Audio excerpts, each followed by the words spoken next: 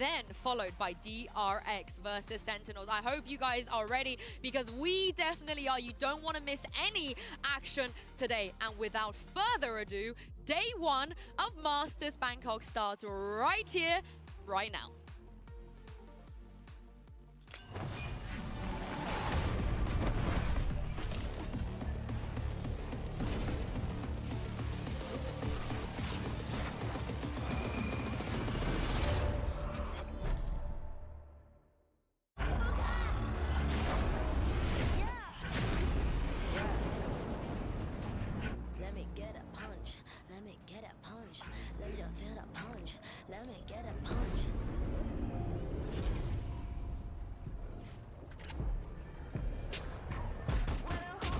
Yo. Don't keep getting me pissed before I make you bleed. Pray for your rest in peace. It's the only piece that you need. You've been a purge. This is the purge. Hello? Everybody please your perk. Okay. And perma kick these people with my kitty pound. Play with the wrong gal pal. Put when they put get back pun out. Pop gun now. Yeah, I'm a cut you my pow pow pow pow. Pack it out, back it out. กูสร้างมึงภาพลับ Yo how about now bruh จบบ้านนี้ไม่ต้องรอถึงกูพวกกูจัดมึงจุก now out out.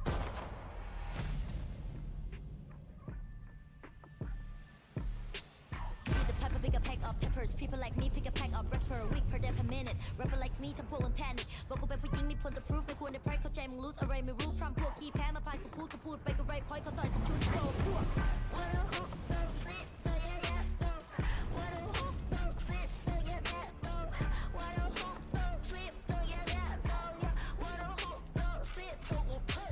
All problems prove in one punch. All battles are beat in one punch. You two sleep with this one punch. ไม่ใช่เรื่องกูสนิทกูขอสนิท one punch. You whip ที่กูโดนมามากกว่า one punch. วันนั้นที่กูเจอกูสักคนมา one punch. One day one life one do it one punch. If you have one shot better have one punch.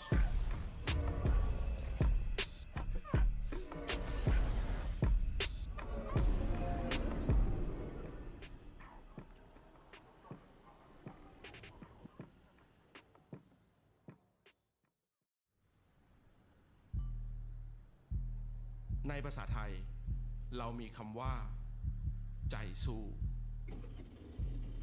หมายถึงหัวใจที่ทรหดไม่ยอมแพ้ต่ออุปสรรค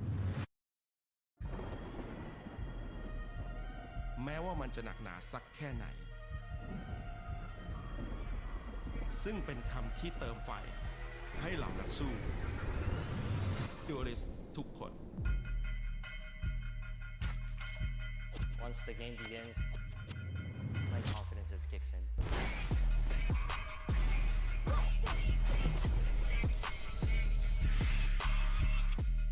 Block up the noise, line up the shot.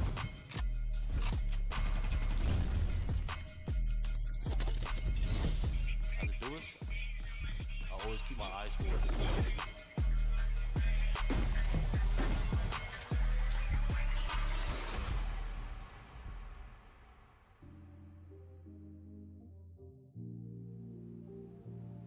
当然，所有人都会觉得，作为一个决斗者，应该有勇气，应该去面对。但是，我认为，作为一个决斗者，你不仅需要这些，你需要创造力。天不生我 EDG，VCT， 万古如长夜。我准备好卫冕。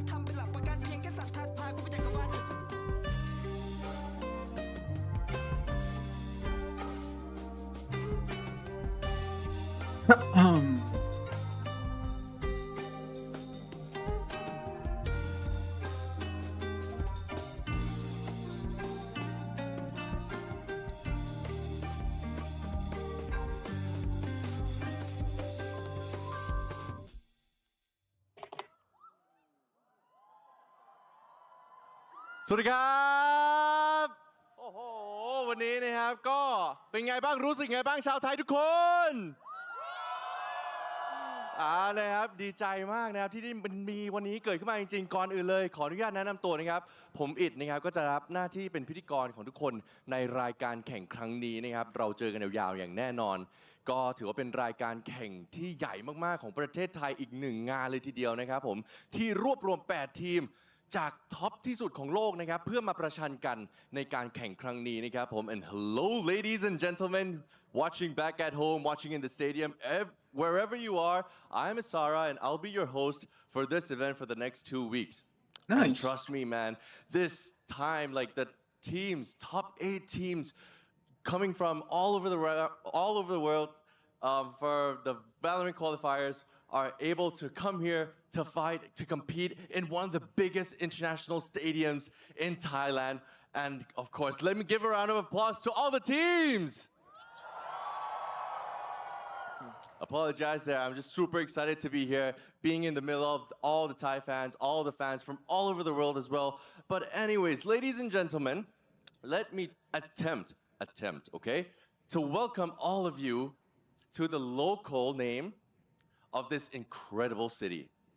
Welcome to Masters กรุงเทพมหานครอมรรัตนโกสินทร์มหินทราอยุธยามหาดิลกพบรัตน์ราชธานีบุรีรมย์อุดมราชนิเวศหาสถานอมรพิมานเอาตาลสถิตสกทิตยะวิษณุกรรมประสิทธิ์โอเคครับขอบคุณมากครับผม Thank you everybody for all the support I really needed that but yes that is the full name anyways I'm sorry I'm taking so much time I believe that everybody's super excited to watch the games already so let's do this one more time together make it short make it simple let's do it officially ladies and gentlemen welcome to Masters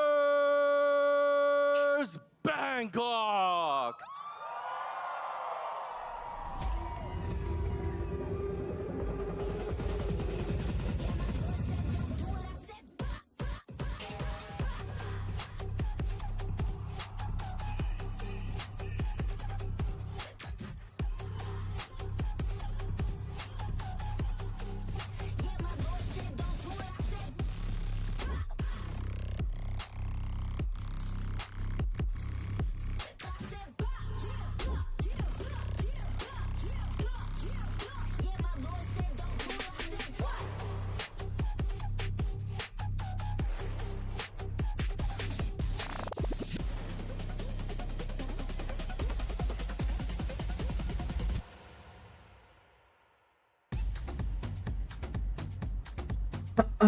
Welcome to Masters Bangkok. Indeed, both of these teams had a bit of a shaky start, but they are here for a reason. EDG still to see if they are the best team in the world, and Team Liquid to prove everybody else wrong. But Kakuka, you mentioned earlier the map vetoes are going to be super important. So talk me through why.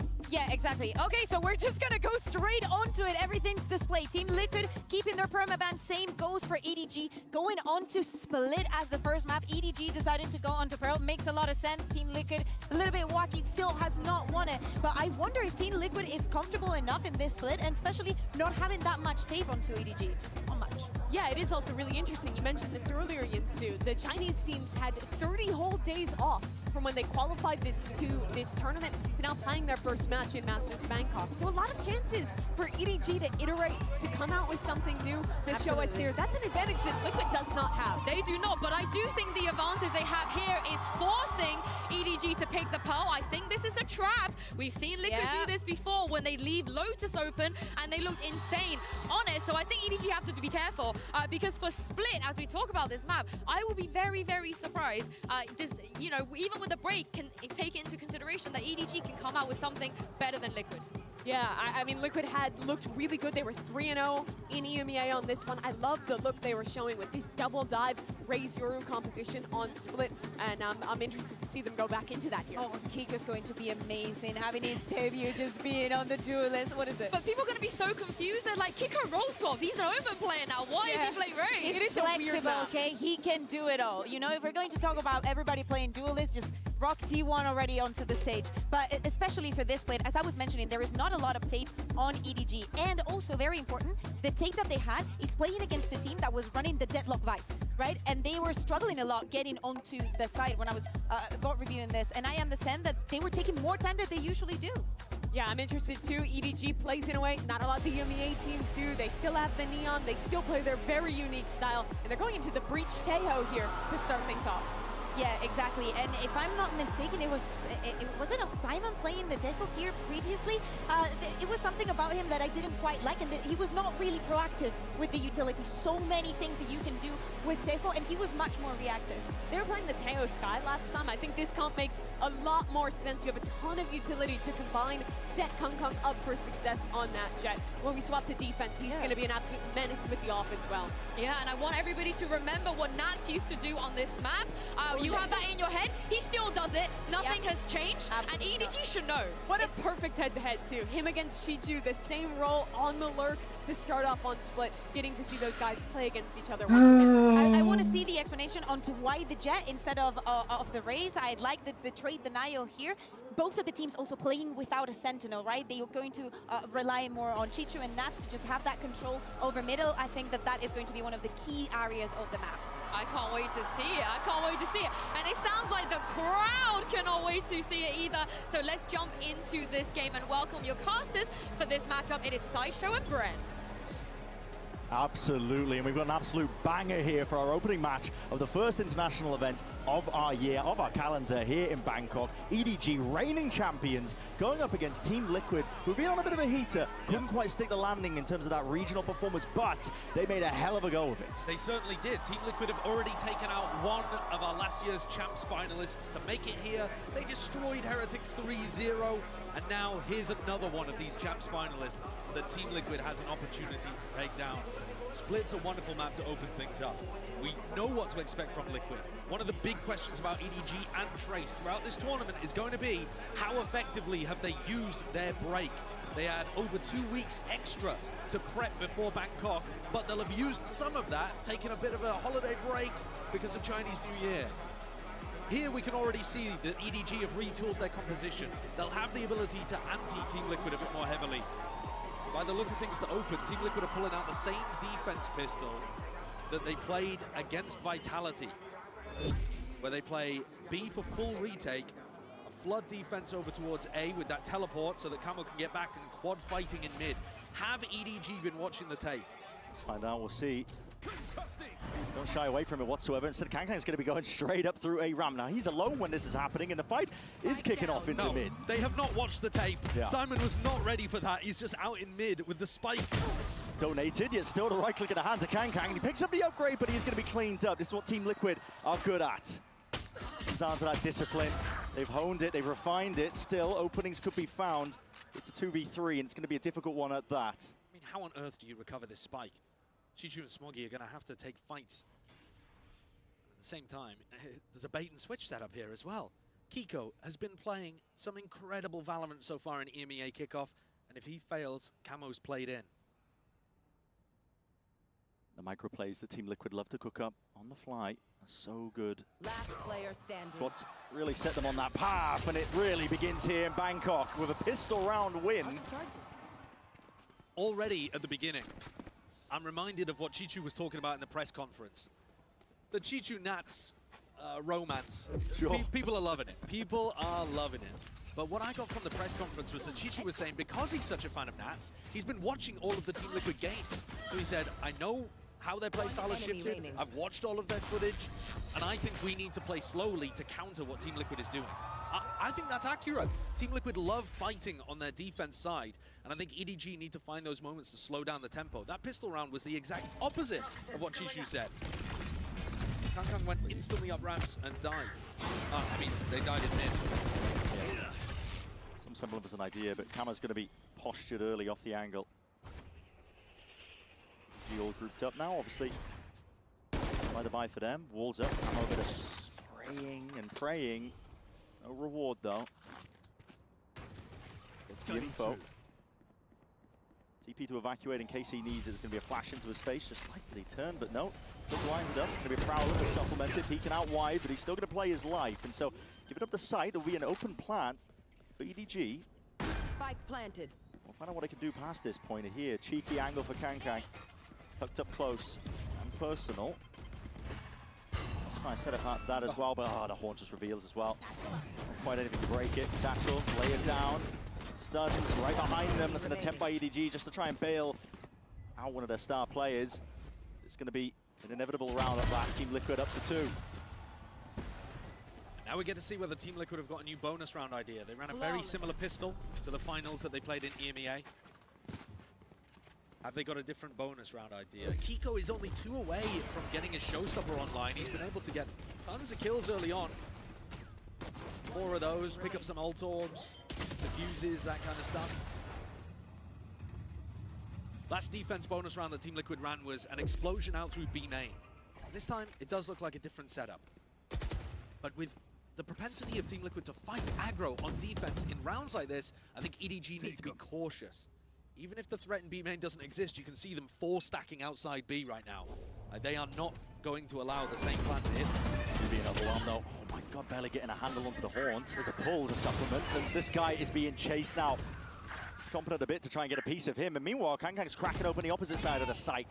Chicho does isolate the fight with Chicho going down, but still Kankang will not be stopped. It's relentless here in the opposing section of the map. And gets that plant down, cracks open the site for them. If Camo had just played that a little slower instead of trying to go in through the smoke, Team Liquid would not have been in a bad spot. But now, player disadvantage, weaponry disadvantage, tough to convert a position like this. They're just looking to do damage to EDG. Having said that, Kiko just got the ult online. Yeah, and that's also a critical kill at that. It's going to be catching mid-lurk, and already you can see it, the ult, the threat of it, already pushing out and pulling out some of that util. Kankang tucked up, top rafters, nobody swinging for this guy, and it's all dealt with. 2 surviving. And that's an enormous round from Kankang. He really makes that work for EDG. The entry that we didn't get to see over towards the B side takes down the side anchor, that Astra. And also, let's dial it back. Let's talk about prep. EDG got completely caught by the same pistol round, but they were ready for the bonus round idea. 4 players waiting outside B main. They just weren't ready for the fact it was happening on the opposite side. The A push. One enemy. And it's Kankang that comes out with the goods, as he's so often gonna do. Nice. Despite the fact that only 2 players survived of EDG, they pull out the showstopper in that round. It's not a bad one for them. We are already in to the following round, round 4 here. And guns across the board. Just a bit of the action. There was that conditioning with the salvos, a bit of fault line into B main from what I could see, just to get EDG into position. Yeah, and that makes it does make it more difficult for Team Liquid to fight over this B area. And their comp is actually not very good when they're forced to play passive positions as they are currently. Liquid are going to want to try to take timings. They're going to want to try to push through smokes, contact in. It's EDG's job to control the pace of this game and then allow their overwhelming utility to come through good on the executes. Deep Prowler used on the other section of A. Team Liquid just trying to clean up the unknowns across the map. There's only 1 player left to stand here. Kamek is going to be tested into this spot and position. He's got some help from on high. People are going to be joining him, and what a beautiful shot that is. Easily dismisses it, but EDG are not to be trifled with. They're going to be running them down up onto the site, and well, just walking straight into the sightlines. Nats makes a decent go of it. That is flicky. We need more than that at this point with EDG playing like this. Nobody, a 4-piece to finish off the 4th round. And that shows you that even when Kankang is going to get taken down in some of these entries, EDG have that second wave follow-up. It was this flash push through. Breach util from Simon, empowering Smoggy and Nobody to get into the B side. They didn't need Kankang to make the space. They still were keeping util in reserve. Great shots hit, and Team Liquid now, after a successful pistol, that's all they've written so far. Back down on an eco. Seeing a pause in a timer could mean one of 2 things. Yeah, I mean... Someone spilled a drink, I'd or prefer a tactical pause, and yeah. I do think that this would be a reasonable time for Team Liquid to take one. But who knows? Yeah, it'll be 2 gun rounds. Well, listen, tragedy. Can't always be lucky. A dagger to the heart. Yeah, can't always be lucky. And the arena lights up red. It looks beautiful. Yeah. It looks beautiful. Yeah, I mean, first game of the day, first game of the tournament. Over the stage. who I have to blame about this one, but... Classic. It is really interesting that Kung Kung has gone for the Jet on this map. The fact that he's working with an unconventional pick, I suppose, of the... Normally you would want to see people running the Raze on this map, generally speaking, if they're going to be playing the Duelist. But I think one of the reasons for this too is going to be that on the defense side, he's able to play those off angles, dash out of position. And here you can see his follow-up on the entry from Nobody and Simon's util is still really solid. He doesn't necessarily need the boombot to be able to trade off of. It's time for the teams to collect their thoughts. I've got to say, I was a bit worried when we saw the pistol and EDG just ran straight into what Liquid were cooking. But listen, yeah, a team, since then, it's been good. As tenured as EDG, you know, sometimes it can be a bit nervy, playing up. I mean, if you want to talk about nervy, if we're talking about inexperience versus experience, this is another game that typifies that completely. We've seen Paditek, obviously, on the big stage. There was a sub most recently, getting his chance here to avenge Team Heretics for that champion's loss. And we've also seen Nats, of course, at the big stage as well. But if you're looking for anybody to be crumbling under the pressure slightly, I think your eyes would have to turn to the rest of the Team Liquid players. Somebody like Kiko has honestly looked like a top 5 player at Masters Bangkok, I think. Like, if you're looking at all of the players heading into this tournament, Kiko has looked top 5. I mean, he's phenomenal. Yeah. He's been otherworldly, and yet last year, when he was playing Duelist, you barely got a hint of this kind of potential. So they saw something.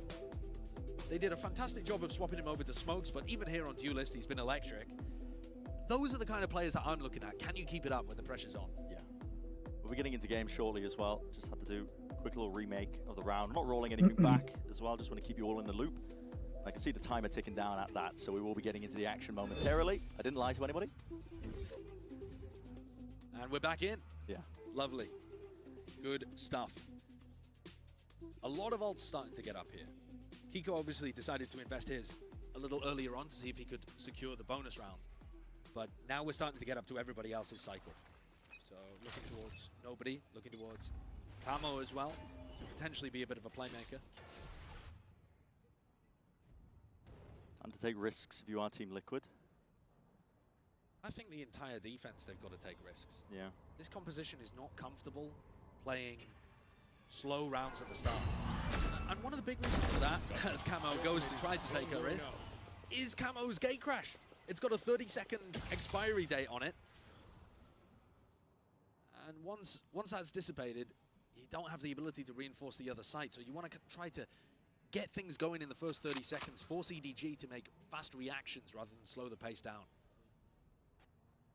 EDG can't quite find the options they were looking for, I guess, into mid, but with Nobody picking off towards A, that's where they're setting their sights at the 50 seconds mark.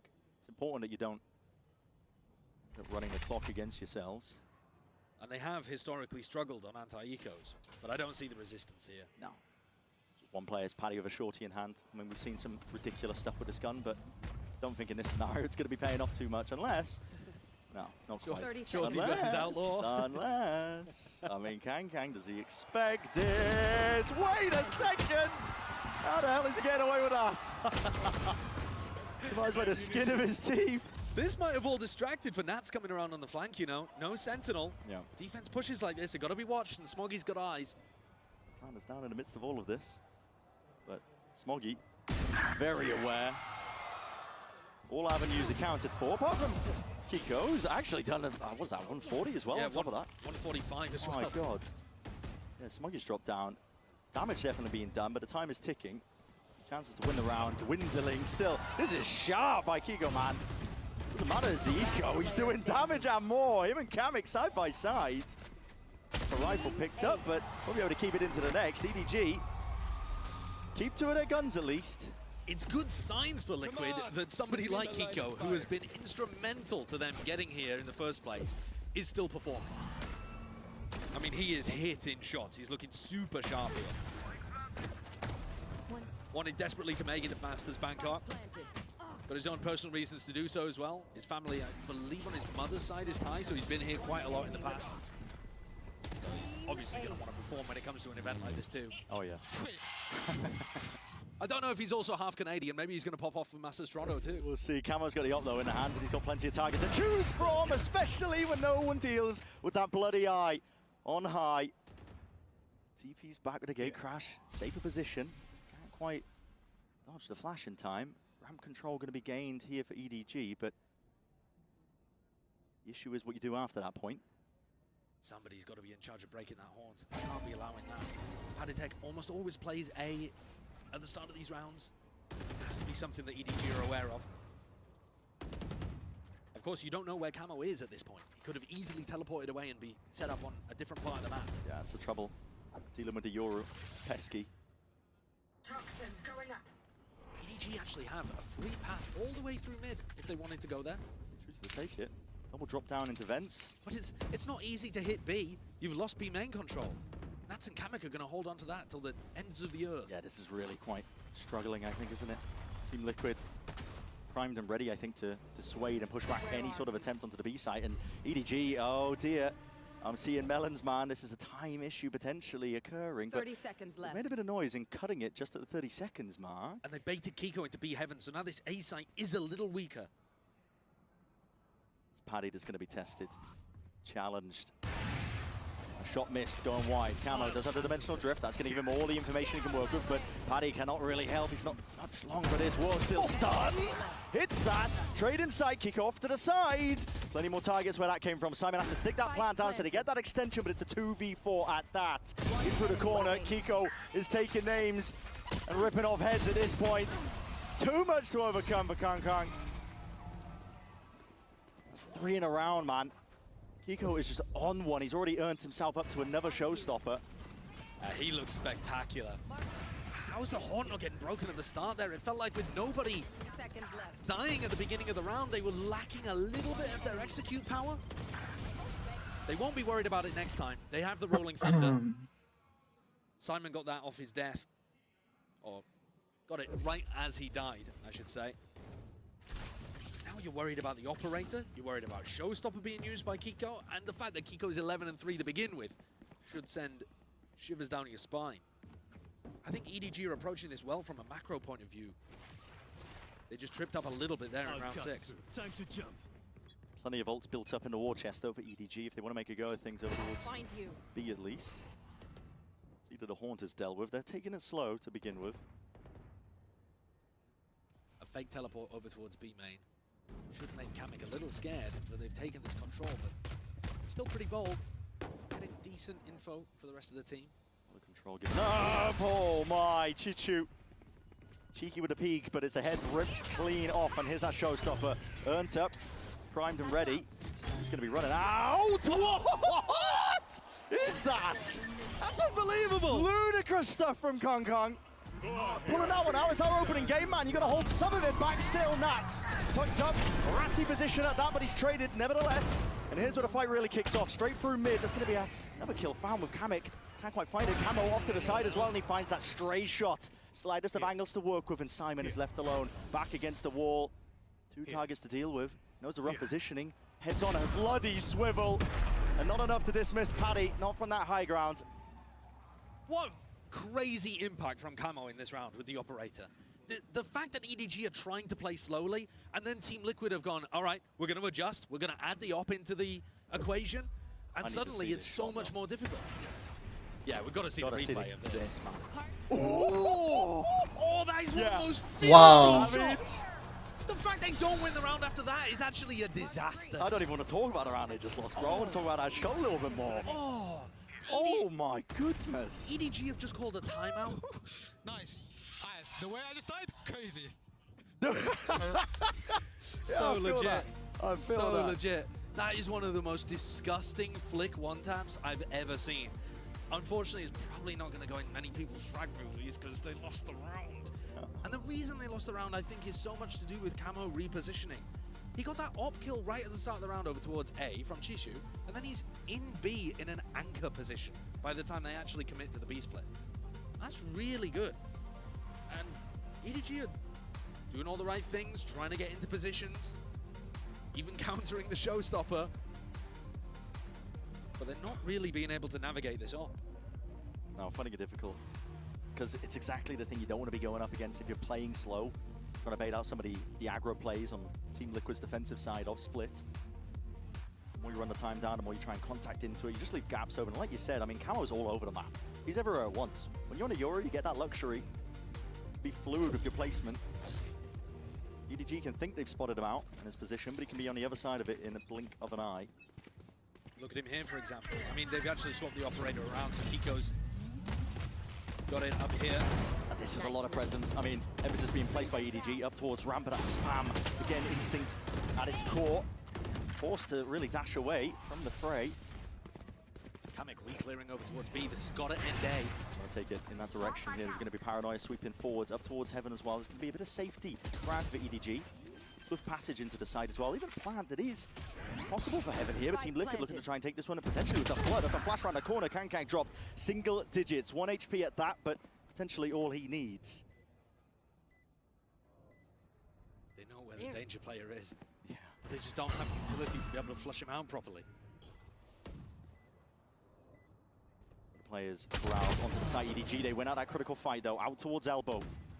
Paddy gone. Maybe they can try and fight their way past. Time is ticking here. This operator in the hands of Kiko is really slowing them down to a degree as well. And now you're seeing it. The peak's coming out. Smoggy tries to take that fight, but surely the openings are done and dusted. Kiko just trying to save this operator, trying to keep it into the next. It's a round one. The goal is damage for Team Liquid. And I'd say they achieved their goal there. Yeah, the Everybody is on gone. EDG falling. The score up to 4 each, but EDG's economy is going to be in a bit of a rough spot. They're definitely primed to get ecoed again here. They're going to have enough to be able to buy for this one. But if Team Liquid can come out with a big strategy, admittedly, well, they've got time to think about it, I guess. Yeah. Take a look at how this one went down, though. Paddy, does he spot something? Just a glimmer, perhaps, but often people are going to be going for that kind of spam lineup based off the wall timing as well. So as Chichu puts up the wall, you spam that kind of angle, really likely to be able to get damage, if not a kill out of that spot. But yeah, this time, swapping the operator over to Kiko's hands did not get the job done. Took a little bit of the pace out of the retake, I agree with you. For sure. There's a tech pause. Now, I was hoping, because the stage wasn't initially lit up in an ominous shade of red, that we might have just escaped. It was going to be a quick and easy fix, but maybe not. Alas. So. Tech pause gear. Alas, take guesses of that. Yeah. Pray that they're not a sponsor of the show. Well, I mean, maybe it's because Kiko's on the gear. I don't know. Okay. He's playing like he is. It's a mouse issue, I've heard, so okay. Do some digging. Next time the camera does a flyby onto the stage. And this is a crucial round that's coming up as well. You hate to have this kind of pause in momentum, but actually for both teams, it's not like it affects Team Liquid more than EDG or the other way around. EDG need to win this one. Their economy is at risk, so is Team Liquid's. Yeah, I mean, Team Liquid, did they even want sounds weird, did they even want to buy into it? Yeah, I'm not sure. The money's odd, it's all over the place. Yeah, they don't have very good money. You could put together a buy, but... Is it worth it to try to damage EDG's economy further? They'll be thinking about that, but they're not allowed to communicate during a tech pause, so those are the thoughts going through the players' heads in this kind of situation and how to go for the adjustments.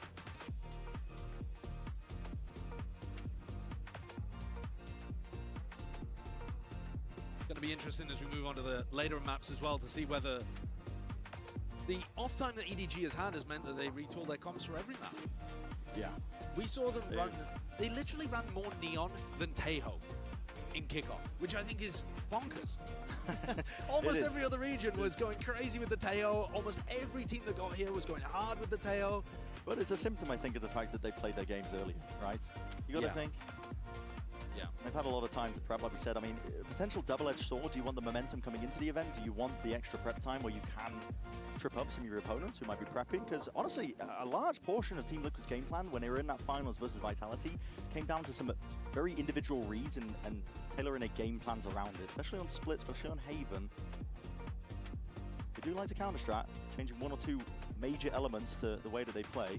It's so difficult to anti the Chinese teams at this event. I mean, EDG only played Split once. It was at the beginning of the kickoff event. And they've changed up their composition, Yeah, so even if you did look at that game, it doesn't matter. You can see here from the POV, we're watching Kang Kang have a couple of issues with what's going on. He's the one that's suffering from mouse issues, but you wouldn't believe it looking at the flick on the Kiko earlier. Maybe the hospital flick. Transfer the pain to the mouse. Did he break the mouse? Gripped it too hard. I don't know. I don't know what he's done over there. I mean, we're framing it as if it's his fault, but I heavily doubt that it is. You can see him examining the mouse. What's happened to it? What's going on? What's happened to it? Pick it to pieces. Live disassemble and reassemble the mouse. Okay. Well, we've changed out the peripherals. At this point, it's all about just rebooting, getting Kang Kang back into the fight. There's a lot of Chinese fans here. Listen, they were loud as well with the intros coming out. Yeah, for sure. I think a lot of people are loving the Chishu Nats bromance going on as well. Absolutely. Just the fact that you have a player who is so good. I mean, Chishu is so phenomenally talented, has won champs. Something that his idol Nats has not been able to accomplish. But it's still that concept that we all are familiar with within esports, where you find somebody early on and you attach yourself to them and you're like, this guy is how I want to idolize later on. Right? Absolutely. Yeah, you study the tapes and of course you were studying the Nats tapes. If you were a Sentinel back when Chishu was getting into the game, there was nobody better. He was defining the role. Yeah. I mean, they were talking about it on the desk about Nats' lurk setups on Split. He's like, yeah, he was doing that eons ago. He was the one who came up with it. Now, if you look at Nats' setups once we get to the third map, if indeed we get to the third map, he's already changing stuff up too. Yeah, well, in the meantime, while we're waiting for this game to kick off again once more, we're going to send it down to the desk as well. Thank you very much, Saisho and Bren. I hope you guys are happy. The Pansy is in the building. I can confirm. I have seen her, and yeah, that is the only reason why we're here.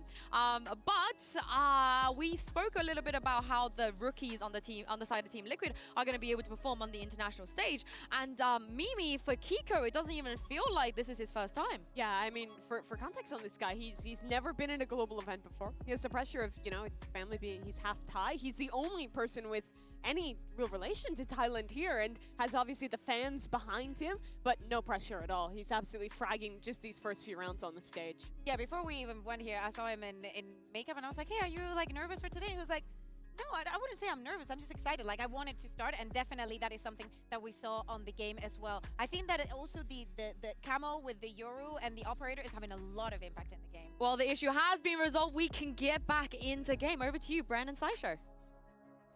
Oh, thank you very much. Feel sorry for the desk. Honestly, they had to get a bit of a run on to try and fill for us, and it wasn't even that long of a tech pause. Now, we're about to launch into the next round here, assuming that everything has been solved. So just to bring you back up to speed, the score's 4-4, you can already see that. But it's a tense economical situation here in Split. EDG, if they lose the round, are going to get their economy broken, and Team Liquid have actually opted to go for a half buy. They could have tried to salvage some kind of force together here, but it's only Nats who's decided to force a rifle full armor.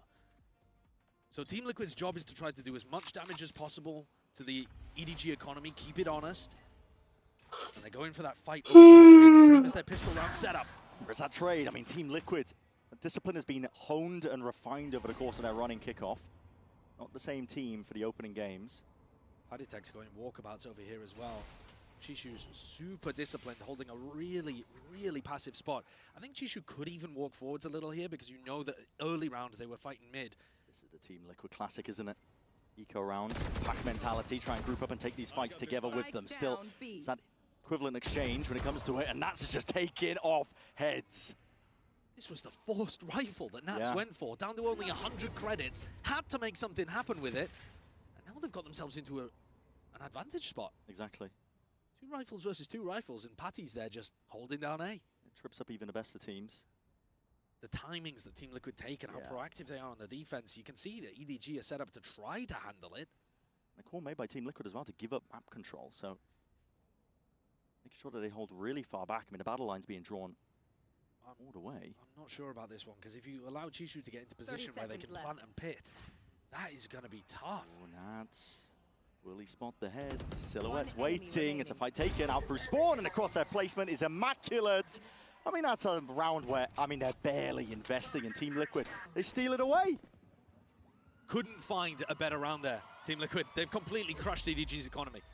That's going to be a heartbreaker. EDG have just come off the back of a technical timeout. They're like, all right, this is our chance to get the momentum back into the game. We've got ourselves an anti-eco, and once more these EDG anti-ecos trip them up. Even in their successful run at Champions, they were losing a lot of these. They have to do better if they want to be able to close out halves like this. He's on the other foot for EDG. They do have the knives to work with, though. Hongkong's going to be happy with that. See if he can make a go over towards Heaven. That's going to be Salvo's fault line. Everything can be committed. Nats, you're in the danger zone, son. Plenty of targets, but he's going to be swarmed and overcome still. Bit of help maybe occurring. Paddy Tech is quick with it. Reinforcements have arrived. Mowing them all the way down, man. Mid-controlled. And it's chill, it's cool, it's easy if you're Team Liquid at this point. You're running away with a half. They certainly are. There's only a couple, I mean, it might not have been a bit chill there. Look at this situation as well. Kiko holding such a passive spot just with the shorty. Counters Kang, the star player with Bladestorm in hand. 2 rounds left in the half, and like you said, Team Liquid, they are poised to run away with things here. They're getting so close to big ultimates. Beautiful, good job. EDG holding outside B main, looking for an early round push. That isn't going to come.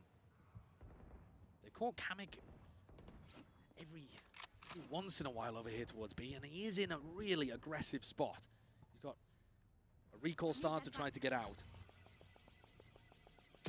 Hard reliance on his team to hold on to B Heaven control, but EDG are grouped up. Looking for a fight. Wait a second, they spotted it. Just a shoulder. Oh my. He goes back into the same... There's no way. Steps forwards. Wants to take the fight straight to them. What a challenge from Kamek! And it's 2 taken away. EDG, but a bite from the round. Removed just as easily as that. The spike dropped down at their feet. EDG left reeling. Another situation where Chichu could possibly get a pit down and maybe win things. He's going to pit at the same time as Smoggy plants. If there was anybody close, maybe that would be dangerous, but EDG have gotten away with it. Now can they win? TP disengaged, backs himself away. The pit does allow Team Liquid options to at least get themselves into a site and position for the retake. Still difficult in itself to deal with. Prowler committed, Horns alongside it, sees, dumping the util.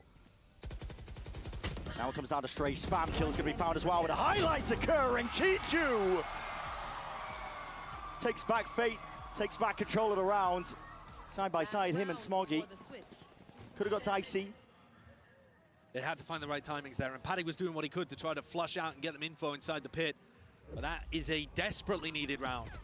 They had 2 very similar situations. Chichu's pit was able to come out good in at least one of them. Considering how important some of these rounds have been that went the way of Liquid, a 6-6 half here I think is a win for EDG, even though you would normally expect Team Liquid's attack side to be better than their defense with this comp. Bring them down. Straight back into it. It's an outlaw in the hands of Camo.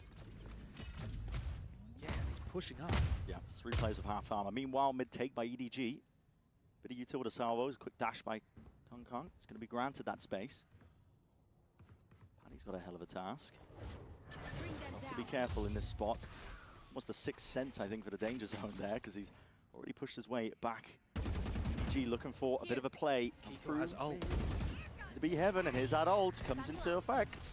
As you were saying, Fuse is going to be burning down just the cinders, and he's forced to just pre-aim it off into the corner. EDG, an opening. Paddy falls. Still, that's a nade. It rebounds. Brings down nobody. Straight to his knees. Mad dash now on a scramble up towards the A site. Potentially, they're calling for a bit of a pause here. 45 seconds left. They can go for a pause, and Kang might even realize that B Heaven is open. Camo! He's right there, ready and waiting, and a dimensional drift as well to escape if he chooses to use it. He's going to be able to get that information. 35 seconds. They're going B, Where but are you Kamek's going? there! Kamek's there! Straight into mid. He might be able to find this one. It's an easy target, potentially yet. That's a spike on down into mid. Meanwhile, Chichu up through the guns, trying to find it up through Heaven. This is chaos, this is anarchy. But EDG, they thrive in it. They were molded in it. They know that Kamek's here. And Kamek has got a lot to do as the playmaker. No way, man! Down to the 1v1 somehow. It's EDG up to 6. They bring it even. That is a ridiculously chaotic way to end the attack half from EDG. Kang became the lurker there, finding space in B Heaven. Kamek had pushed out all the way through B main. But now we're going into Team Liquid's favored half. I think they're still in a good position to win. Yeah, we'll find out, won't we, on the other side of this. Don't go anywhere. Plenty more action coming up. had it with your old phone? We've got you.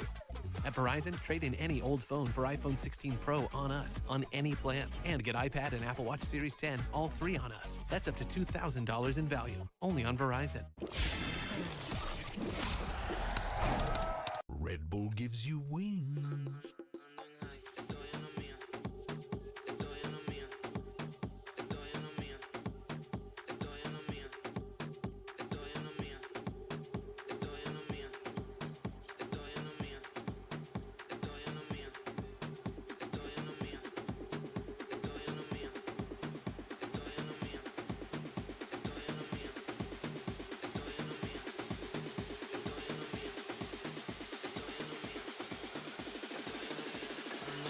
Estoy en la mía, ando suelto hasta el otro día. Hoy es martes y yo no sabía. Dos mujeres y las dos son mías. Ando en high.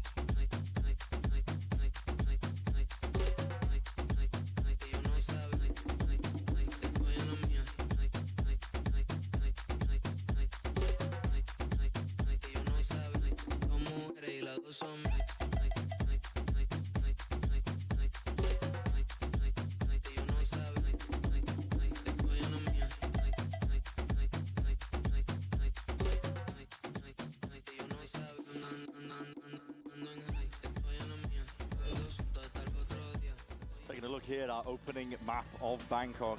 Team Liquid versus EDG. It's split as the staging ground, and Josh, you were suspecting and thinking that maybe this is where Team Liquid are going to really shine. Yeah, I think their composition is favored here. They've got the double duelist set up for their attack side. They love doing a bunch of contacting stuff, which is good against the Breach Taeho comps anyway. Expect them to actually be running fairly slow attack sides here. They love doing a bit of 1-3-1 defaulting, but they can increase the tempo anytime they have Ray's ult, anytime they have Yoru ult in particular. And Nats was running some outrageously good fakes last time we watched him play on Split. This is a different pistol setup for them, making it feel like they're putting pressure over towards mid. Poison's off. It's a nice orb lineup that we've seen from teams before, designed to cut off information from the defenders, and Team Liquid are hoping that it pulls people into mid. Exploration though going on by EDG. They push all the way out through B main, and now with that util being used, got a bit of a feel for the round here. Now it's going to be landing over towards A. Util going to be expended just to try and keep Team Liquid out of it, but an open site given up and granted. EDG going to be happy with heavy control. Let's see how good their retake is. Team Liquid don't have any util to go for post-plant aggression here, but they have to. Nats might even get caught in sewers. Yeah, they're going for the deep fight out towards screens with Simon falling. It's a critical kill at that. Nats as well. He's getting away with murder. Still alive, but surely should be falling. And yes, nobody hunts him down. It's precision at its core. The fight in heaven. The big wraparound, yeah, and this is where it's really important. Damage being done to multitudes of players. Still surviving into the tail end of things here, but it's a 2v2. Camo is low. But not planted for them. That is a worldie of a shot. Camo with a wraparound, but now he's given up his position. Chichu half already. He's earned himself the outs. And shots are rattled, fired off. Camo TPing away. Chichu, he's sticking this one. It's down to the minor margins. And my God, sails away into the sunset with that. It's a pistol round into the second half for EDG. So beautifully played there from Chishu. The shots he hit, the first half stick as well, realizing that Team Liquid weren't going to fully commit to getting him off it. And then, as soon as he hears the teleport away, reads Camo like a book. That is an amazing round to come out there from Chishu to get EDG into things again. I think they need everything they're going to get here on defense. Oh my God. They certainly are. We're right back into it. Kong ordered that outlaw. Make it look like an operator even at the best of times. Here it is. Oh. Attempt to try and push past that. Orb will be punished. So much decay damage going on there. Yeah. Chichu doesn't look like he suspects that there's that Camo tucked to the side, but Camo's also not really expecting it whatsoever. The lurk up, anticipated, so clean, flawless. Many ways to describe it. It looks easy for EDG in this round, but that's because Chishu was able to kill two instantly. Once we start to get rifles up, and if the spam doesn't instantly kill onto Nats and Kiko, I think this orb from Nats is going to still find a lot of value. I think that we haven't yet seen EDG come up with a decent answer against this. said that. Nats not choosing to throw it this round by the look of things. He's going for the orb over towards ramp, looking to apply pressure on the A side of the map instead. And my eyes are on Kankan because he looks like he wants to take a fight. Yeah. There's potential for him to, oh my goodness, this is a deep push. He's not messing around. There's also a potential fight over here over towards A. Nats, oh, he's in danger. That's gonna be a drone spotted. Fault line was ready, it was held, primed just for that. And they're gonna pounce. Is there a reaction from Team Liquid? Maybe a thwart mid still. Kang, he's locked down the avenue. B main taken away. Team Liquid, they're gonna be scrambling for options here. One of the reasons that I think Jet is a great pick for Kankan is because he can get the operator online more often, play on more conventional op angles for the Jet. And that's just so good against Team Liquid's contacty attack style. Info gathered. Smoggy's willing to give them up a little bit of that space up towards A heaven. Some control from EDG. Out from spawn. Chichu. Get away. That Bulldog in hand, because they know that they're putting the squeeze onto these Team Liquid players. The emphasis is going to be placed onto them. It's also uncomfortable, though, for Nobody and Smoggy to play on A. They've got no control anywhere. 30 and no reinforcements. Here's a challenge occurring out towards it. Now getting a bit of a run on and a bit of a move on. Nade at that. Rebounding towards the back. Nico finds it. Bulldog in hand. Nobody. Straight down. Made of camo up towards heaven. Snappy. Nico will attempt to make do with what he's given into the round, but it's absolute shreds. It's scraps. You've got 9 seconds left, and you are tiptoeing around the side, son. It's a bonus round converted here for EDG. Lights out so That's far the in map this half. slipping away from They're Thiel. looking so good. I mean, their game plan is working perfectly against Liquid. We know that Chishu has been watching the games, and listen, I'm sure a lot of the other players and coaches have as well in terms of prep here for Bangkok. But we didn't see as much of it in the first half. We definitely saw them play that slow control style, but it wasn't always coming up with the goods. Here, I mean, instantly in the bonus round, you're seeing the value. They found Nats, hunt him, get the pick, and then have the operator, or the outlaw in this situation, ready to collect over towards B main as well. At some point, maybe Liquid will figure out that EDG are actually giving them mid. They're not worried about holding on to mid control.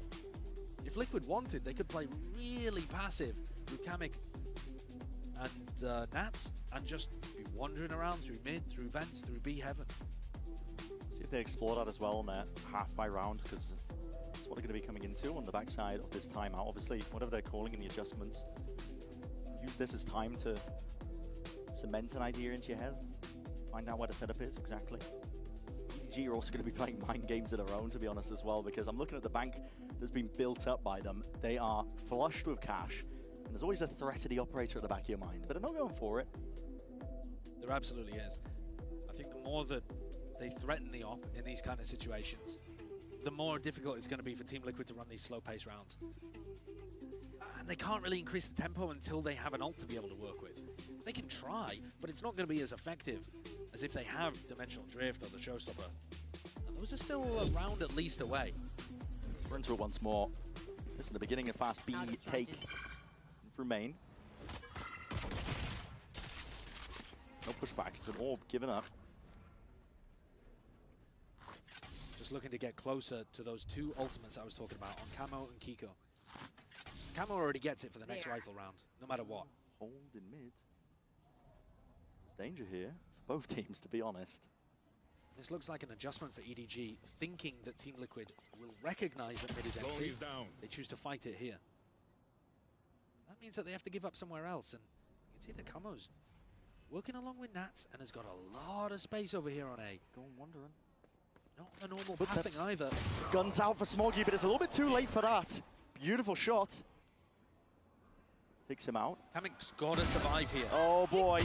Okay, but now the spike. How is the spike going to cross? That's what I mean. They've got to try and create openings here. Chichu can definitely suffocate them out of the side. They want to try and get themselves in. Drops it down. Sees avoided narrowly. At that, still Nats. Okay, I mean, the snake bite.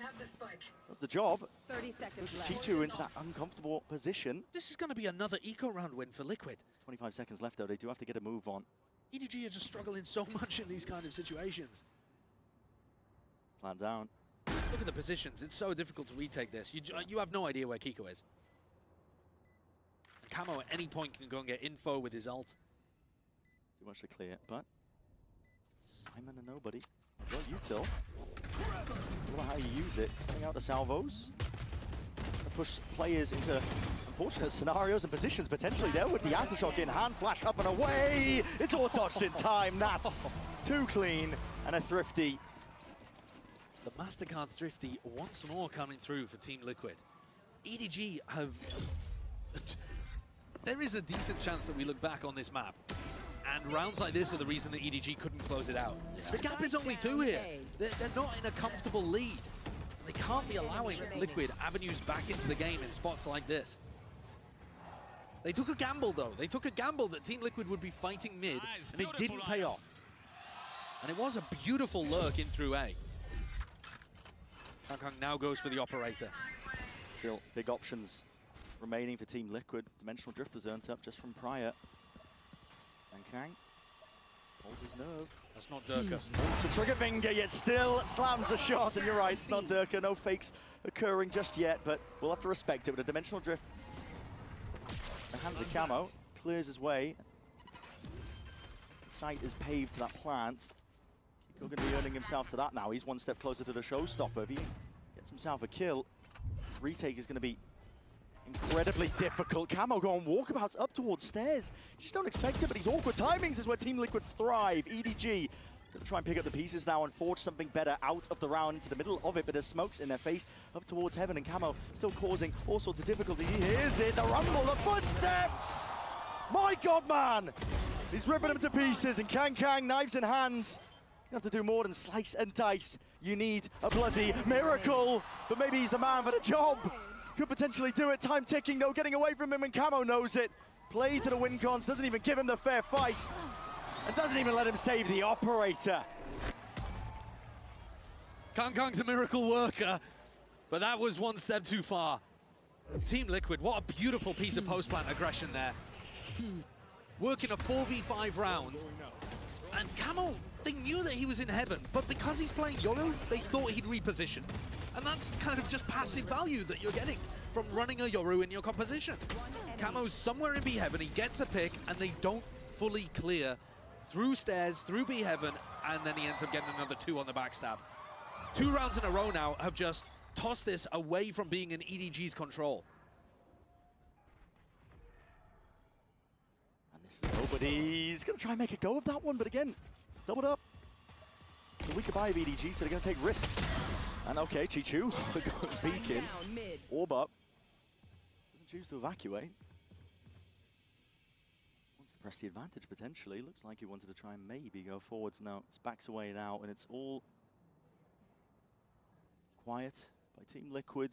Slow and steady. It's the game plan, and has been essentially almost their entire run in kickoff. Yeah, and look at what they've done again. They found the same lurk timing here, where they get 2 players. Instead of going and following the Viper wall up ramp, they're making an adjustment for this match where they take the lurk into the site. They're recognizing that EDG are not running a hard anchor. There's no, Cypher or whatever that's anchoring over here towards elbow. Yeah, he is very alone going for this play. You are divided! With the plan going down, Cosmic Divide in their face. He could do a lot from this spot, but he's got to deal and contest with these players off into the flank, and Kiko's just so hard to root out this guy. Ingrains himself towards main as well. He's going to be that backup policy with the ultimate in the back of his hands, but there's bodies and backs facing towards him. Kang up and around, and still flicking, but Kiko, man! What is that? An explosive opening. Kang with 3, down to that 1v1, and still, again, the time is going to be ticking and potentially getting away from him. He needs to find a player with Kamek. This man, he's a thief in the night. Can't get a handle on him. Another one of those situations that looks so winnable for EDG, and yet Team Liquid come through in the clutch. In both of those spots, though, Liquid have had the advantage in the 1v1. It hasn't been clean. I mean, previous round, it was a 3v1 situation for Liquid, too. Kiko played this situation masterfully. Such a passive spot, and then comes back in with the showstopper, crushing this retake attempt.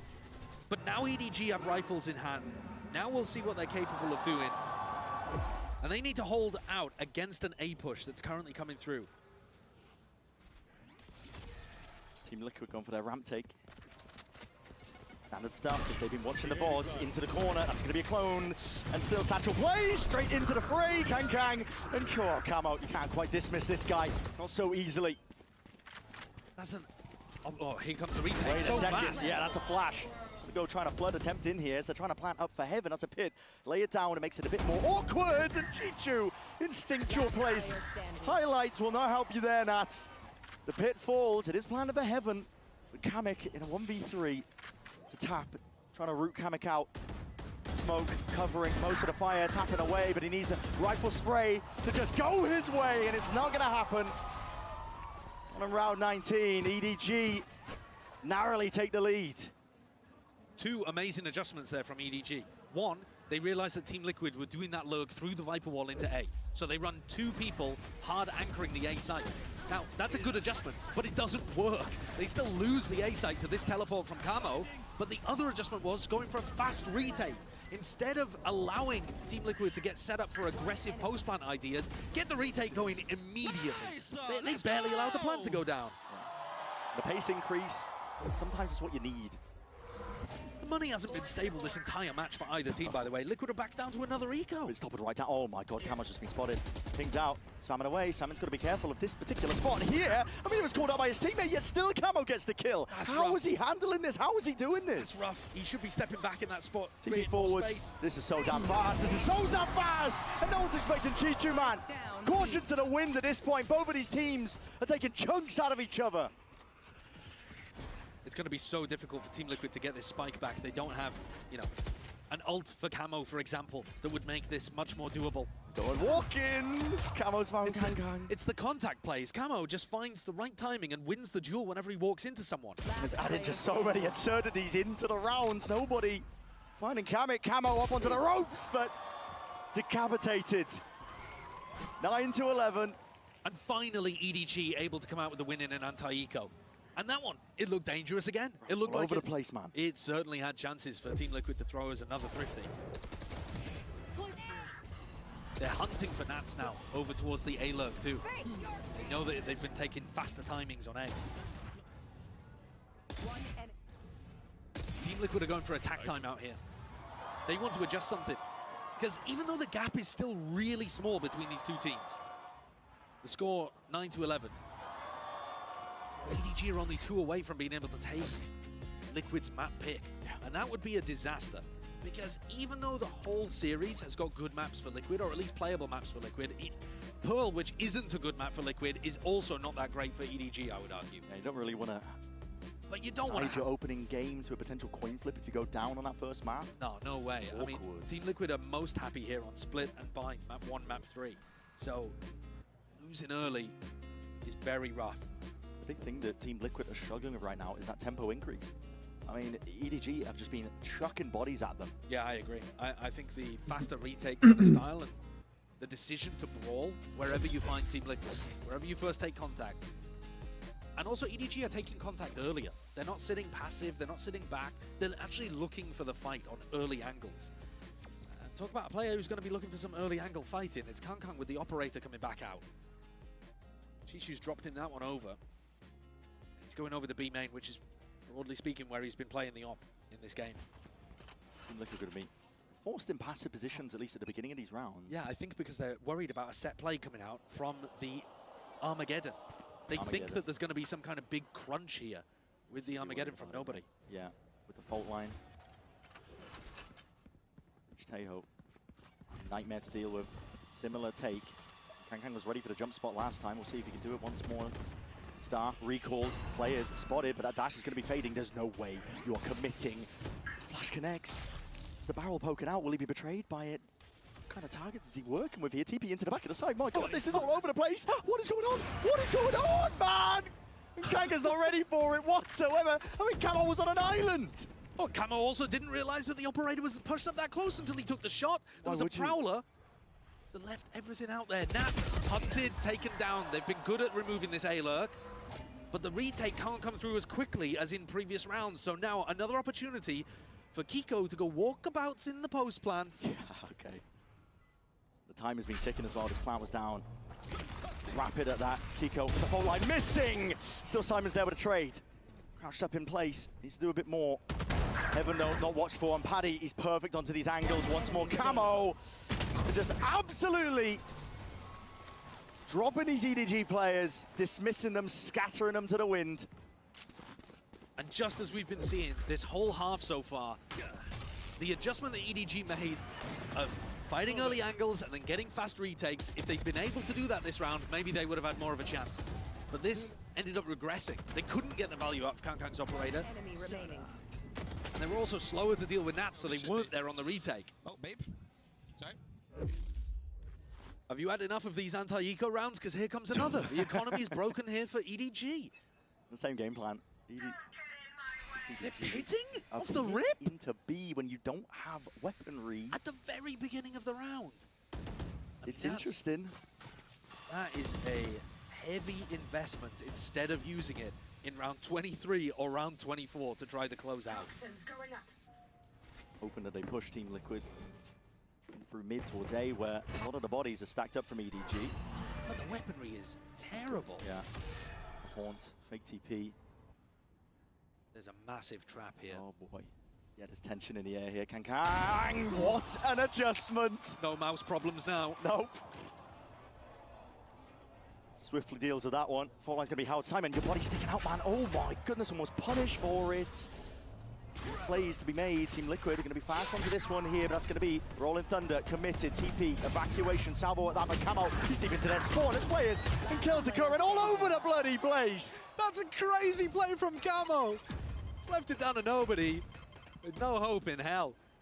Camo teleported forwards through the breach ultimate and got a triple kill, delivering disaster to EDG, who committed multiple ultimates to this round.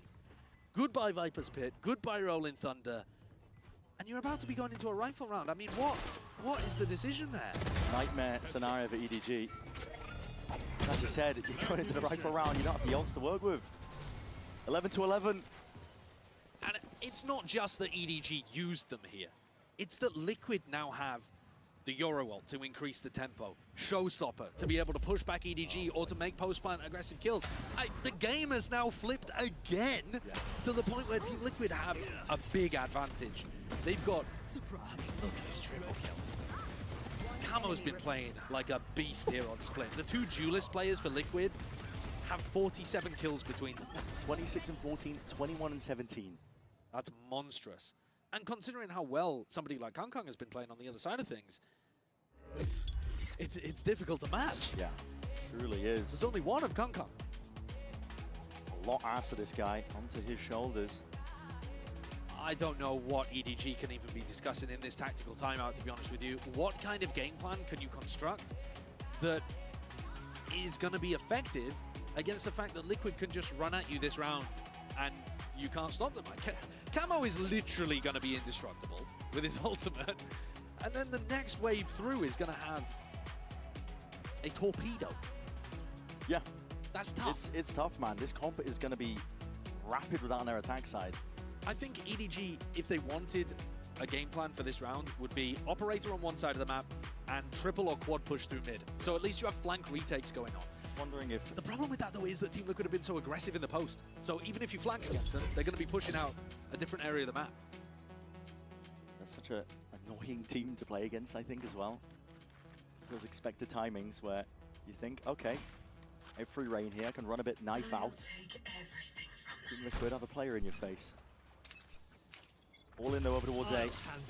No lurk wall in sight. Kind of spells it out openly. EDG, they're going to try and take this one, but Kangkang forced to reveal his hand. On top of that with a dash. Push back and away. Camo looked like he wanted to go aggressive there, but he has to go back, plant the spike first. On sight, other than Camo. Liquid trying to make a go of things. This is going to be a showstopper. Committed, just spotting that player out, Chichu. I think he saw him go back. Be a playmaker into the round. Not for much longer here. There's chaos occurring at the same time. Kamika's on the other side of the bloody map. Armageddon trying to get a move on. Calling for the pause, kills to be For occurring. one. I mean, that's just a peek through, and Kang just, he can't hit the shot. There's no way. Kamek's from behind. Oh, the Time's gonna be awareness. ticking, yeah, he's got that awareness because these guys are just rats in the walls at this point. Liquid, they're everywhere. Diffuse occurring. Smoggy's got a They smoke think that's the to diffuser. obfuscate. They missed! They missed! Smoggy! Oh my fucking god. Are you joking? Liquid. What are we watching? Team Liquid, what a fumble! They were in complete control of that round. They had layers on layers.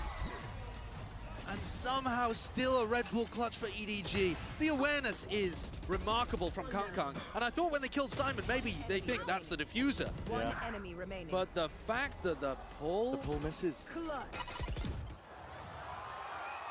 I mean, how has that happened? Kamek looked like he was going to close the round. Stolen the round away, and it puts EDG up to 12. They've still got a terrible buy, by the way. Bulldog, Spectre, EDG are working with scraps. Yeah, I mean, money does not come into the equation, I think. The amount of thrifties we're seeing, at least from Team Liquid side of things, but EDG working with scraps, looking to get it done. They want to try and prevent this one from going to OT. Cutting through. Once more, Camo. He's been cheeky with his TP plays. This one, it's going to be spotted potentially. There's no way, Smoggy. There's no way. Flashed up, revealed. TP to evacuate. Camo straight in there on top of it. A bit of spam might just not go amiss here. I mean, nobody's trying to play up close and personal. Cuts it up onto the angle. Can he get one in this spot? Smoggy hard committed, but running wide and dropping down. Chichu's lucky to get away with even that. It's an open side for Team Liquid. Cracked it open wide. And Chichu and Kang have got to do it all.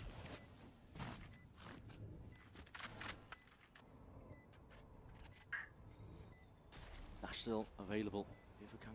Not even choosing to proc it. This guy walking out, but he's missed it. Oh, no way. He's just missed the corner. Trade there. It's instantaneous. But Chichu's only on 8 health, man. What can you do in this spot? And he doesn't want to know where any of these players are. 12 to 12 OT. Inevitable. The manner in which we got here, though, unbelievable. Overtime. Economy finally stabilizes for both teams as they're granted the loan of 5,000 to begin in OT. But this was so back and forth the entire time. There was no moment where a team was stable. That's a ridiculous kill from nobody to open things up. But Liquid, on the round where they have the massive ult advantage, they somehow fumble it. And then on the round where they just had to go for a B pop, they get it done. Fundamentally, Team Liquid are just playing so damn good. Players in position to trade themselves out, but as you mentioned, the money not going to be a factor at this point. This is the same pistol round setup that we saw from Team Liquid. They did run it with rifles at one point in the half as well. Quad fight over mid, teleport to help Paddytech if it does come over towards A, play B, full retake. Thrown off the guard onto the A site. Kang attack side operator. Narrowly avoided a prowler, but still hits the flick. There's a trade in sight though as Paddy turns the favor. That was so sneaky from Nats. Slipping his way right into there, still into the site. These players are going to try and push this one back. EDG. Look at him looking for the corralled lurk. into the corner, yeah. Team Liquid are so heavy looking for the lurk. So convinced, I think, that it's even occurring as well. But EDG's post plant's not the best. No players playing towards main or even off site. You've got to try and carve out the path to success here and now. Out to the side and wide as Chichu picks up that two-piece once more. And Smoggy for the reposition. Kills flooding in. Up to 13. A one-round difference and match point again for EDG. Not that it's been doing these teams much good. But this might be where we see the experience difference between these two squads. I think we just heard, right before this round went live, there's a segment from the Team Liquid comms where they were saying we should have won this game already. And I think it's reasonable for both teams to think that, because there's been wild plays, thrifties on either side. Some of these rounds are just coming down to who sees who first. Can Camo's TP not get spotted? But this guy, Shishu, also came up huge there in the post plan. We're not going to be slowing down.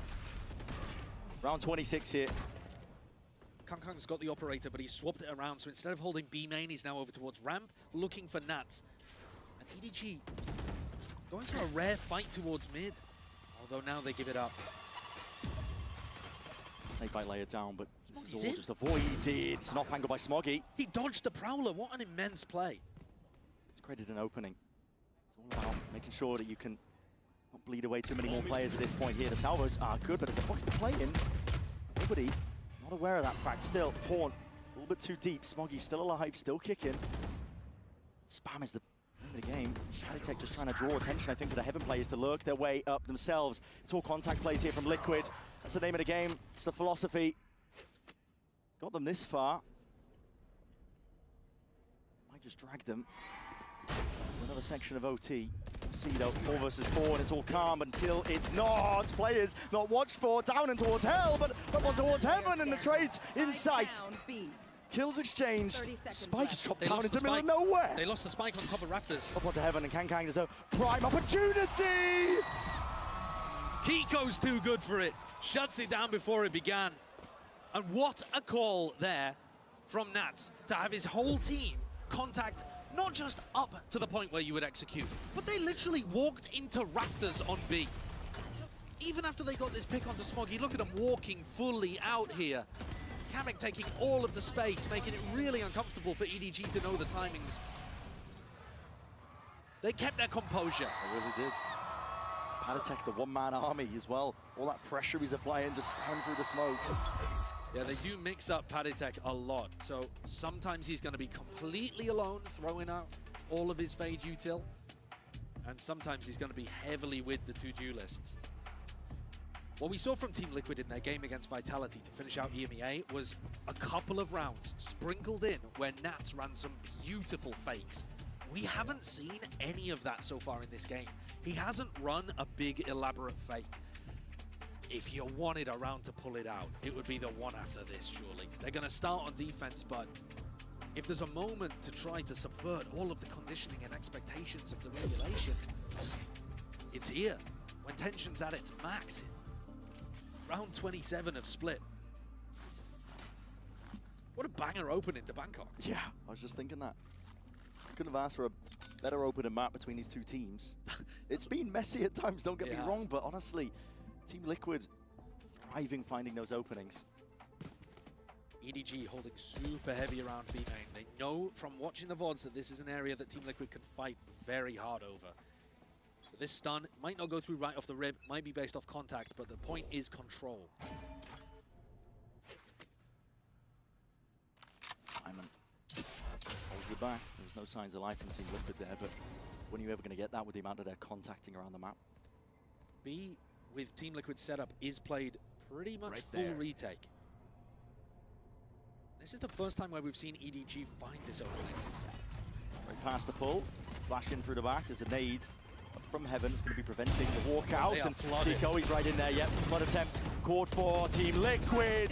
They sense it, they smell it. There's blood in the water. And as these players line up, the damage is done and more. Nobody makes a good go of it. 2 brought down, but eventually he will fall. And this is Liquid now with the lead. That is disgusting. I thought, EDG thought they would be able to get the site there. There's nobody home. And yet Team Liquid make the bold decision to just jump out into sight. Flashes, double duelists, getting through the smokes, entry in on the retake, flooded in through heaven. A beautiful round to put Team Liquid 1 away from winning on their map pick. There's that tension in the air here. Just getting started with Bangkok, but the timeout taken by EDG. I could be wrong, but I think this is the first map point that Liquid have had as well. I think, Yeah, I think so EDG too. got to 12-11 until it was tied up. Yeah. So this is, like I'm saying, this is Nat's opportunity right here, man. EDG are taking a timeout. They're trying to figure out what to do on their defense side. You could hit them with a crazy play. We know he's capable of it. In fact, when I was listening to the press conference, Padatech was even saying that he thinks Chishu is on track to become the greatest IGL. Now that is unbelievably high praise and a scalding hot take, I think, as well. But judging from what they've done in their lower bracket run in EMEA and some of the stuff you're now seeing them do, at least early days here in Bangkok, maybe there's a chance that he's onto something. But have faith in your teammates. Camo's dropped 30, by the way. as Kang hasn't quite been able to keep up with either of the duelists now over on Liquid. Their fears absurd. betrayed them. Both these teams going to have to dig deep, I think. The Liquid is to pull it over the, not quite finish line, but at least get them over the hurdle of that first map. They're making it feel a little similar to their previous B-leaning default, Liquid. With a Prowler, and Chishu's going hunting for Paddy Tech. Walking around here, oh my. Dash has to be expended just to try and get the hell out of there. Kills. Found at least. How the hell has Chichu got his way through there? Yeah, he just walked through the smoke. He's found that timing indeed. Kang! What's that? Here he is. He's gone time for to another. show up and try to shut them up. Finding a multitude of kills. There might be more where that came from, but the counter spam goes both ways, son. Nats sends it flying straight back. Head spotted. Simon giving a slight haircut straight through the box there, but with Nats as low as he is. 2 versus 3. Limited in terms of chances, but you never know. Flash forwards, Kiko still lurking, contacting. Another flash as well, and a peek forwards, almost with a reset of the aim. Chichu is their guiding light in that round. Chishu and Kang will not allow it. 14-14 again, and Chishu gets up to 30 himself. I was just talking about the fact that Kang hadn't quite kept up. I mean, look at this play. They know from the VOD footage that Paddy loves going on that kind of lurk. He'll throw a Prowler in mid and then walk up really deep, tucked behind the box. We've seen him do it a lot in EMEA. And Chishu, he's been watching. He's seen these games before. Kang is going to pull out an attack side operator to try to push them onto another map point. And they're doing a slow crawl up to A. Spotting the corner, they know that Paddy plays perched up onto heaven. It's a beautiful one at that. Pretty blocked by the drone, but I don't think they're going to be too worried about it. It's open access. An easy access at that. Nats, what is his timing? You're seeking to take. It's a Oh my fucking god, Nats! But EDG are 1 step ahead. Players to the game plan. Kiko not slowing down though. Kamek out wide onto heaven once more. He's looking for bodies. He's hoping that EDG will just open themselves up. Kiko sailing sky high. Brought down like a clay pigeon. It's EDG now up to match, or at least map point. It feels like we've played almost a full match here, doesn't it? I know. Round 30. Another opportunity for EDG. I think the read here is remarkably good for them. Ever since they took that tag time out, I got an opportunity to talk to the coaches. EDG have been making really nice reads and hitting really good shots. Kang's going to pull out the operator again. He's been opping towards B main in every one of these rounds apart from one. And he goes over here once more. See it. The spike, though, is on the A lurkers, and Nats hasn't even committed his wall yet. This is super weird. Paddy holding, lucky to be alive. There's damage done through the wall, but Chichu dropped down into mid. Nobody! Nobody! Was that spam? That What was is that? spam or something, I'm not too Have sure. the bomb Is that because too. Nats didn't commit his wall? And that's a spike drop down into the laps of these EDG players. This is it, surely. Hard to fumble from this point, but Team Liquid will look to dig deep.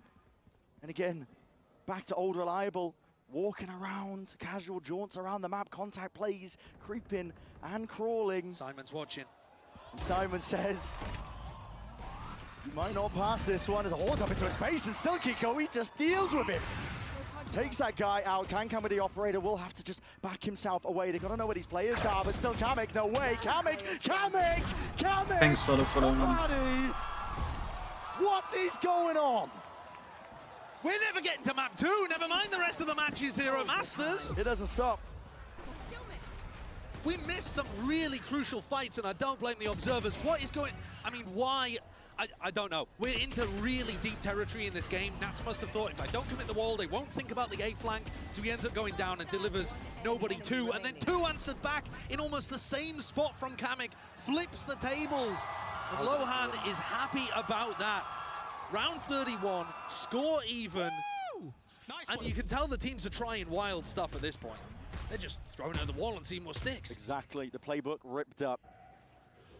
I mean, I don't think that Nats has ever run that strat before, where he just doesn't put down the A wall. That's the kind of audible on the fly stuff. And EDG, they turn the pace down. Taste of their own medicine here for Team Liquid. Run up through mid, a bit of presence shown for that one here. Team Liquid have given up a lot of space over towards the map. Gate crash being thrown from Camo. This one's his second. Did not land where he wanted it to. That's not going to allow him the safety. Team Liquid are offering up full mid control. No one holding to contest A ramp as well when that wall goes up, so there's a lot of unknowns for Team Liquid right now. They had a hard read that this was going to be B. They stacked 3 players on B for the defense, and they also had Camo's gate crash over there at the start. So, man, honestly, the read is good. I mean, look at it. They got players in position. But a sour end to the round here for EDG. That's a dash active, and that's going to be the go button. Signet. Kankan moves forward, steps forwards. Kiko dropped, and this guy has been a thorn into their sides, and that's taken care of. At this point, we've seen some miracle rounds from Team Liquid, but I think it's a hard ass for Camo and Paditech. Still going to make a go of it. You have to at the end of the day. Paddy. One enemy remains. His way around, though, but that's a bullet to the side of the head. And he's dropped dead. Chichu. Cold with it. Up to 16 for EDG. At some point here, if EDG have this many map points, they've got to convert on one of them. The entry from Smoggy is great. And even though Team Liquid had people stacked here, had the right read, they didn't, I think, expect that lurk to be coming through, or not lurk, but the other side of the pinch. You know, from Team Liquid's perspective, I think they thought that was a B pop, and they weren't ready for the people up in B heaven. Kang is going to go for an operator. He changed his mind there with only 3 seconds left in the round. This is all over the place. They want to brawl in mid and close things out. Prowler. Could be broken. Rifle spam. They're hoping. Team Liquid are hoping that EDG walk down mid right now. Off the A ramp pressure. Going up towards ramp though. Kang. Hold up. Plays in his face and a shorty at that. My God, Camo just turned him into mincemeat down towards the vents and a peek out wide. Chichu, if you got a little bit more, maybe, potentially. Can't quite get the third, but Smoggy by his side. Nats slices and cuts him up, and Simon, there was damage done. Weak as anything, Swift Breeze will bring him down, but a bullet does the job nevertheless. This is down to 2. Team Liquid, not to be denied, to drag it out just that bit much further. So difficult for nobody. He has utterly no idea where these Team Liquid players are. They could be in any part of the map right now, apart from where he's recently cleared. Could he find a possible timing? Maybe if he'd continue through vents, but looking unlikely now. Nobody was an absolute star for EDG in the Grand Finals of China. He took that game and he decided to win it for them. If he could pull out a 1v2 here to take split, at this point it looks like it's going to take an enormous play, a miracle from one of the teams to put the other to bed. And it's Kamik and Nat's job to hold on. Yeah, I mean, listen, I know Pearl's an unfavorable map for both teams, but neither of them wants to play it at this point. They decided not to give the plant to Nats there, who would have had Pit. I think that goes to show, I think, that getting a bit flustered. Well, at the same time, you don't want to get timinged by nobody. The chances of nobody winning a 1v2 in this spot, it arguably might even go up if there's a Pit. Gives him ins and possibilities to get himself into the fight. That's bullets rattled and away. Back behind screens, and nobody does need a miracle at this point. Stunned, rattled and away, 1 kill found. Needs that second one, but he's really just going to be guessing. Nats holds it down, out towards elbow, 16-16. Neither team wants to give this up. An utterly ridiculous beginning to this tournament, and an utterly ridiculous beginning to this round as well. A really nice macro idea called from Nats, and Camo flies into the face of Kangkong to take him down at the beginning of the round. At some point here, Kangkong might start giving up on the operator, because while it's theoretically really good idea against what Team Liquid are doing, it's kind of making him less able to carry and win the rounds, I would say. Whereas maybe he might just be able to go walkabouts as Paddy and Camo are doing. The walkabouts is going to be that refight attempt. Pushing Chichu back. We'll respect this one, and look at that TP all the way back over towards B. This is the way that Team Liquid love their early rounds to go. A little piece of aggression and try to force you into the stack. Here, there's a 4-player stack on B if EDG try to react. But they're not taking the bait. Flash forwards in the drone, clears his way into vents.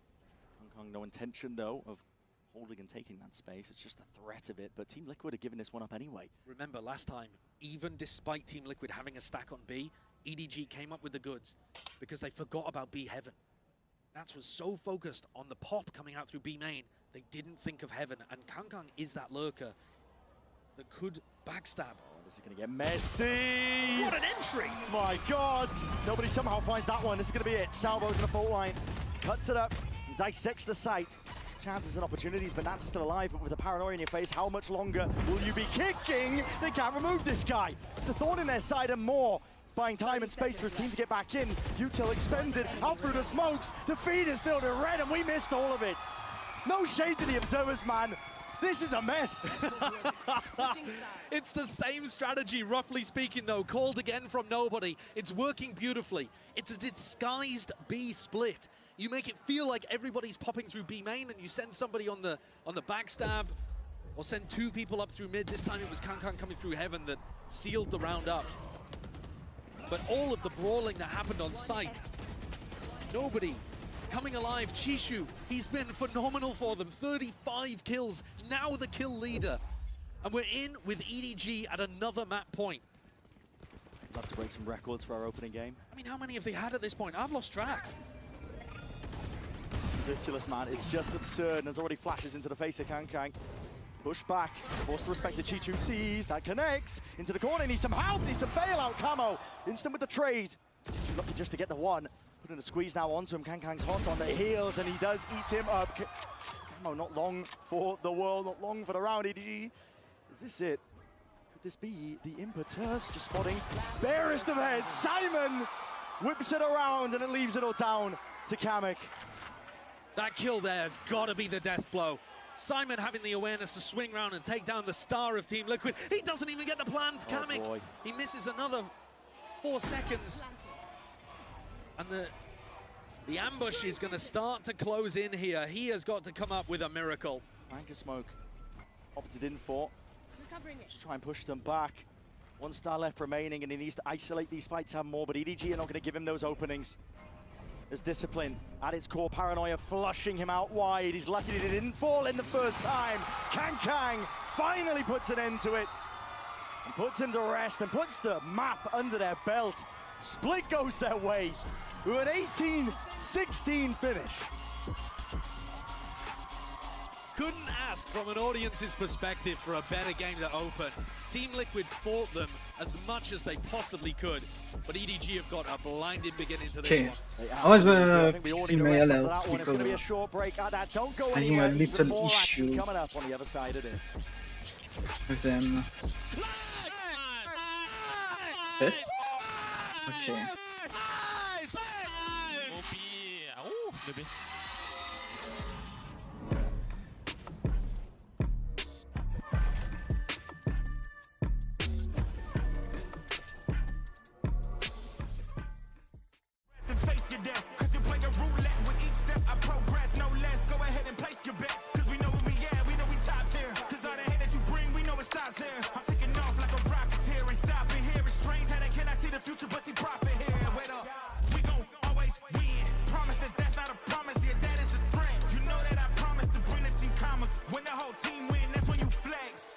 Okay.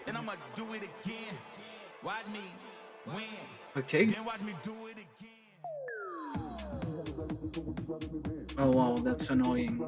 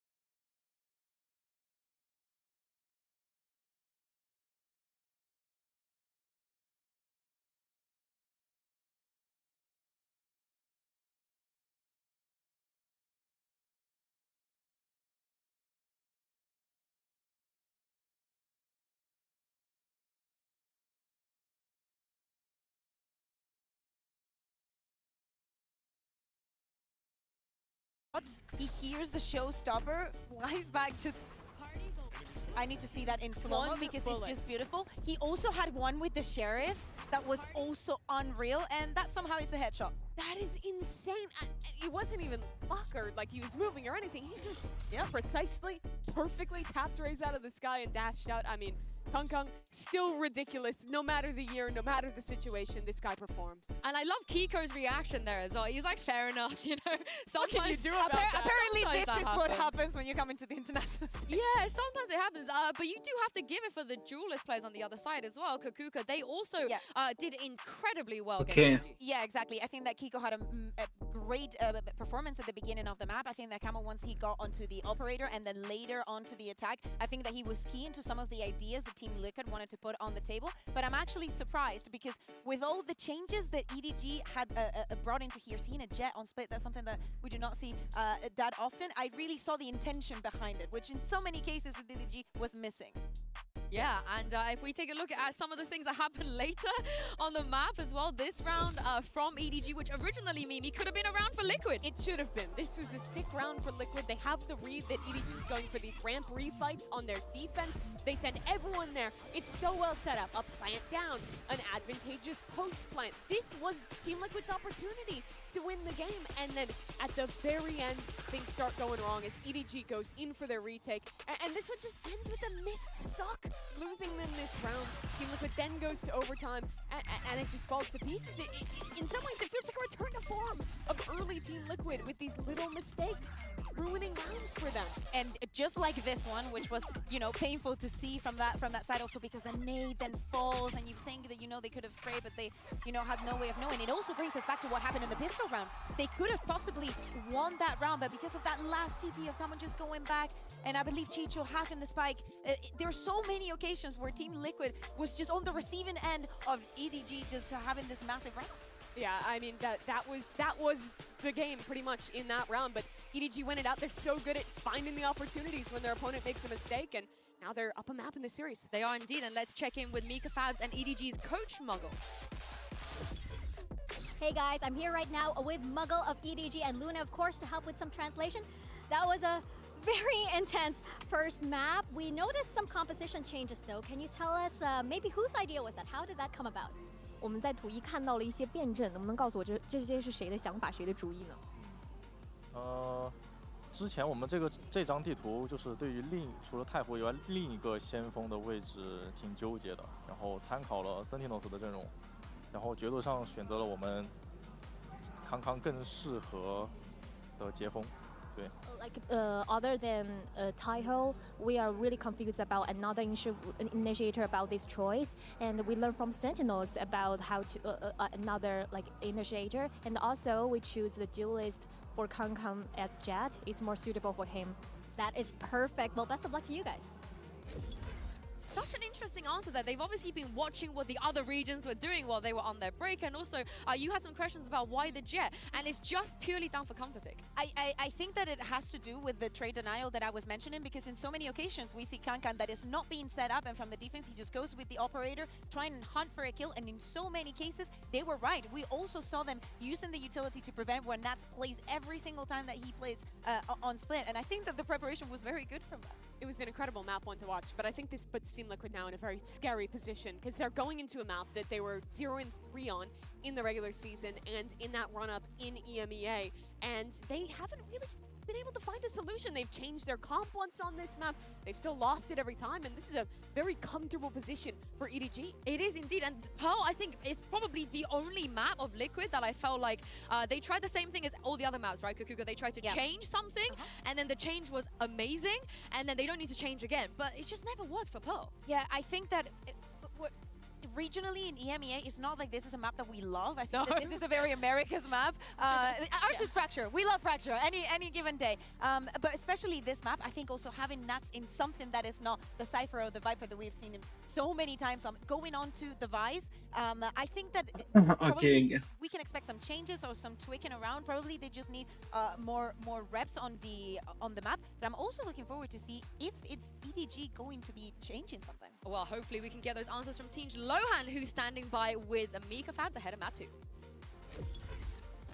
Hey guys, I'm here now with Lohan of Team Liquid.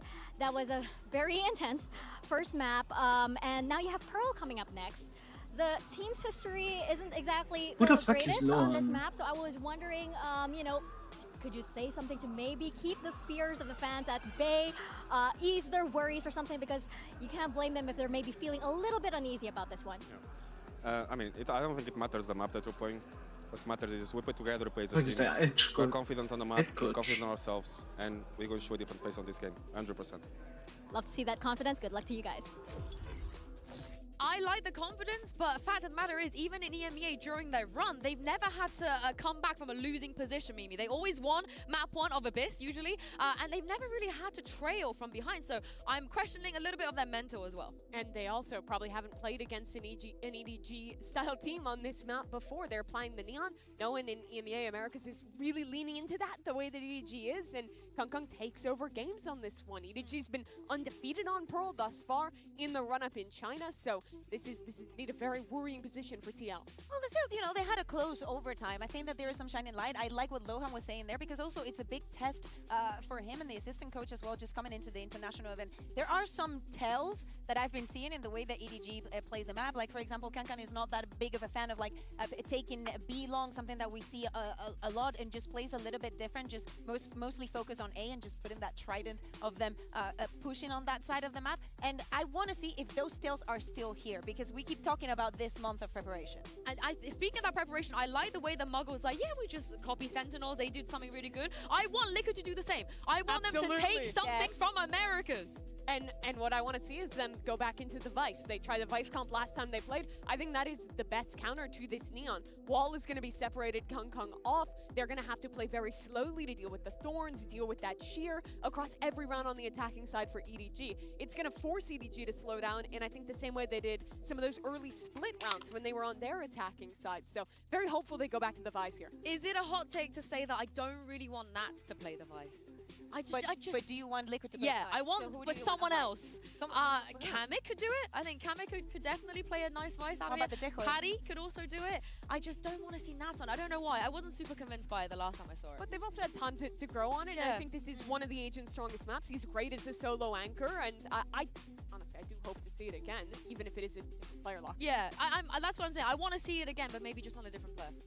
I think that when we hear Lohan speaking about is playing as a team, is playing comfortable, I do not see it that crazy if they just go back to putting Nats on Cypher and just let him roam across the map. I will say that the util, when we're talking about the attack side for EDG, honestly will probably look even better here. I haven't been a huge fan of Nobody's Tail. I feel like he uses the missiles very infrequently, is missing out on a lot of the combo plays you can do there. But when they play these kind of Sova, KO, simple double initiator comps to just set Kong up to send it, I think that is where these EDG boys shine in setting up their duelists. And I love the fact that you're mentioning the KO. I think the way that they presented both from the defense and from the attack, again, there's a lot of tells, but they can be so proactive, they can be so EDG when that knife hits, that I think also could be game changing. And the other thing that Lohan mentioned that you said about playing as a team, the teamwork and stuff, they cannot be throwing 3 5v3s.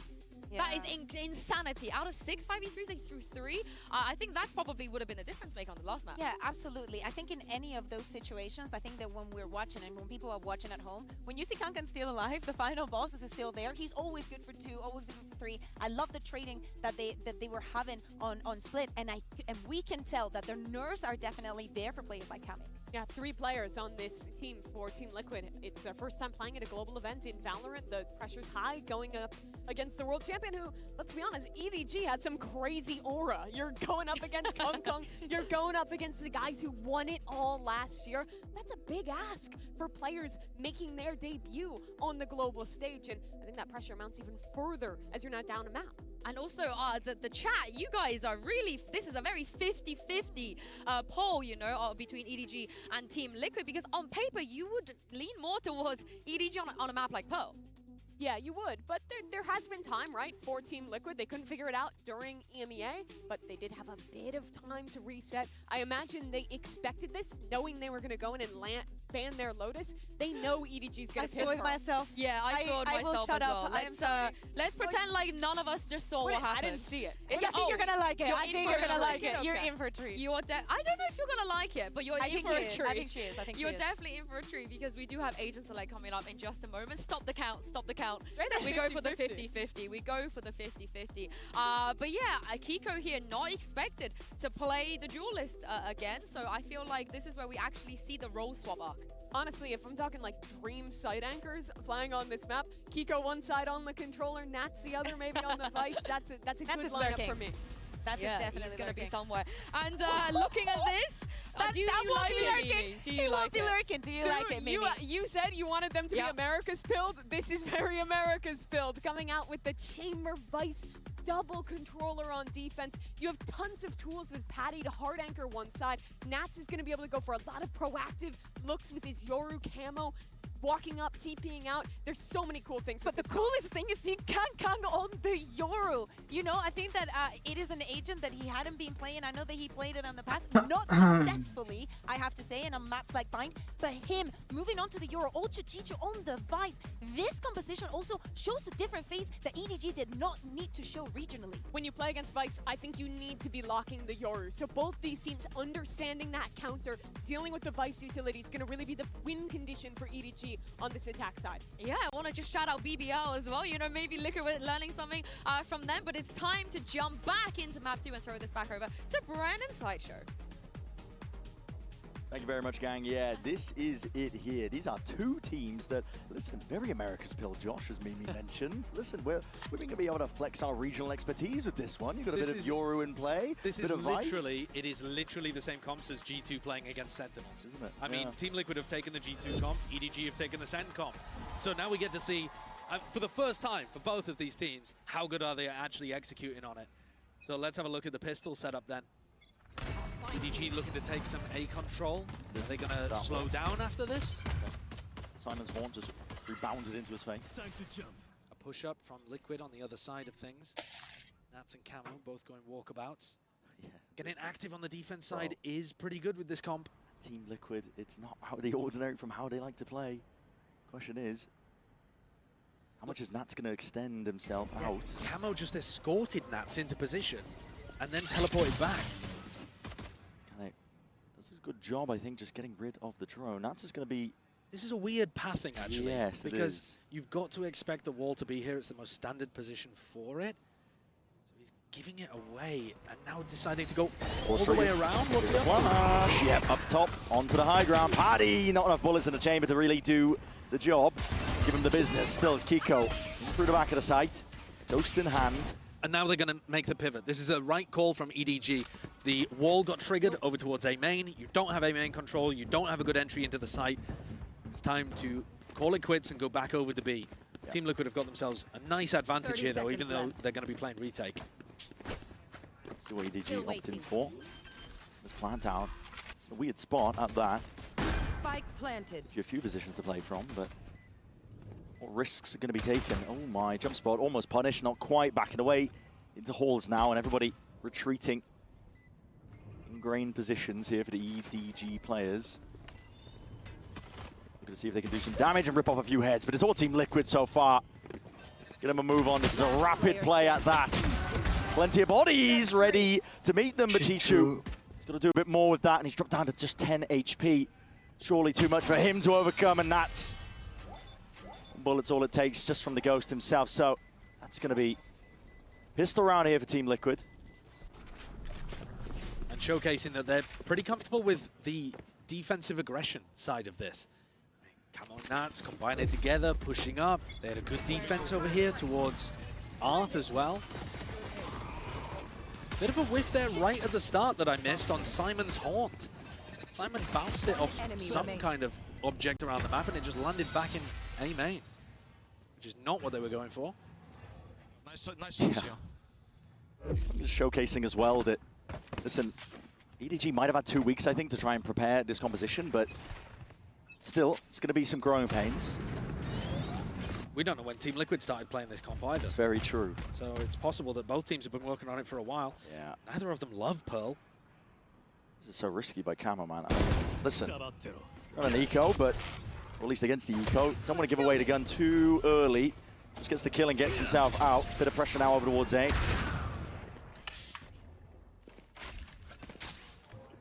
Take a look at Nobody, wandering his way down B long. I think you'll see this a lot from this guy. Not a conventional way of playing the Taeho, but he loves going for these kind of attack side lurks, no matter what initiator he's playing. But he gets collected this time by Paditek. That's the kind of play that I think gives you a little bit of information as the IGL for how much you can get away with in the future.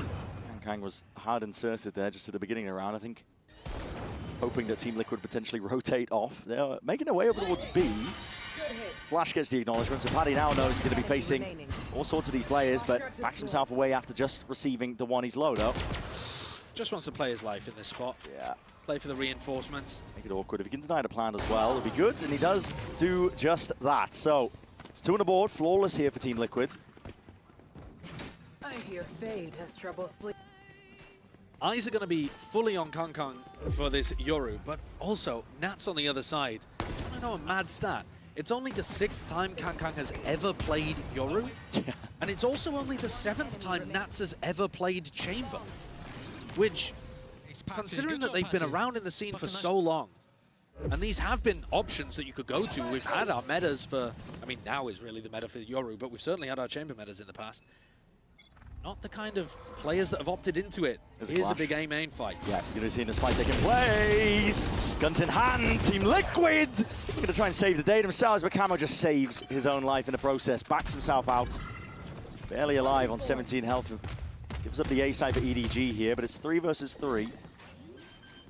Team Liquid will be fairly happy with that clash. I mean, they were the ones with a bit worse weaponry. Going for exploring. A lot of it came down to Patty there. Had to win that fight, I think, and keep some arc control. Sees up and over the top here. Simon potentially looking to reposition off of it. He's worried though. Potentially worried about main. I think he might have just heard that one. Yeah, the TP. So he's got his eyes trained onto the spot. Camo almost winning that one out, but with one left, standing headhunter in hand for Nats himself. Can't quite get it done there. So EDG get that round on the board. No bonus round conversion here for Team Liquid. Yeah, trading out pretty heavily over towards A main, making sure that they get these kills off the back of the Taeho drone. Little bit whiffy there from the Liquid players. They'll be hoping for a better occurrence. But also important to note, Chishu has got off the bat here really strong. I mean, he was amazing on Split as well. I think he ended up being the highest performing fragger for EDG, but he's got his Vice ult online for round 4. So an opportunity now to break Team Liquid's economy by getting some good value out of this. And Team Liquid are trying to deny him mid. Again, just creeping up onto the angles. Similar play. Kamek can try to afford this one, but Kamek can't afford to be losing his life, not in that spot. And now a rapid go around. The ones are going to be popped off Paddy. There's pressure on him. It's going to be tested, but oh my, no one watching for that potential option. Off to the side is a steel guard and let loose. Makes his way across into the side and a shorty into the hands of Paddy. Tries to earn himself that upgrade. Not that it would have been much help in the end. Still trying to maintain control and shut them down in through lane. Team Liquid, every avenue accounted for. And that having missed the timing in mid completely. I mean, they thought that with Camo taking that walkout into mid, it wasn't possible for EDG to be in B-Link that fast. That's why you see Kamek just running away at the very start of the round. This timing, Kamek thinks that mid is secure because of Camo's information. Yeah. But it's this refight into B-Link from Camo and Paditek that squeezed EDG. And that's also kind of frying in this spot, top heaven. Let's go, boys. Round by round. I need one. Basically the same idea again here for Liquid. This time Nats gets punished holding that angle. Saw plenty of thrifties on the other side of things here, but maybe EDG's time to shine. And Camo, he's got that get out of jail free card. Will opt to use it, but at this point you've already lost 2 of your players. Horns layered down in through lane. Paddy was going to be slowing down a potential approach. EDG did set their sights over towards it, but calling for a pause. Yeah, and think about this from Nobody's perspective. On a prior eco round, he realized Nobody was fighting B. There was No resistance there. This time, though, Paditek is pushed up to pillar. This is so brave. He could get run down. Yeah, he absolutely could. He's just spotted the Uh-oh. players. Uh-oh. Yeah, this is problem. Territory, dimensional drift. Yeah, that's the danger, man. Knife out. You've been playing Europe, you've been bracketing it, and Kang showing a bit of promise on it. We could take that timing. The rip into the ult, and now Camo is hoping to do a bit more damage. Kang though, he is the danger in this one. 3 already in it. Make it 4. It's a cherry on top, and a Thrifty presented by MasterCard. And if you were expecting a nice, clean game between these teams, I mean, first of all, I would ask, have you been watching them so far at kickoff?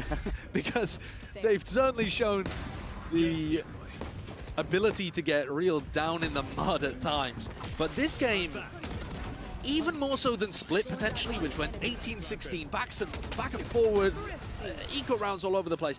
This map, I think, is actually worse in both teams' map pool than Split. And they're playing new comps for the first time. So the potential for chaos is so high. Listen, I thought we were going to get a breather into this map, but clash after clash and engagements here. I mean, Nats has just hopped his way back up onto the Ang. That is a great shot as well. One bullet, Headhunter, takes out Kang.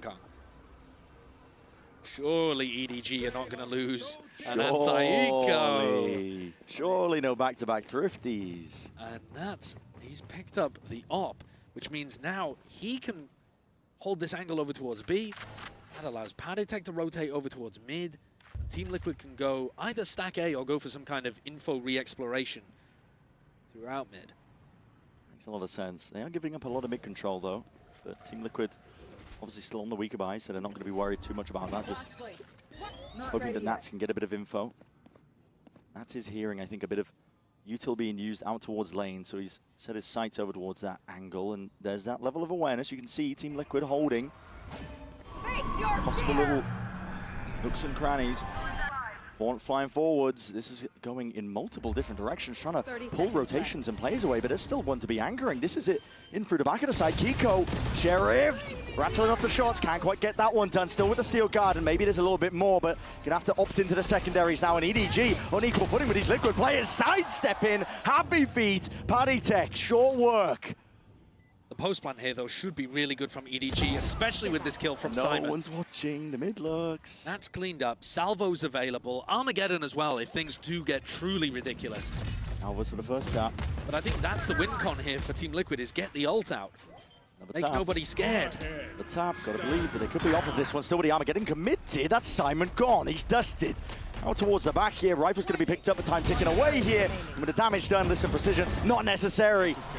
The guns, But the EDG, gotta keep these weapons, no celebrating. All good. All good, all good, all good. All good.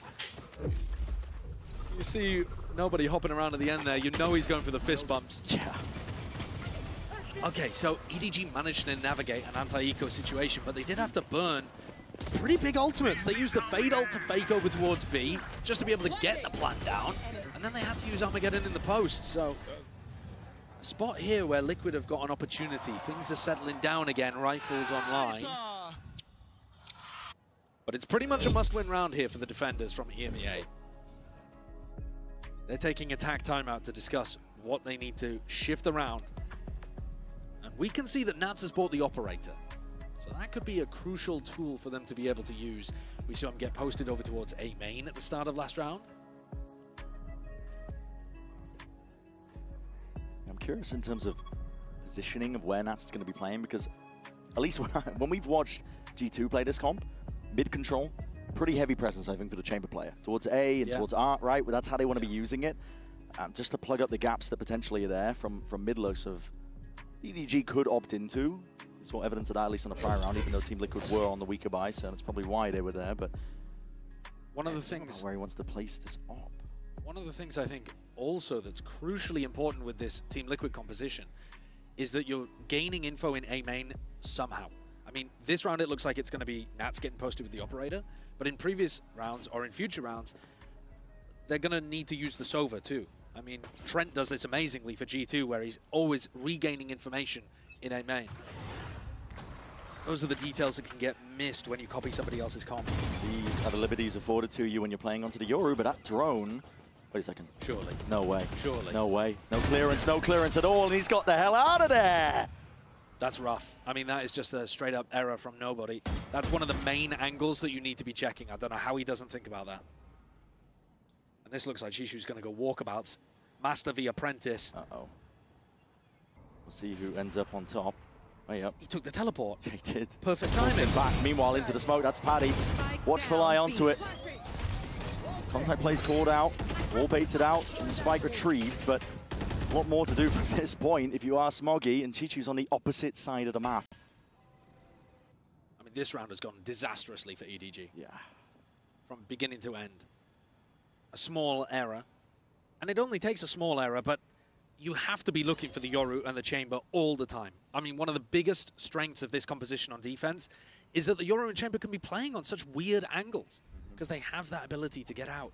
I'll say, I mean, it's good presence of mind, I think, from Liquid as well. Camo in that spot. Left. I'm not sure who was helping him out onto the site, but not breaking the drone there. Yeah. To not give away his position. Smoggy, you going to make a go at this one with 20 seconds left? I don't think so.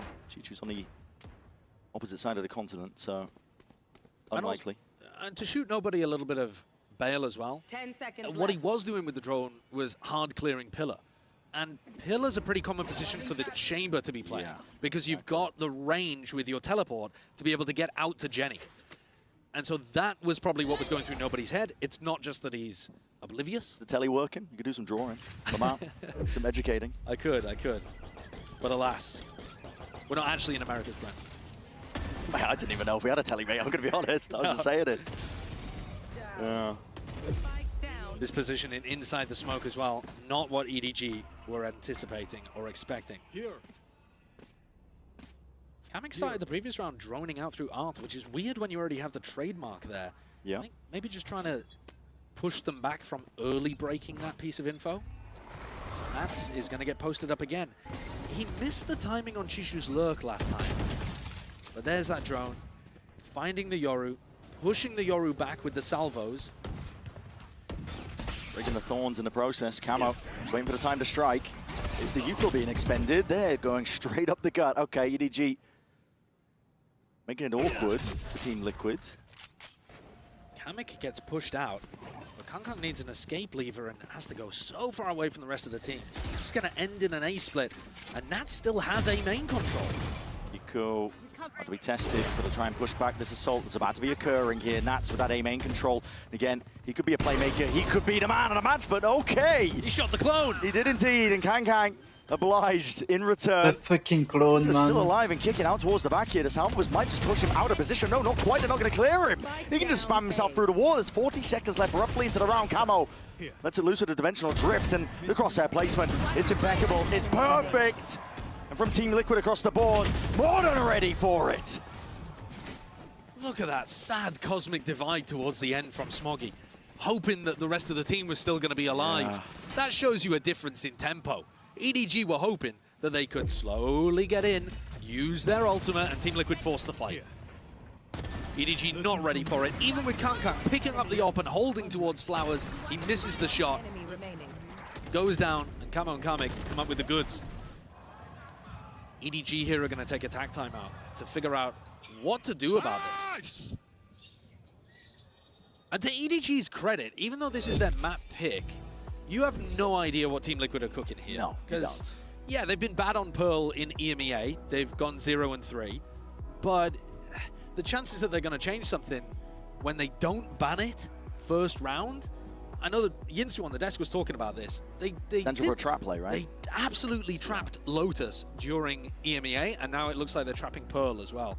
So Lotus goes into the permaban territory, not going to see the Reina, and instead we get this G2 comp, and by the look of it, relief for that. They're playing it pretty well. They are. It's going well for EDG's side. Like, there's so many things to consider when you're playing against this comp, because as we mentioned, like when you're running the Chamber and the Yoru, there's just too much map control that you have to try and push back. Yeah. Deep positions of the Yoru and the Chamber, it's a lot to account for. And granted, they've got a good comp for it. I mean, the Teo is fantastic for trying to break the common positions of where a Chamber might be set up. just off the rip at the beginning of the round. Actually quite a lot of those positions. But it requires, I think, VOD review and prep, which they wouldn't have expected this comp, I think, coming out for this match here. But also, think about where the chamber currently has the teleport. You could put it there, or you could put it 2 meters to the left and dodge a salvo. And that's not really the case on maps like Abyss. It has to be in one specific spot. That's true. On this map, there's a little bit more variety with where you can put the TPs. Nobody not going to be making the same mistakes. That's exploring out towards mid.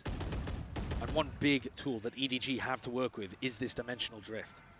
Kang will be able to run some kind of big, fast exec, or by the look of it, possibly even a fake. I mean, the spike's nowhere near, so... And he's got the teleport gate crash over in spawn, so this, I think, is a B fake into A. Okay. It's just no, it's a... They're going to go back into B? Yeah, they're going back into B here, aren't they? Paddy, though, has been proactive with this flash onto the back wall. And it looks like he might want to go for it. Double flash play with a dart on top of it. It's killing me. First one. Paddy doesn't have it. It's on cooldown for now, but there's going to be that dimensional drift, and here it is. Kang spotting out these players. Multitudes at that. Let's it rip.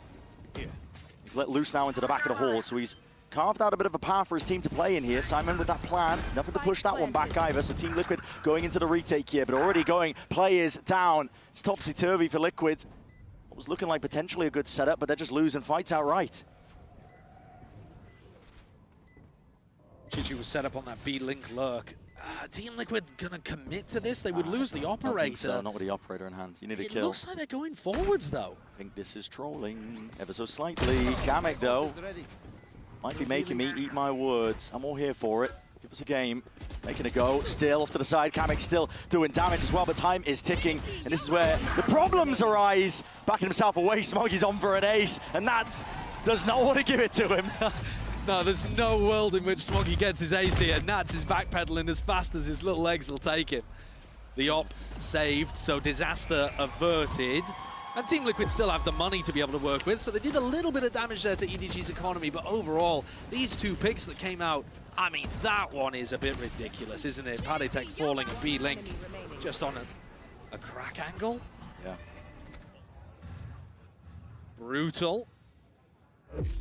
And a very slow, controlled round, considering that EDG ran into that one with a Euro ultimate. That's a nice change of pace, isn't it? Yeah. Catch my breath a bit from that first match. They're going to push up towards B long to start here, Team Liquid, while Nats collects any kind of reaction in mid. Perched up, just onto the box, and unexpected is the angle. So Kang just wades right into it. That, you actually do need to respect that. When you see teams that are pretty good at Pearl, they'll be walking in there with a Prowler. They won't just be face-checking that angle.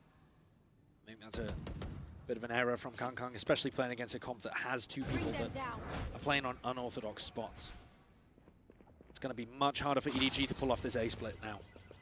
EDG managed to walk their way up through most of the way, so they've got a lot of util saved, ready for the rainy day, which might be around about now. Okay, Salvo's in through the back, doesn't clear most of it. It was a shot rattled off from the op, so might put the fear of God in them. One thing that EDG did a lot in China with their previous composition is this kind of pathing where they go down Art and then through mid back into B-Link. And it can be really difficult to defend against. It's an uncommon pathing from the attack side, but this time, Team Liquid had nobody there. It's not like you could catch Nats or Kamek holding over. I'm a bit confused at EDG's game plan as well, though. They were just looking for a pick for the last 30 seconds. They haven't found one. They've got to end in an A split or save. Those are the only options available to them, and I assume they're going to give it a go. They have the money. 20 seconds. Clear out these players towards the backside of pit, though. They're going to be problems. Smoggy with the plan, anything to push it back. It's a Hunter's Fury, but guess what? He's committing it. Smoggy, hey up. Narrowly avoiding it. One burst connects, but not the second or the third, so he's still alive here to play a bit forwards, but the positioning is expected. Predictable. Kiko happy to capitalize, and he takes it one step forward. Camo off onto the flank, dodging, juking. Chichu can't see a bloody thing. Blind as anything, yet still wins that fight out. Dominates the angle. It's important to control A main, and Simon with the slam bloody dunk. A 2v4 for EDG. In a round where they looked lost and clueless. How have they done that? Utterly remarkable from Chishu. I think Camo is going to be kicking himself for how he played that fight in A main. He was so timid. He full blinded Chishu about 3 different times. Double flashed and with the clone. And he was just so timid to take the fight. He was waiting for Paddytech to pinch and pincer. And Chishu killed them both. And then Simon leaps out of a smoke and somehow we're at 5-5. What is going on in this game? Get the individuals when you watch EDG. EDG stepping up to the challenge, up through mid here. Close quarters action, Nazi was cutting it up close. Still down and out, and these players are just flooding into mid. Anything to stem the bleeding. Nazi. What a shot. A 2v4 in one direction, maybe a 2v5 possible. And it would be a big blunder from EDG to allow this round to slip. Can't split up too much though. They've left Chichu essentially alone. He's on an island up through mid. He's going to be trying to get information himself, but Kiko also not holding anything back, of course. He wants to get a gun for himself, and he will. Recycling in process. This should speed things up for EDG. They know that somebody's heavy on the flank. They've still got a 4v2 post plan. It really looks impossible here, especially with the way that EDG were shooting at the start of this round. Spike planted. Look, I want to go for it. Okay, Simon, watchful eye, off onto the flank. It's good crosshair placement. Predicts exactly where Paddy's going to be walking straight back into him. Kiko just being stalled out, swamped with util. He's only missing the kitchen sink, and it's going to be that triple face towards the end. So, lead just by the one round here for EDG, but it still feels as back and forth as Split was. It does, yeah. I remember back to Split thinking Team Liquid could run away with the first half here. And then EDG made a resurgence towards the end in a pretty similar manner to what we've just seen. Pulling off that 2v4, potential backbreaker for Team Liquid. And here, I think pushing mid on the eco round is probably the most standard, expected thing you could do.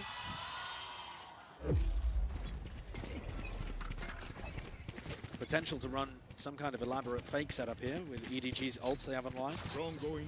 But just starting things off early, trying to clear these spots, jumping up, clearing the pillar, timing! Kangkang still steps up. Single-handedly dismisses Nats there. Good try from Nats, though. Yeah. We'll respect it. Salva's going to be used to clear the way, mostly. Tight corners. Breaks up any potential Thorn, util. Could impede this potential hit, but it's all just a bit of presence. Fake pressure at that, recall, and the refight called at that. Kangkang, he's got a bloody dart in his face. That's the spike alone. Yes, with the spike in hand. It's a bit of a bailout. Team Liquid don't even realize how lucky they potentially were. Oh my They go walking and exploring out towards lane. It's Chichu ripping Kamek's head off. This is going to be so tough for Liquid, even with the ults that they have online here. Cosmic Divide is obviously great for going for a retake, but Paddy's so far away. Might even get caught in mid by Simon on the lurk. I don't know why Simon's been hard lurking with Nightfall. Angle, Salvo as well. Comes about here, players almost lining up for it, but EDG going for that clean sweep, or attempting for it. Paddy still alive off to the side, and he has that steel guard. It's the final round, you might as well expend it, and he's getting the move on at that. Lets it loose. Unleashed now, and takes the fight before they can even get ready for the setup. It's a 2v1. Does he think about Chishu being behind? I mean, this is just so damn unlikely. Pull. Just for that first tap, Paddy's got so many obstacles to navigate, and of course he doesn't expect it. A wrap around from on high, Chichu, the IGL himself, delivering that 2-round lead. Switching sides. A 7-5 half and a big recovery. A big recovery. And Chichu is 13-5. What a monster he's been today. Making sure that Nats has been put on notice. EDG bringing a bit of passion, a bit of fury as well, showing that they are the reigning champs themselves. And we'll see just how far they can take it on the other side.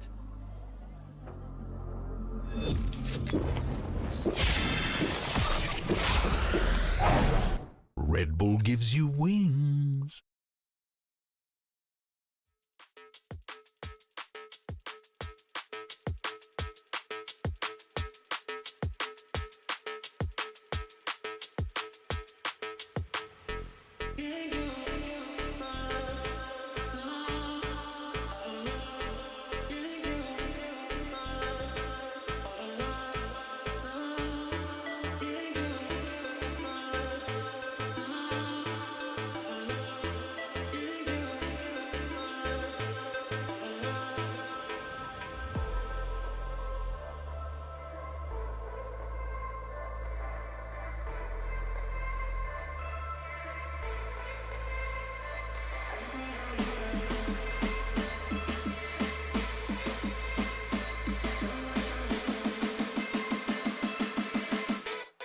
just need to know what's on your mind.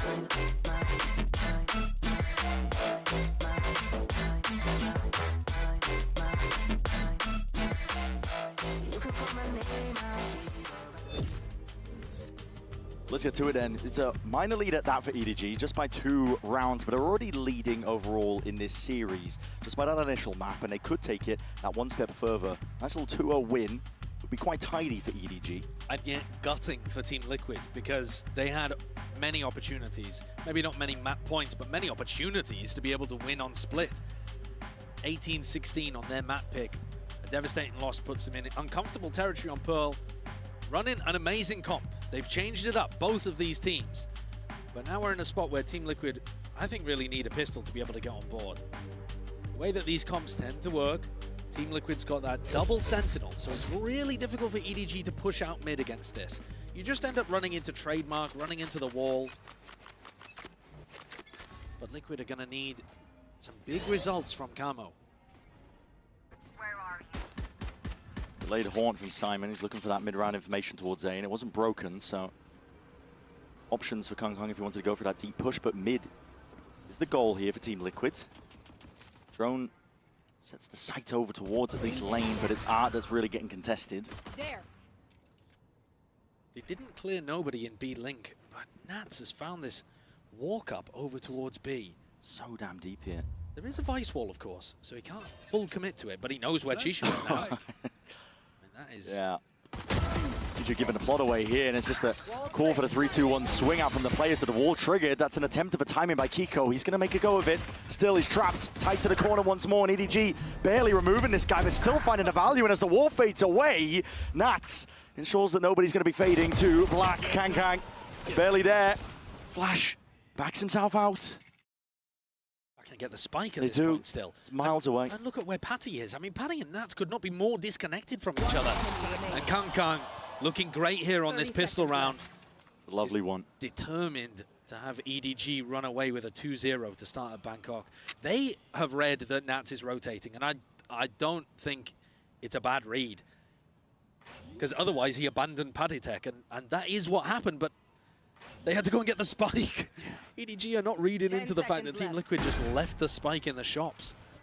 It does leave Nats an open plant, an open site here. EDG look to play this one together. Simon has Haunt as well, so it's good util to clear out potential corners, and as long as you play together with that discipline and trade each other out, in theory, should go well, but you are up against Nats himself, and this guy, he's a menace. It looks like it's planted for back halls. When do they decide to use the Haunt? Beautiful, but timinged. Simon sticking, diffuse, potential half, and it's not quite planted for him, so the stick all the way through into the end! And it's Simon who saves the day for him. Nats, consolation prize with the kills at the end. Still, pistol round is what EDG are going to be happy with. It's a net profit there, using the Headhunter bullet to get the kill. Is it? This pinch, well played by the EDG players. It's such a weird one, because Nats knows where Chishu is, calls for a crunch onto him, but then doesn't commit through the wall with Kiko. They get separated. And I think some of these coordination errors are starting to make a big difference. The fact that we haven't seen these two comps match tested from these teams. There's promise for sure in terms of them both having great records here on Pearl potentially, but the details are getting missed in some of these rounds.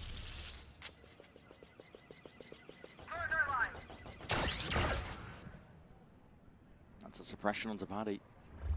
Looking his way around. This is very much almost desperation in terms of the buy, but what is occurring here?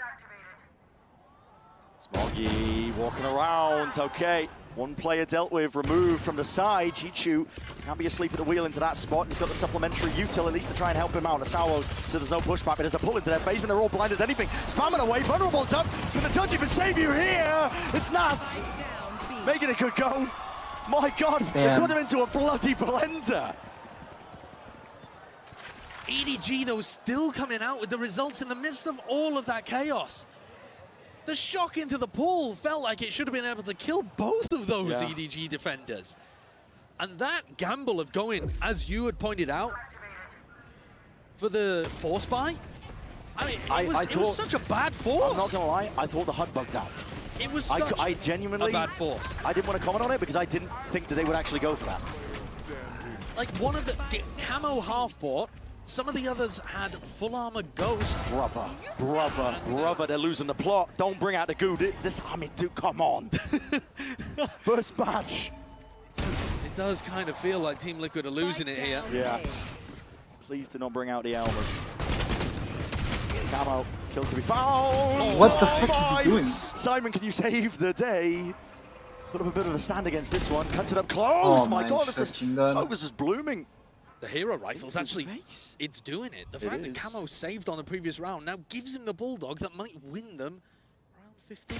Too soon, apparently. Still, Chichu cuts it up to the side there, and Kiku just taking a few bullets stray. Camo not long behind him. 10-5. EDG steamrolling. It's a gamble from Liquid. When they go down 8-5, deciding to go for the force, not willing to go down by 4, and now they're down by 5 because the risk, the gamble did not pay off. I don't understand what the read is there necessarily. They must have thought that nobody was playing tucked up over towards double doors. Some interesting moments. Yeah, some bizarre moments in this one. 5 to 10. Can they pull this lead back a little? Feels like EDG are running away with it. What's the buy even looking like? I mean, at least Nats has the ult, so danger in the hands of these Team Liquid players, but Kankang's immediately just taking our party up over towards A main, moving a potential position to play in. Rejoining and regrouping with the rest of his team. EDG have got that pack mentality now, looking to clear the way out through mid. Nobody's alone, essentially, taking this fight. I mean, they all are, man. This is the spike just dropped in the middle of mid. Doing? Team Liquid have got a decent read on the fact that B is being played for retake. They should have that info. They've seen it on the pistol. They've seen it kind of by dying at double doors and dying in art. And yet, not really respecting EDG's ability to fight in mid. No. The Liquid players have talked before about having a feel for the game. And when they feel like they've got the rhythm of what's going on, they get the timings, they feel good, they feel confident, they're playing together. Here, this round was an example of the exact opposite. Yeah, they're not quite hearing the drums, are they? Nats is going to give it a go, but there's 15 seconds. It's not even possible to get the spike out. Exactly. But, I mean, Nats has got a free gun, so you might as well. Look a bit flashy into the tail end of the round. His own slow betraying him there, though, from the Tour de Force, and it's looking like a bit of a limp end to this. Nobody? Wow. Where did he pull that one from? Doing tricks on him. EDG running away with things right now. Team Liquid need to revitalize all of the energy that was in the air for Split. And the way in which that ended, it's been sucked out the room. There is so much individuality occurring from Team Liquid. And like you said, you know, they feel like when they've got a rhythm and a feel for the flow of the game, they're taking liberties, they're getting quirky with it. Contact walking up, always as a pack usually as well, finding the gaps and timings, but EDG in control. Tag time out here for Liquid. The coaches, Lohan, who had such a great result with this team through kickoff. Come up from Tier 2 to Tier 1, Liquid's coach had quite a lot of success at the Tier 2 level with Job Life, and now he's here and has made a resounding success out of this Liquid team in terms of getting them to Masters Bangkok, but they desperately need his input now. Their ideas on the attack side are not working, they're not finding the space that they're looking for, and their contacty style that they've been loving to run with on attack is just getting shut down by EDG, essentially holding angles against them. Kang's got his dimensional drift to work with here too. So 5 rifles for EDG, as you can see, only 2 available for Liquid. And that's with Nats forcing up, by the way. Wait, Nats and Camo are going to decide to I don't know what they're doing with their economy. What are they doing with their eco? Taking the time out to discuss this one. Of course, it's 11-5, so do you want to try and take it with the thrifty, or do you want to invest fully, but they are half in, half out? That is so strange, because it's not even like Nats has his ult in the next round. That's a weird one. I wouldn't hate a full investment when Camo has the Dimensional Drift. No. I mean, also, I wouldn't hate just Camo running a shorty, basically, and trying to get a pick. Going for it. Instead, he's going to be sent straight to the dirt. I mean, that's a nice coordinated play from EDG, though, realizing that this pressure's been coming through B. They clear it out. Defense reclear is good for both teams in that area of the map. Team Liquid, though, not in position to react. Yeah. Simon. Slightest of Jiggle gives the confirmation with that info. Thorns popped off at a moment's notice there. EDG were very much ready for this one now. Turning into the A split with a Cosmic Divide. Splits the way, gives a bit of safety in terms of the plant. Planted. Taking that back. And a plant that can't be spammed as well. Very open. Kang looking for information. Yeah, Cosmic Divide of his own. So sets them up now for the retake. He's trying to spot a few of these players. Hold on, seen one. Not much more past it. Oh my god, what an overextension! And Kamek returns with the fire. There's that trade. Earns a rifle as well, just for his troubles, but the dart dealt with. Chichu. Watchful eye onto a multitude of these players, and he's cleaned up almost single-handedly. This guy running rampant now, and EDG, the safety in numbers. Simon with the defuse, fully sticking this away. The weaponry just not even there for Padatek. 12-5, EDG. A clear difference here in this second half of Pearl. Not even close. Yeah, it's not. And they are, Team Liquid are actually going to be able to scramble together a buy here towards the end. That 750 credits that they were keeping in the bank has just been enough. Thanks to getting the plant down. And any kill money that they were able to acquire as well. It's just enough to get Nats a Guardian and Camo light armor rifle. So they haven't completely trolled their economy, but they are going to need 7 rounds in a row on a half where they haven't even got 1 yet. Yeah, Sisyphean at best, isn't it? A boulder might just be crushing you. Kang sees it. Dimensional Drift though, so okay, Camo's going to be safe here. Spotting out 2 of the players, including the operator. Kang's backing out. Chichu, he was dropped, so that means their setup on B does go down. Team Liquid have cracked this one open. Camo to hold on to the space towards back halls. Can't give up too many easy kills. Kang with the operator. Going to be difficulty in that. Hunter's Fury, Simon just predicts incorrectly. Sidesteps into the wrong direction. Smoggy just going to be fading away here. It's a stun with good connection at that. It's going to be onto the second player, but pulls it back in a round. It's going to be the TP to evacuate. Salvo's in through, into back calls. No one able to capitalize just from the player's position. So Team Liquid get the round win and still are alive in this series. Yorowell ended up being super important there for them to crack into this in the first place. Padatek is running all the way around the world right now to try to get rid of this op. And look at him sprinting around, hoping to find Kang, saving that weapon somewhere. Can he get it? Oh. Gets a bullet for his troubles. Yeah. I'll tear through.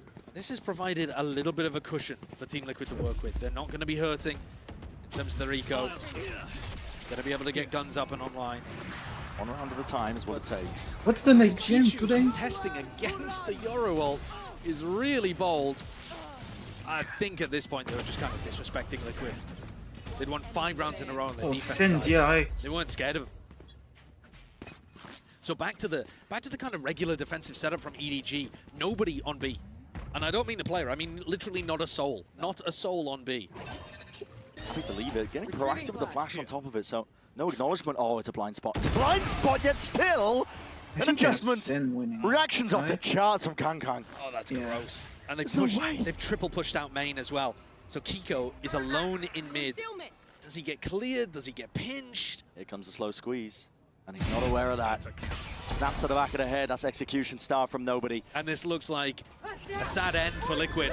Steel Garden for Steel Garden. See the shorties in play. Armageddon at least. Trying to buy some space. Oh my god, Paddy, what the hell are you playing at? Pushing right into the fray, right into the enemy's face. There's 2 left to stand here. Kamek try and carve out some space alongside Camo, and it done just that with a couple of kills of their own, but it's just 1 left to stand. 1v2, Nightfall. No more sound cues. Pure reactions. Just the aim in your eyes that you can lean on and try and rely on. Earns himself the 1 to the 1v1, but Swoggy saves the day, and EDG shut it down before it just gets away. 13-6, 2-0 finish. What an opening here to Masters Bangkok. I think you're coming away with feeling pretty good about EDG here. Opening game of the Swiss stage, they've showed us 2 different compositions on 2 maps, really making the best use of the break that they had with that earlier finish to Chinese kickoff. Playing good compositions as well, adding more of the Taeho into the mix. And even managing to defeat Liquid on their map pick, completely outclassing them in the second half of Pearl. I think Team Liquid are going to be very upset about this beginning to the Swiss stage. They had their chances of pulling it through the bind, but it slipped through their fingers with that 16-18 scoreline. Yeah. The experience on EDG just getting them over the line, with Kangkang and Chishu having a monster match overall. As you mentioned as well, that extra time to prep, to really hone a couple of the compositions, the weaker maps. I mean, it's worked out, hasn't it? It's early days yet, of course. I mean, Pearl was not a great map for both Team Liquid and EDG, we were saying in theory, but actually, I mean, with the changes in the compositions, I'm not feeling too bad about EDG there. No. A big question mark for me was if Kangkang was going to be playing Yoru at all. Yeah. And I think he showcased at least that. We've got to see them play against another team, though, that we know is good at Pearl before you're able to make any real assessments about it. Fun fact as well, that's actually the first time that EDG's even been able to beat Team Liquid. There you go. These orgs have gone up against each other, different rosters for Team Liquid in the past, but they were 0-3 all time, including 1 off-season result. So 0-2 in VCT.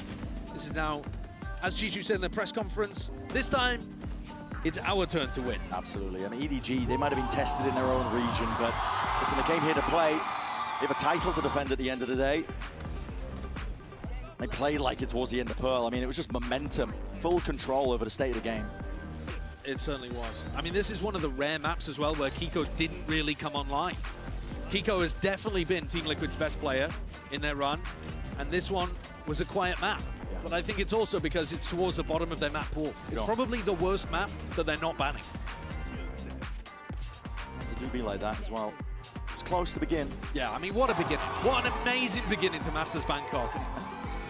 The 16-18 scoreline on Split, that's going to charge up EDG. They've gone, I mean, they're on an undefeated streak in terms of from champs to here. Absolutely. We're going to set it down to the floor here for the Verizon post-match interview. And I believe we have Kangkang ready and waiting. All right, we are back here again with... Okay, with who? ชื่ออะไร? No, we are back here again with Kangkang. All right, first of all, congratulations for the win.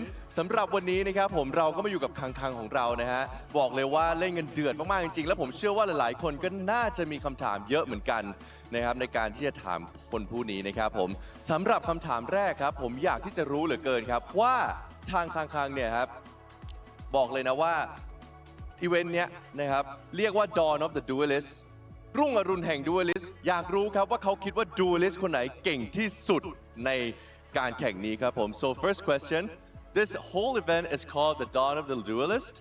I would like to know who is the best duelist in this competition in your point of view for this competition. 首先，恭喜康康你们取得了这场比赛的胜利。那我们整一个赛事其实的主题就是决斗序章嘛。那从你的角度来看，你觉得谁是最强的决斗者呢？我觉得德克应该是最强的决斗，但是你身为一个决斗者，你就要有以下犯上的决心。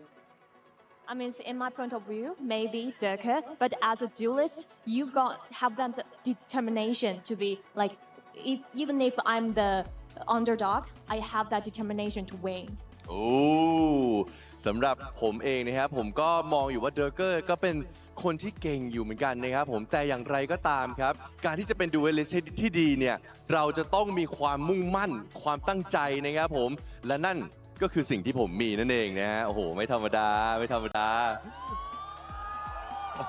all right awesome to the next question Kangkang you mentioned previously that you would want to be champions at one of the masters to add you to your trophy collection how confident are you after this amazing performance in your match之前可能提到过说想要再获得一次大师赛的冠军来进入到我们这个奖杯的这个集收当中嘛那在这一场精彩的比赛过后现在信心如何呢怎么说呢信心肯定是有的，然后能不能拿冠军再看吧，对吧？ Of course, we are confident, but if we can finally got this trophy, got this championship, we'll see. ก็นะครับผมสำหรับความมั่นใจนะครับต้องถามก่อนนะครับเพราะเมื่อกี้ผมน่าจะลืมถามคำถามนะครับผมคำถามคือว่าเขาเคยพูดว่ามีความตั้งใจที่จะได้แชมเปี้ยนนะครับผมในรายการมาสเตอร์อีกครั้งหนึ่งเลยถามว่าโหเล่นขนาดนี้เนี่ยมั่นใจขนาดไหนนะครับผมซึ่งความเป็นจริงแล้วเนี่ยคังเขาก็บอกว่าไม่รู้ว่าจะเป็นยังไงเหมือนกันครับผมแต่ค่อนข้างมั่นใจกันเลยทีเดียวนะครับผมI agree นะครับผมอีกหนึ่งคำถาม one last question right and we cannot skip this one สำหรับคำถามสุดท้ายนะครับผมอยากรู้มากเลยใครจะไปคิดเกมแรกเราเล่นไปถึง30 ราวน์เลยทีเดียวนะครับอยากรู้ว่าคิดอะไรนะเพราะว่าเอาจริงๆคือเป็นแชมป์เก่ามาด้วยอยากรู้มากเลยว่าไปถึงจุดนั้นเนี่ยคิดอะไร so I don't think we can skip this question you know the first game it was really intense your performance was great but also your opponent has put up a great fight we went to round 30 I want to know what went through your mind 当然，我们绝对不可以错过的一个问题，就是在第一张图的时候，你打得非常好，当然你们的对手也是发挥非常的出色，甚至一度到了一共30轮的这种小局嘛。那当时什么一个感受呢？我不想管他们到底是什么感受，我只想把他们碾碎。Actually, during the matchup, I actually didn't really want to think about what our opponent is thinking. I just want to smash them. โหแปลไงให้ดูดีนะฮะเอาละนะครับคังบอกว่าก็ไม่รู้เหมือนกันนะครับผมคือไม่ได้คิดอะไรมากครับคิดแค่ว่าต้องลุยให้ชนะครับผมand that okay ladies and gentlemen and that is just match number 1 we do have one more left but first of all that was amazing thank you Kang congratulations on your first win and we'll take it back to the break and we'll be right back.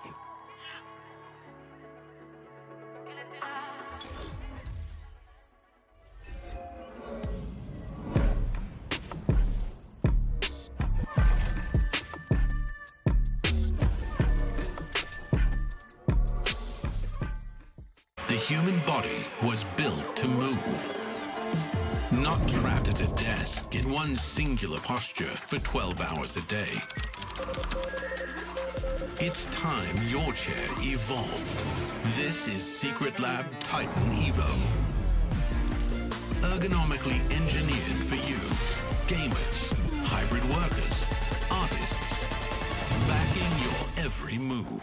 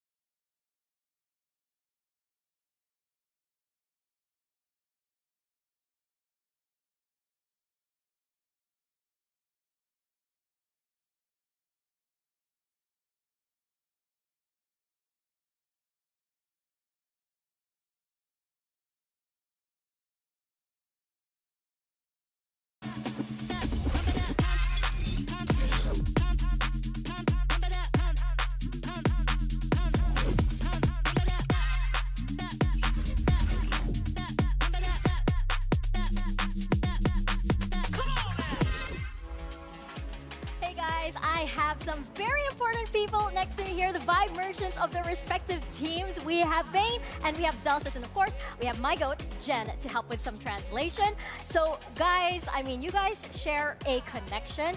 Bane, you call yourself Korean. Zelsis! Yeah! How did this start, and why did you call yourself Korean Zelsis? 그냥 젤시스 님을 봤을 때 이렇게 분위기를 올려주고 막 이런 게 저를 닮은 것 같아서 너무 마음에 들어가지고 또 좋아하는 형 그래서 코리안 젤시스로 스스로 부르기 시작했어. So when I looked at Zelsis, I kind of saw a little bit of me in him because he's the vibe merchant, you know, keeping everyone happy, and you know, he's like my American Hyung bro. He's a good person, so I started calling myself Korean Zelsis. Aww. Thank Look you. at that. He sees himself in you. That's my little bro. Aww. That's little bro. See, what am I going to say? Connection Yeah. here. What was your reaction when you heard the Korean Zelsis thing coming up? At first, I think I saw it from a tweet, and I think it was my teammates that were like, "Yo, someone is calling themselves Korean Zelsis in Korea." I'm like, who? And then like I saw the tweet, and I was like, "Oh, that's so cute." And then I was watching his like hype video. I can't remember the team you were playing, but he was just like yelling on stage and really hyped, and I was like, "Yeah, Korean Zelsis." Yeah, he representing the brand well. Yeah. He's doing great. He's a very happy guy. Every time I see him, he's smiling, having fun. So yeah.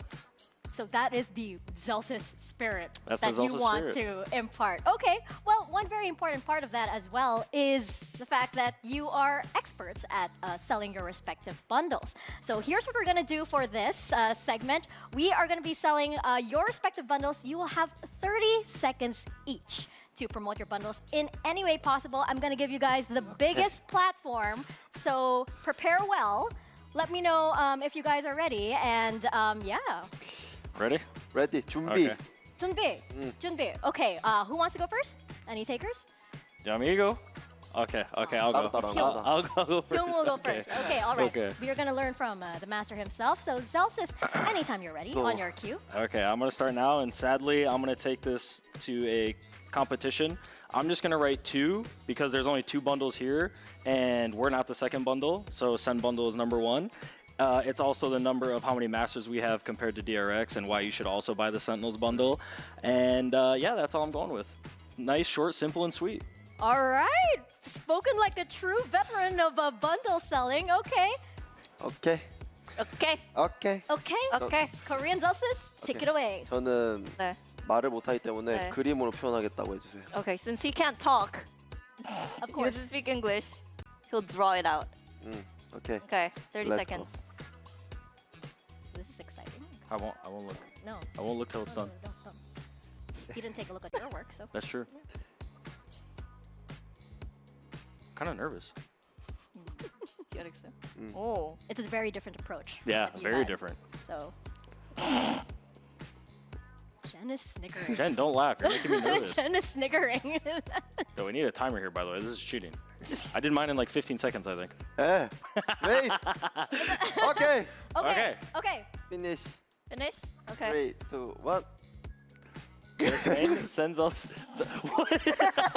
He shot you dead with the That's bundle. good. DRX bundle. DRX 클래식 쓰면 젤시스를 이지 컷 할 수 있다. Oh, okay. So you get DRX bundle, use the DRX Classic, then Zelsis is an easy cut. Oh! You got me. Oh my You gosh. got me.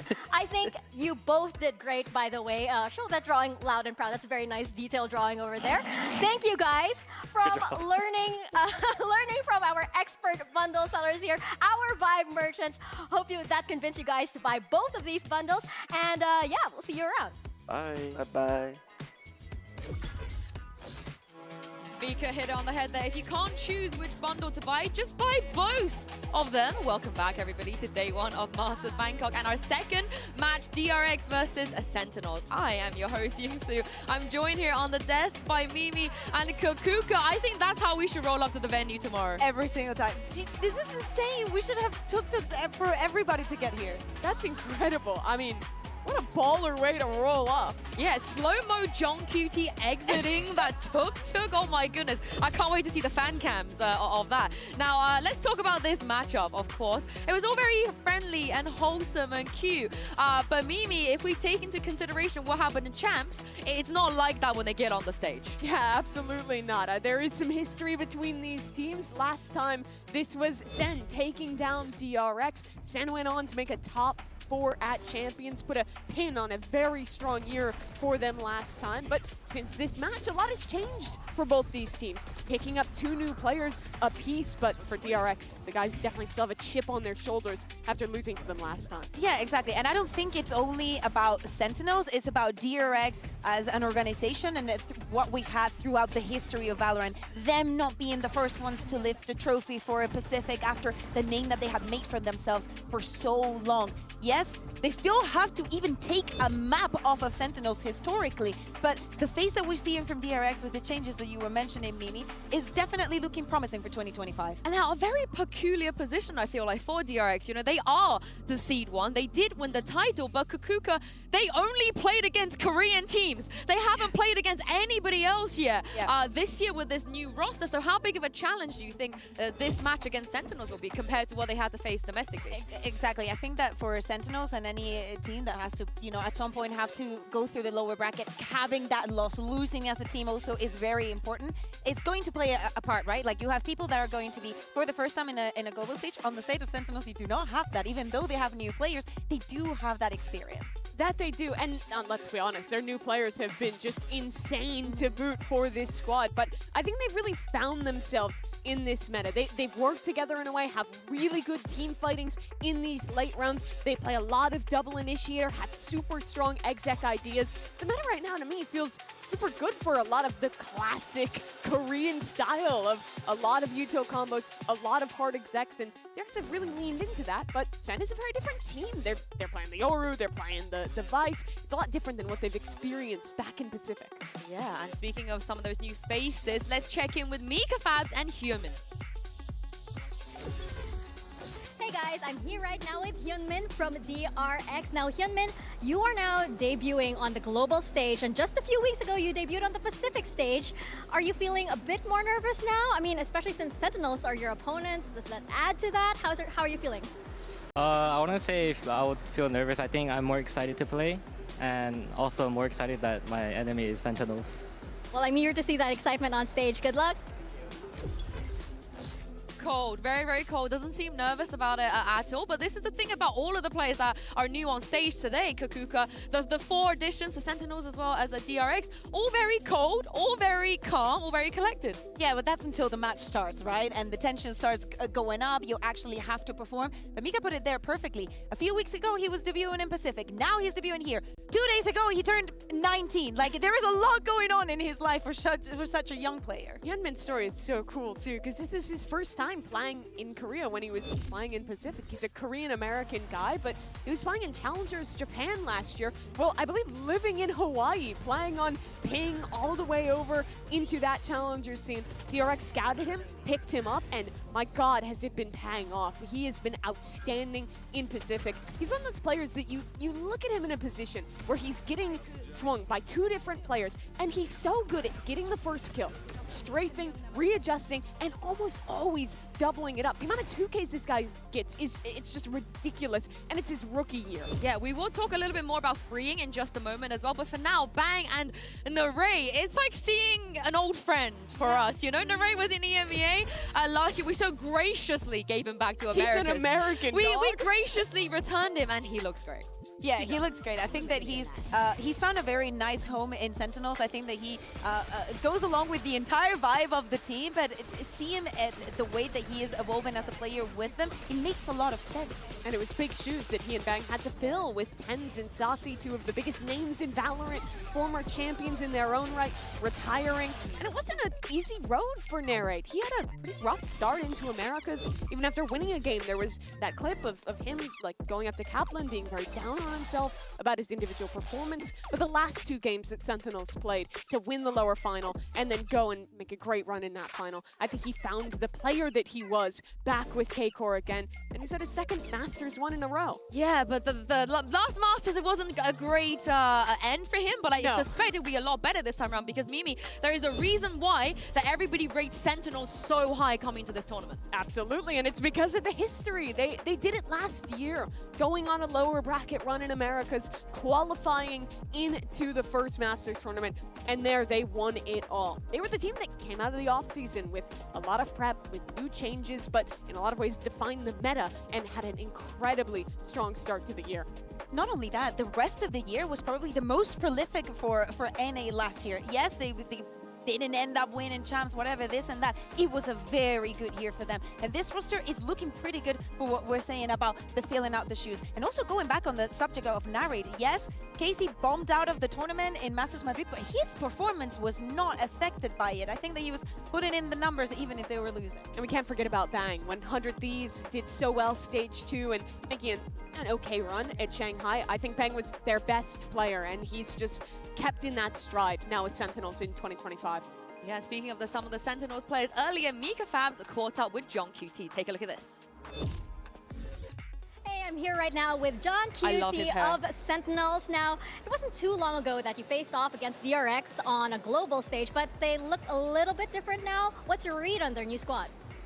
I think they're coming very strong, obviously. They won Pacific, but I feel like they kind of still have the same structure, same IGL, same coach.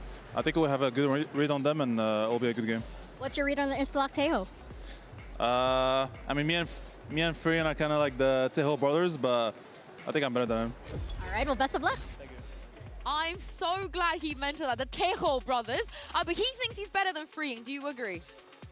Yes, because I have seen Frien using ultimates and salvos that I don't think were really thought through or really understanding how to use it, or when is it's not when is the moment, but actually what you're trying to achieve with it. Yes, he has only played Tejo for the entirety, for every single map that they have played during kickoff, Frien has been on that agent, so the reps are definitely there, maybe. I have to disagree in some ways around his drone and his stun use. I think it's the best of any Tejo I've seen. He does a great job of using those abilities I will give you. Proactively. Honestly. He oftentimes is using the drone's suppression ability very strategically to take care of opposing ultimates. But John's looked great on the agent as well. This was a new thing for him, playing Sentinel in 2024, role swapping along with some other members, also changing roles into this year. And I think that him playing so much of this Tejo has allowed Sentinels to lean into this read they have of constantly breach, Tejo, Vice, Yoru, which I think is so strong right now. Vice is the best Sentinel in my opinion.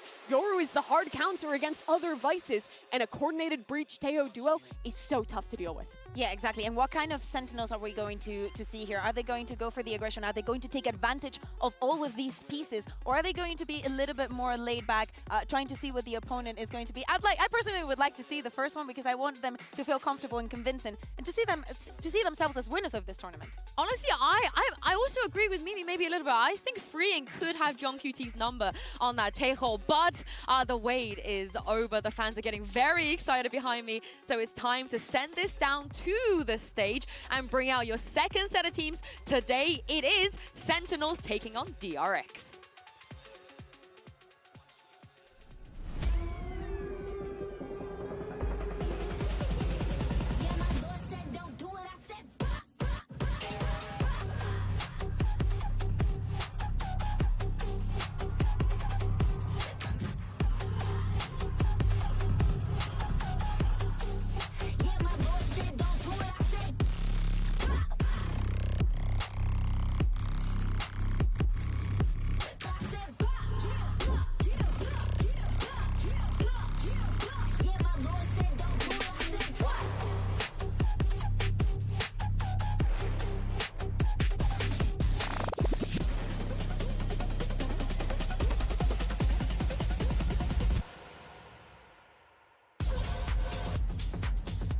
Sentinels are no stranger to this stage. They won the first global event last year. It'd be interesting to see if they can do it again. But DRX, with the addition of the new faces and the addition, what we talked about with freeing, playing only Taeho in this meta, this map, Paul, how do we feel?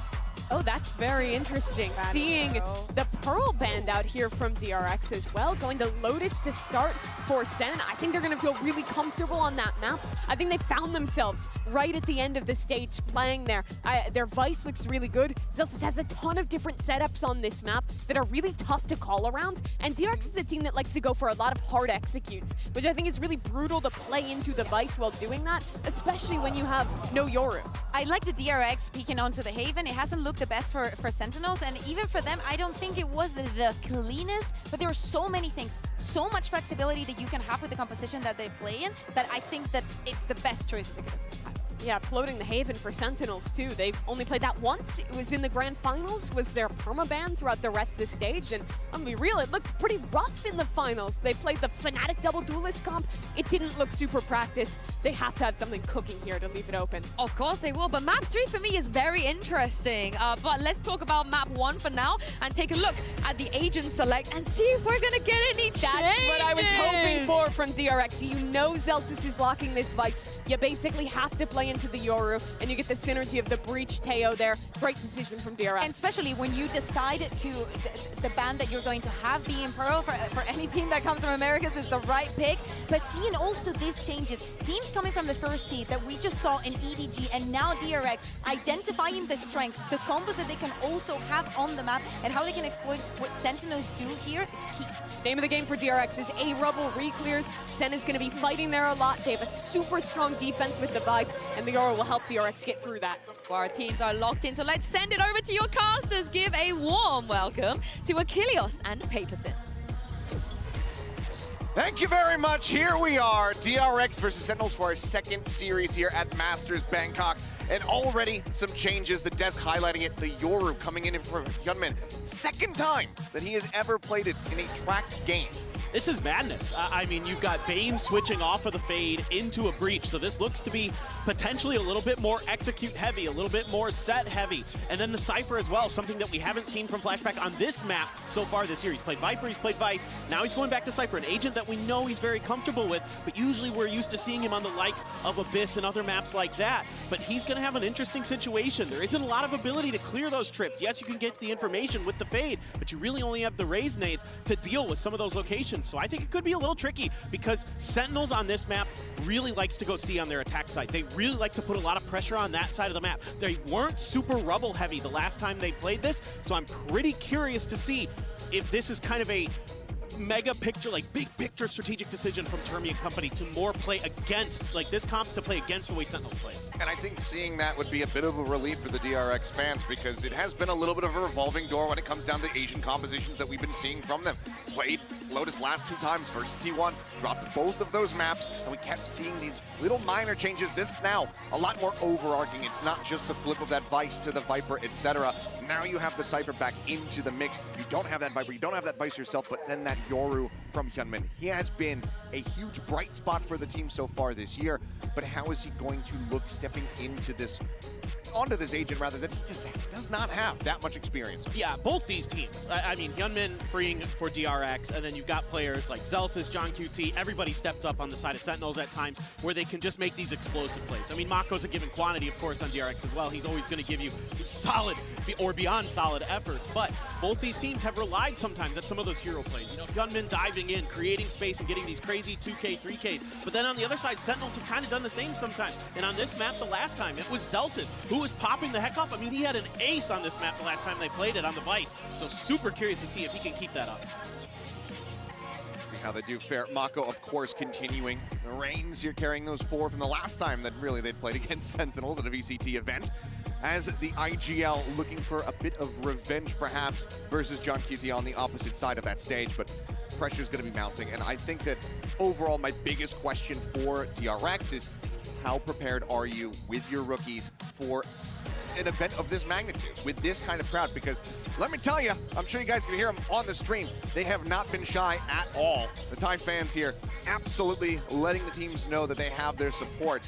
Will these players from DRX be prepped enough that bear with that, especially when the game stops going their way, starts going the way of Sentinels, to be able to hang in there. The Sentinels overall, as far as that experience is concerned, they have the upper hand. Yeah, I think you're absolutely correct. And I think another fun thing to look at is going to be the energy that both of these teams are going to be bringing to the stage, right? Look, Sentinels are a given quantity. We've seen them pop off. They talk about it literally during the matches, right? But then on the other side of the coin, DRX, this isn't old school DRX anymore, folks. This is a team that pops off. If you haven't had a chance to watch DRX this year, Mako is yelling. Oh, yeah. He is getting involved even. So this whole DRX team now is also able to bring that energy, bring those emotions. Obviously, Bane is going to be one of those players leading the way, but it's the whole team. They are so loud on stage this year in Pacific. It has been jaw-dropping. Well, you hear that roar from the crowd, and it can only mean one thing. This game is ready to get kicked off. Let's go ahead and hop into Lotus for map number 1. We'll see which side of the crowd rings out a little bit louder. Is it going to be the Pacific Faithful or those from Sen City known the world around? Let's find out, as already Hyunmin pushing forward here at Rubble. Yeah, it's looking like a pretty similar setup for the side of Sentinels. The last time they played this 2-1-2 split on their pistol, they like to spread the map a bit, and they always use this Viper wall further back. They sometimes just give up rubble control because they like to pinch you when you're trying to go through tree, when you're trying to execute onto a site. A little bit of information garnered. Hyunmin past the wall. Past the wall, flashes himself there for a brief little moment. Contact coming his way for now. Zelsis just held back here at Waterfall. Rotation's gonna start coming through from Sentinels, realizing that this is in fact going to be a C plant. Now, we'll just go ahead and get into the 5v5, the back end of this spike plant. Everyone's still untouched. Got a little bit of utility here. Paranoia and Aftershock available for DRX to utilize. Shock through, flash connecting, but just a tuck away there. Mako staying safe here for the moment. That Paranoia still at the ready. Zekin trying to push forward. Paranoia crashing across, connecting onto 3. Zelsis trying to open things up here from that waterfall side. Swinging into the smoke line up there as Bane's able to find one to right. Firing back, but it's going to be DRX filling the kill feed as Zelsis can find one more, but cannot get it done. Pistol goes the way of DRX. Yeah, just a nice start here to this map for DRX. Working things nicely, being patient off the rip, just seeing if there's anything unusual from Sentinels in the beginning. There isn't. They're able to get Hyunmin past the wall. Then it's a good use of the salvos by freeing right as that wall is dropping to give DRX the ability to make that execute cleanly, safely, force Sentinels to play a full-on retake. And then they just lock it down with some good shots, and you can hear them. They are loud, folks. This is not the DRX of old. Certainly not. Bane on the rejoin, give them some much-needed energy, as it's going to be a little bit of a rush play out here towards Mound. Cut of the noise in the meantime, just going to be Zelsis on his lonesome over here by A. Rides the rope, gets up top over towards safety, just relaying his pressure coming his way to the rest of the squad. Site will be taken, the plant can come through. Yeah, they've got the U-tilt to watch the backside here, assuming they check the camera. Bids get cleared, so they're going to be aware of this long lurk flank from Sentinels. See if they want to get aggressive on this, try to deny Sentinels going down to the spike. Door broken open, 7 seconds until that next salvo comes online here for freeing. Also does have that concuss. Mako plays close here for the moment. Bulldog in hand. Hyunmin down at drop. Bulldog of his own. Question is for Sen. They try to make a play for it. They just sit back. Looks like they're going to try to at least get something going here as Pain Shell does land. Hyunmin eating a bit of damage, but widely Sen seeming content to just go ahead and die to the spike. Get that death bonus for DRX. This does mean that they're going to be able to hold on to all of these weapons.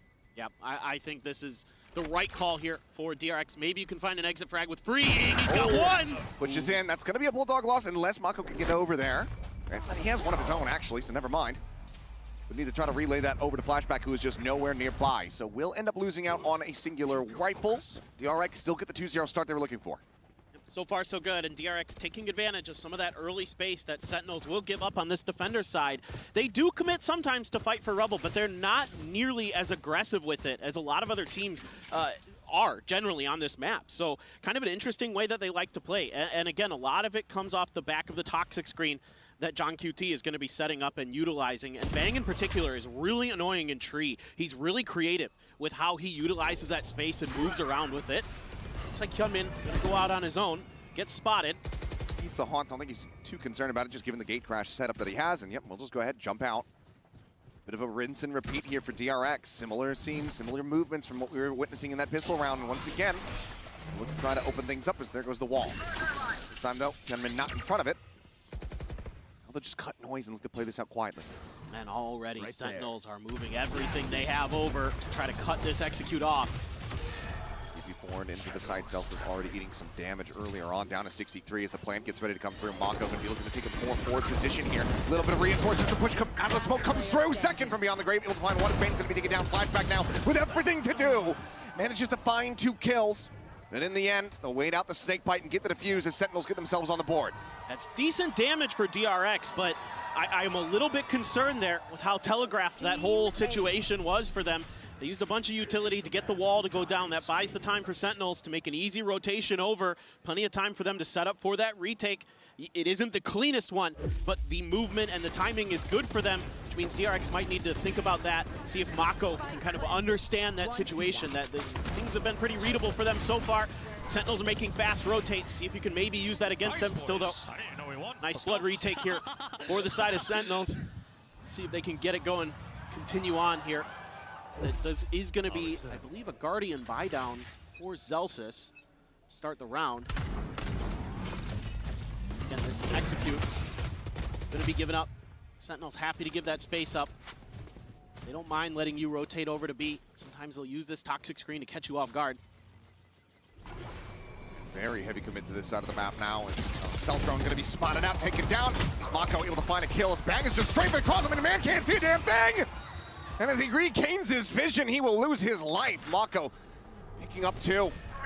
Very fast reaction here as Narade just desperately going to try to hop away. Knows that if he swings out, he is dead. Ends up falling to the aftershock. As Hyunmin on a quick peek will find John QT. DRX are wise to Sentinel's way. I mean, it's all util here that gets the job done. It's the stealth drone that identifies Zekin, and then you're going to get the kill on a bang off the flash, and then you get an aftershock kill to boot. Crazy good preparation being shown so far from DRX. That round right there was as good as it gets as an ante. Unbelievable. Zelsis now is having to stay tucked away, just that Guardian in hand. Doesn't look like anyone's going to go too deep in pursuit to try to find him and suss him out. We'll be able to go ahead and at least retain that, but DRX moving up now by 2. We'll get the upgrade here onto the Phantom. Just min-maxing as much as humanly possible here is Zelsis, but in the end, it's 3-1. DRX out in front at the moment here on Lotus. Yeah, they're just really well drilled, as you would expect from a team with Termi coaching them. You know, some doubt with this DRX roster coming together this year. But Termi has once again worked magic. It's a great aftershock, great shot from Hyunmin, man. He's been electric coming in as the duelist for this squad. Has really been a great replacement for Buzz's huge shoes to fill. Now, Dimensional Drift one away, the Rolling Thunder as well, right there for Bane. There are margins, and obviously just that one Phantom carried over here, still in the hands of Zelsis. Okay, push up into the smoke in second, able to find a right click. Showstopper's built up, but he cannot fire off the rocket.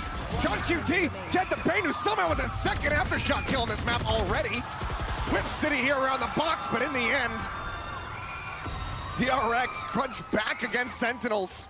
They do not allow for them to get a modicum of additional damage in that round. I like the play call here from John QT. You know, they haven't shown any real rubble contention or aggression. Just go deep in the paint, see what you can get done. And they do a fair amount of damage at the very least, give themselves a chance to sneak this one away. But freeing their great reactions against the Showstopper, just in a really nice position to shut it down before the rocket could even get out to be shot. And then, yeah, a little bit of a whippy spray around the box, but into the next round, DRX this time going to go on an exploration towards Mound. And look at how fast the rotations are coming through. Already Zekin over here, along with John QT and Zelsis. Has to be. Have to be making these faster pivots as Mako is just TP'd in. He's just hounding him down. John QT assassinated him and now strike. Zelsis is gone. Second here to try to hold the line. Spots out one. It's a good timing there, but now the Rolling Thunder is crashing his way. Hooks back into the corner, staying safe here for the moment. Warning shots out there from Freeing. Solid efforts here from Sentinels to be able to keep things as even as they are, but right as I say it, the rate picked apart. Cam cleared, second flashed, once again forced away as Bang now arriving in from Waterfall, sends out that paranoia, but it only connects onto one, 2 targets, second! Somehow nearly Gets that transfer off into the second kill. With 2 players left alive, DRX now move up 5-1. I'm pretty sure Mako double TP'd. I think he set up a smoke on the edge, on the corner of the C site, TP'd into it, then TP'd again, right into the back. Yep, unbelievable stuff. Hit the stun as well. So Bane there coming in big with his utility. Some big assists. He was so good in the Grand Finals of Pacific with that util. And he's continuing on that once again. Has just really embraced this role of, obviously, you know, the jokes abound that he's the Korean Zellsis, the hype man, but really he's been doing a great job with setting up his teammates. He has really embraced that role. Action does not stop. Hyunmin off the rip here in the round. Immediately just going to be sending out the ultimate. Tries to send a flash, but ends up getting stunned, so can't go for the swing out that he wanted. Another little peek in. The Haunt, this time Mako tipping up on top of the platform. Ends up getting gunned down, and this is going to be a big advantage. The first real one that Sentinels have had. They look to get themselves a second round win. Plan still going to be coming through. Armageddon available from Freeing. As that is going to be the Steel Garden coming in. Freeing trying to go off on a timing, trying to catch them here while he still had his rifle in hand, but ends up falling to the wayside. So now 2v5 to try to convert this one. Tapping on the spike to swing onto the corner. The shorty not going to be finding too much, but Bang is finding them both. Massacres them there, and that is going to be a flawless round for Sentinels to go ahead and get the second win. Yeah, that's a huge breath of fresh air here for Sen. It's just a quick execute off the back of the Yoru ult. Zellsis wins a battle against Flashback, just a fadeaway there with the Phantom. Oh, John QT got the spot off the fade util. And they're able to use that Steel Garden nicely to make sure that it's a much easier affair at the end. And it's a great snappy reaction. Yeah. One ultimate, you get 2 away from DRX, and you get the round win on top while retaining all of your weapons, so you can try to start building up this economy that's widely been getting away from you. Absolutely correct. And you've got some big ultimates to counter some of what DRX might want to do here. There's a lot of that util to clear the space. Catch a player out, and there that's loose with the nightfall. Sends it out, gets multiple players on the side of DRX. Be operating without their audio. 4-player setup here from the side of Sentinels. Damn convinced that this is going to be an A-site hit in the end. I'd like to see DRX work the map a little bit now. Okay, the ult's been used. Your positions have been identified. There. Maybe you think you can get away with just kind of pausing a little bit under the door here for Hyunmin. That toxic screen looks like it's going to dissuade him momentarily. Oh, the push-up from Narrate. Coldway that goes out. Especially the final one before getting traded out, and Bang trains it up. Dead flashback dinked. Dead as Bang comes away with another. Now just Bane and Freeing. Still inching forward, still playing forward into this site. Sentinels have 3 players ready to reply. Very difficult. Still the stealth drone. Could use it to check the site itself. Bane still with an aftershock for the post plan if they can get it there. 30 seconds Boombot left. going to confirm the positioning here. Now Sentinels keen to wait for their moment to strike. See what the decision is going to be. If they're going to let them plant, that seems to be the case. Wait for John QT to get over, really make sure you've got the full forces available for this retake. Don't give DRX any chances. Don't give them the 1v1s. Salvos is trying to check a couple angles here, and Bane respects the damage, creeps forward, trying to catch second off guard. Has it worked is the question. Freeing in the meantime, needing to try to hold the door. Zekin getting ready to go on the swing. The gun barrel spotted there for a brief moment. He's playing it so patiently, and he walks right into it. The kill does come through, but now he's all on his lonesome. Looks to go for the drop down, get the aftershock through. But Zellsis will take his feet out from underneath of him. Sen starting to rally back, get themselves a 3rd round win. Yeah, this is the Sentinels that I'm used to seeing so far this year on this map. Really patient play around that toxic screen. Keep your opponents guessing. When are you going to get aggressive off of it? You know, you use the Nightfall. You don't do much off the back of it. Yeah, they get some info. They're able to just kind of plant their feet, wait things out. And then it's a nice push there from some of the players, waiting for that toxic screen to fall, for their moment to strike. Bang, right, ready and waiting for the trade there. Really nicely done. Flashback having a little bit of tough time on some of these 1v1s. He's been good on some of the defenses in terms of post plants, but keep playing confident. these 1v1s he's been losing, Zellsis and others, so I like this timeout from DRX. I was gonna say, you know, timeout call comes through despite the scoreline. It is DRX, Termi, wanting to try to slow down this momentum that's starting to build up from the side of Sentinels. But you heard it from Zelsis saying, guys, keep playing confidently. Clearly things a bit shaky in these initial rounds. Onus is now on DRX to try to silence that confidence on the opposite side of the stage. For sure. And what I hope that Termi might be instilling in Mako and the others here is spread the map a little bit. Let's work, try and bait out some of the utility, try to bait out some of the Sen players. You know, we used a lot of our playbook here with some set executes. We went with some fast rounds. Some of them didn't work, some of them did. Let's try and slow the pace down a little bit now and see if we can catch Sentinels off guard and push and pull them around the map a little bit more. You will find some openings against Sentinels as well.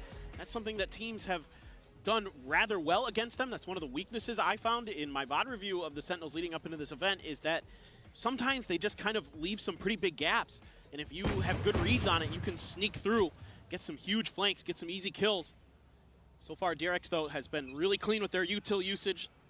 But Sen has responded in kind. Got their heads on straight now. Second, sensing the pressure. Just gonna get on out.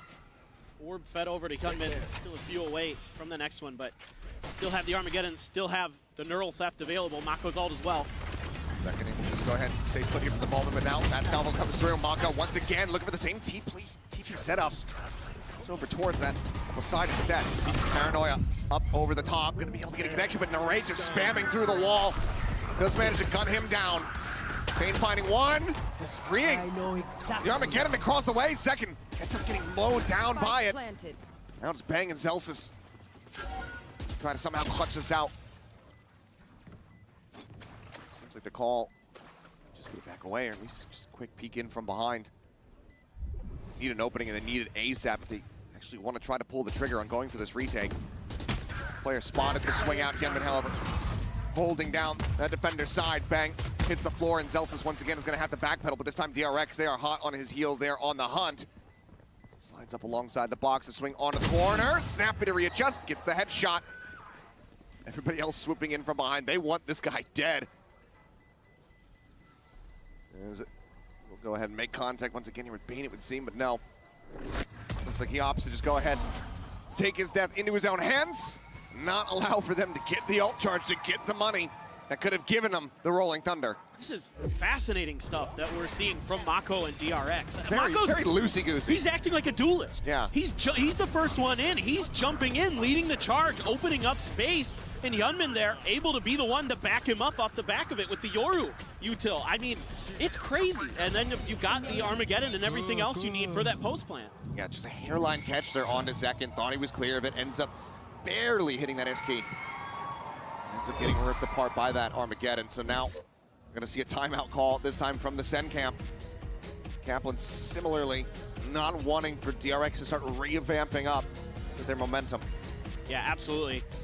It's really tricky what DRX is throwing at you. I mean, that last time out was just all about another set play. That was all it was. And if they can beat you like that, you know, against a team like Sentinel, sure, on your attacker side, you're going to have some opportunities to showcase your ability to do the very same thing, because this is a team that is very, very good at that. But right now, they got to stop the bleeding.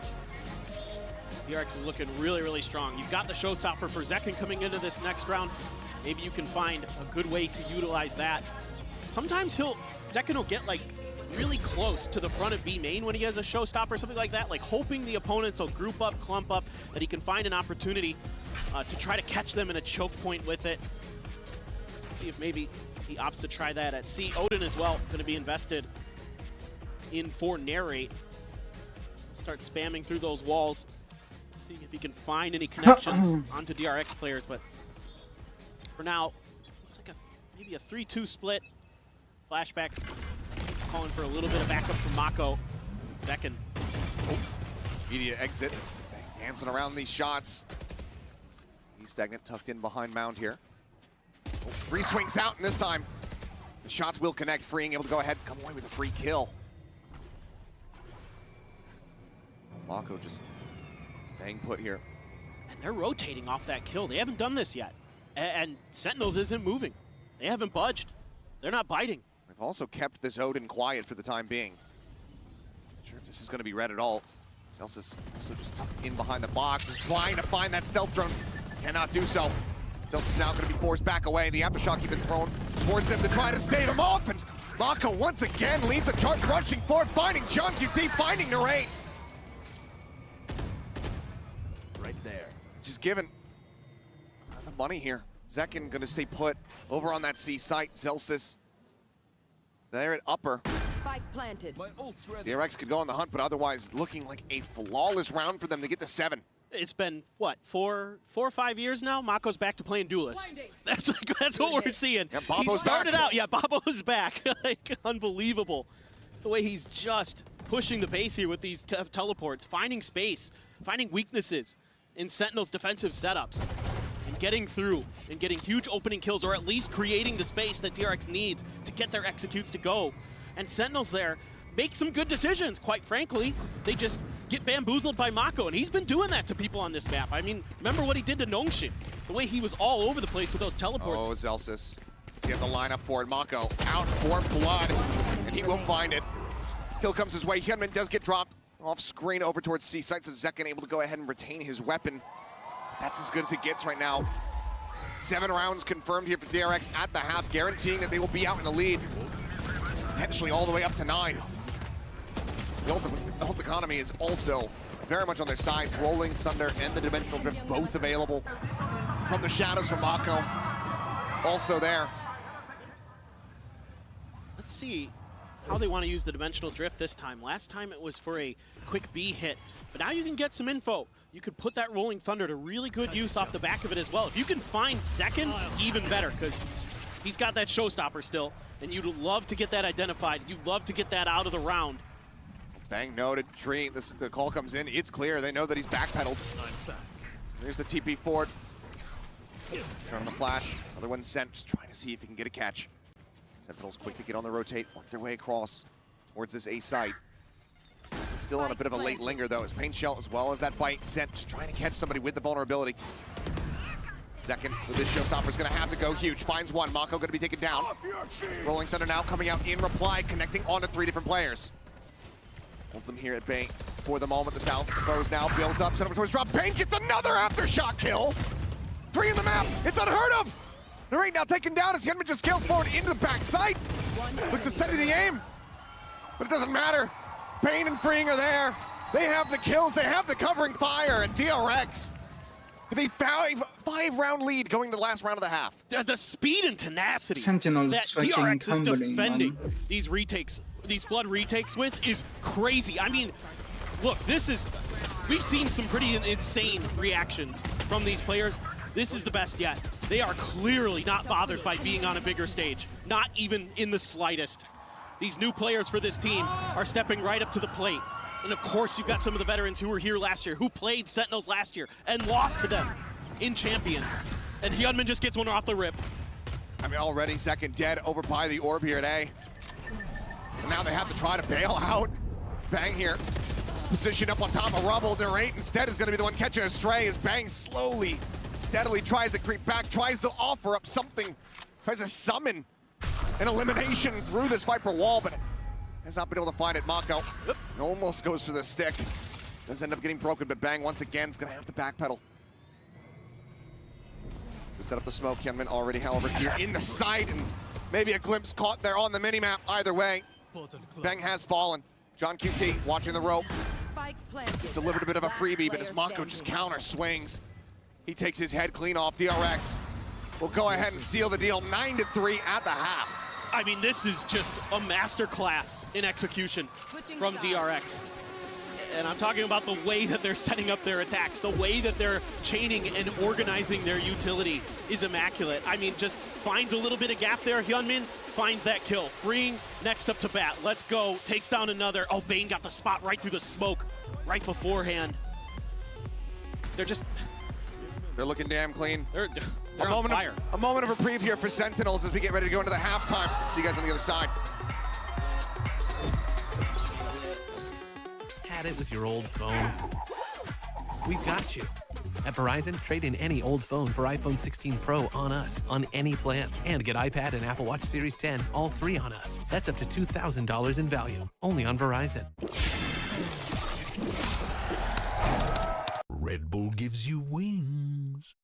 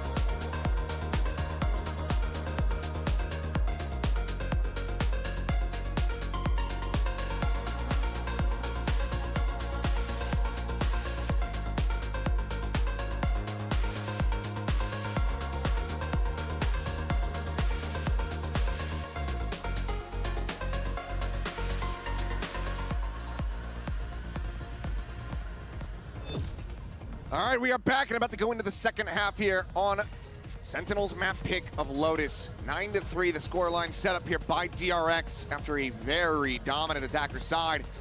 Sen believing in curses, hoping that they can turn this one around. No doubt about it. They certainly can. There is no doubt in my mind. I've seen this team too many times, you know, rally back when things look tough or just go on a streak when they absolutely need to. So they definitely can right here. And they're already looking to try to do a little bit more damage to see. This is their favorite side against MIBR. And I pointed it out earlier, Flashback, I think, might be under a lot of pressure on this half. So he's going to really need to step up on that Cypher. As the cam setup hasn't revealed it quite just yet. And once he does toggle it, should pretty much reveal all, but they're going to be able to get forward here towards the side a little bit faster. Now there's the trip, does get a catch. Hunman just trying to hold things down over for Waterfall. Flashback trying to stop, you know, get in there on the opposite side. Cannot do double break! What just happened? Tap after tap! Freeing! Holy shuts shit, them man. down and says, no, not this time. This C site is ours. He is electric. That is crazy. That second tap is so good. Right there for the finish onto the ace. And the pop-off as well. From on Dark Horse at first strike to one of the biggest stages in Valorant esports. Welcome to the global scene, Freeing. What a way to open up this second half. He has just been nasty all throughout kickoff. And that's just case in point right there, folks. There's that cam again. Gonna get a lot of good info. DP forward here alongside the box, but Gunman has the angle in towards the smoke. And it's gonna be John QT taken down, bang, noted. As they just continue to spray away, Freeing, looking for a little bit more, but there you go. Flawless round as DRX to absolutely speed run their way through this opening half. And those are brutal losses for Sentinels. You know, when you're down 9-3, you're really looking at that pistol round to turn things into your favor. And this is something that killed Sentinels against G2 in the Grand Finals of Americas. They were losing a lot of pistols, starting on the wrong side of almost every map. And once again, they are on the wrong side of things.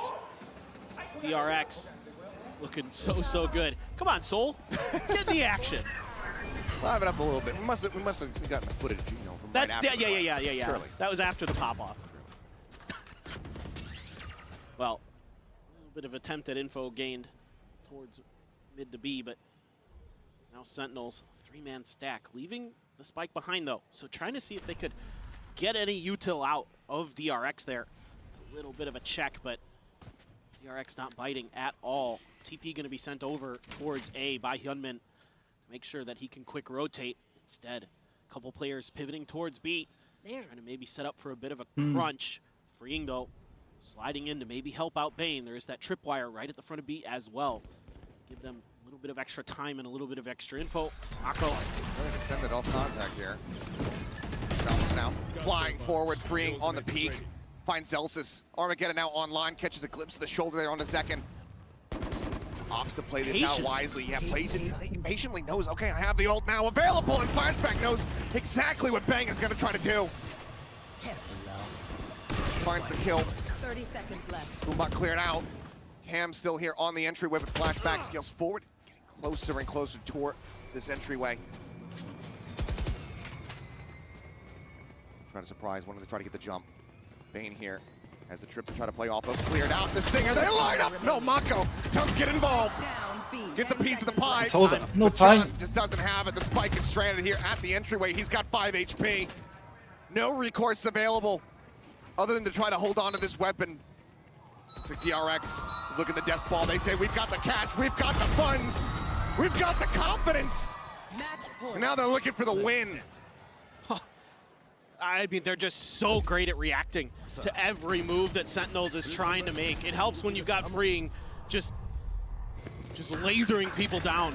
And then Bane there able to play right off that tripwire. Mako as well, giving him a little bit of backup.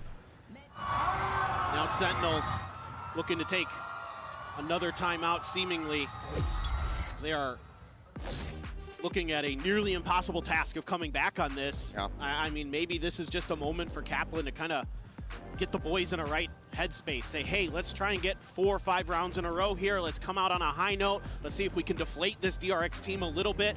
I don't mind this at all. You've got the timeout. You might as well burn it. But this has been absolute disaster for Sentinels on their map pick of Lotus. Yeah. Certainly not the way that we were anticipating this to go. And I mean, again, the quandary surrounding DRX was, how is this comp going to look? They are a very good, execute heavy team. With the Yoru in here, there's a lot of things they can do, but how comfortable is Hyunmin going to look? It looks like he's been playing Yoru his entire life on stage. It does. It looks so clean. I mean, and it helps when you've got players like Mako who can step into a slightly different way of playing Omen off the cuff and set up that space for you to be actually the secondary entry in a lot of situations for DRX. Here on the defender side, well, Freeing's been lighting players up. That helps a lot too. And he has been just as good as always. 17-5 right now for the Taeho main. Now they've got 4 players here at Rubble. They're so ready for this. DRX. And what is that shot? Unbelievable. Any game plan that Sentinels established in that timeout has been shattered as Hyunmin picks second out of the sky.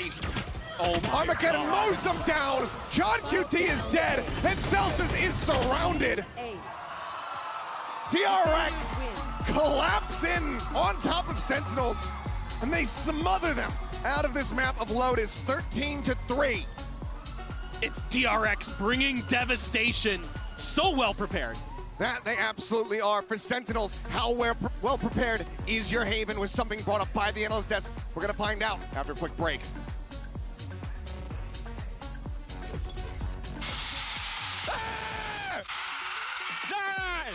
Oh, what?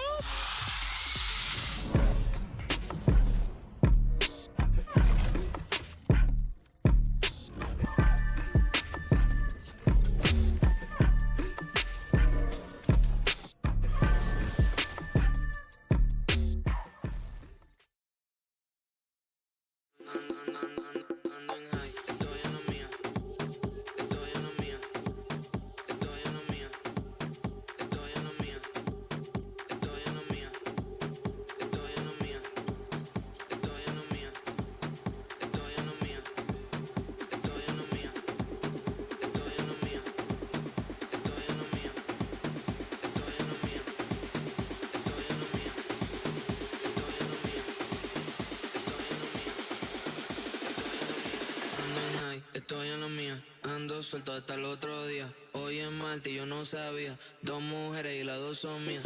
Ando en high.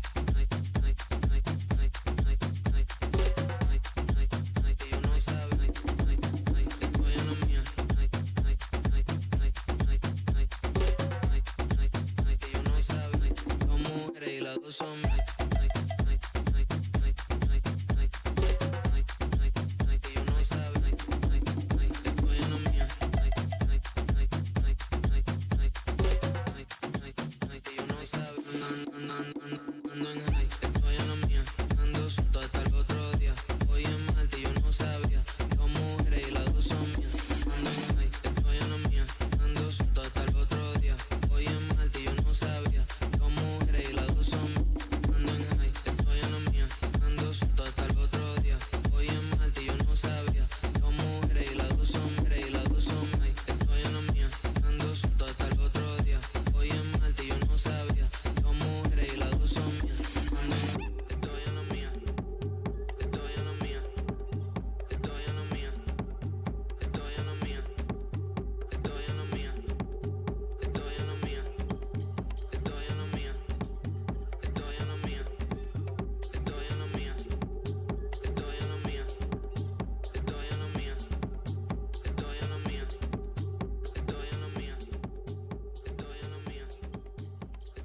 face your death. Cause you play a roulette with each step I progress. No less, go ahead and place your bets. Cause we know where we at, we know we top tier. Cause all the hate that you bring, we know it stops here. I'm taking off like a rocket here, ain't stopping here. It's strange how they cannot see the future but see profit here. Wait up, we gon' always win. Promise that that's not a promise, yeah, that is a threat. You know that I promise to bring the team commas. When the whole team win, that's when you flex. Win, and I'ma do it again. Watch me win, then watch me do it again.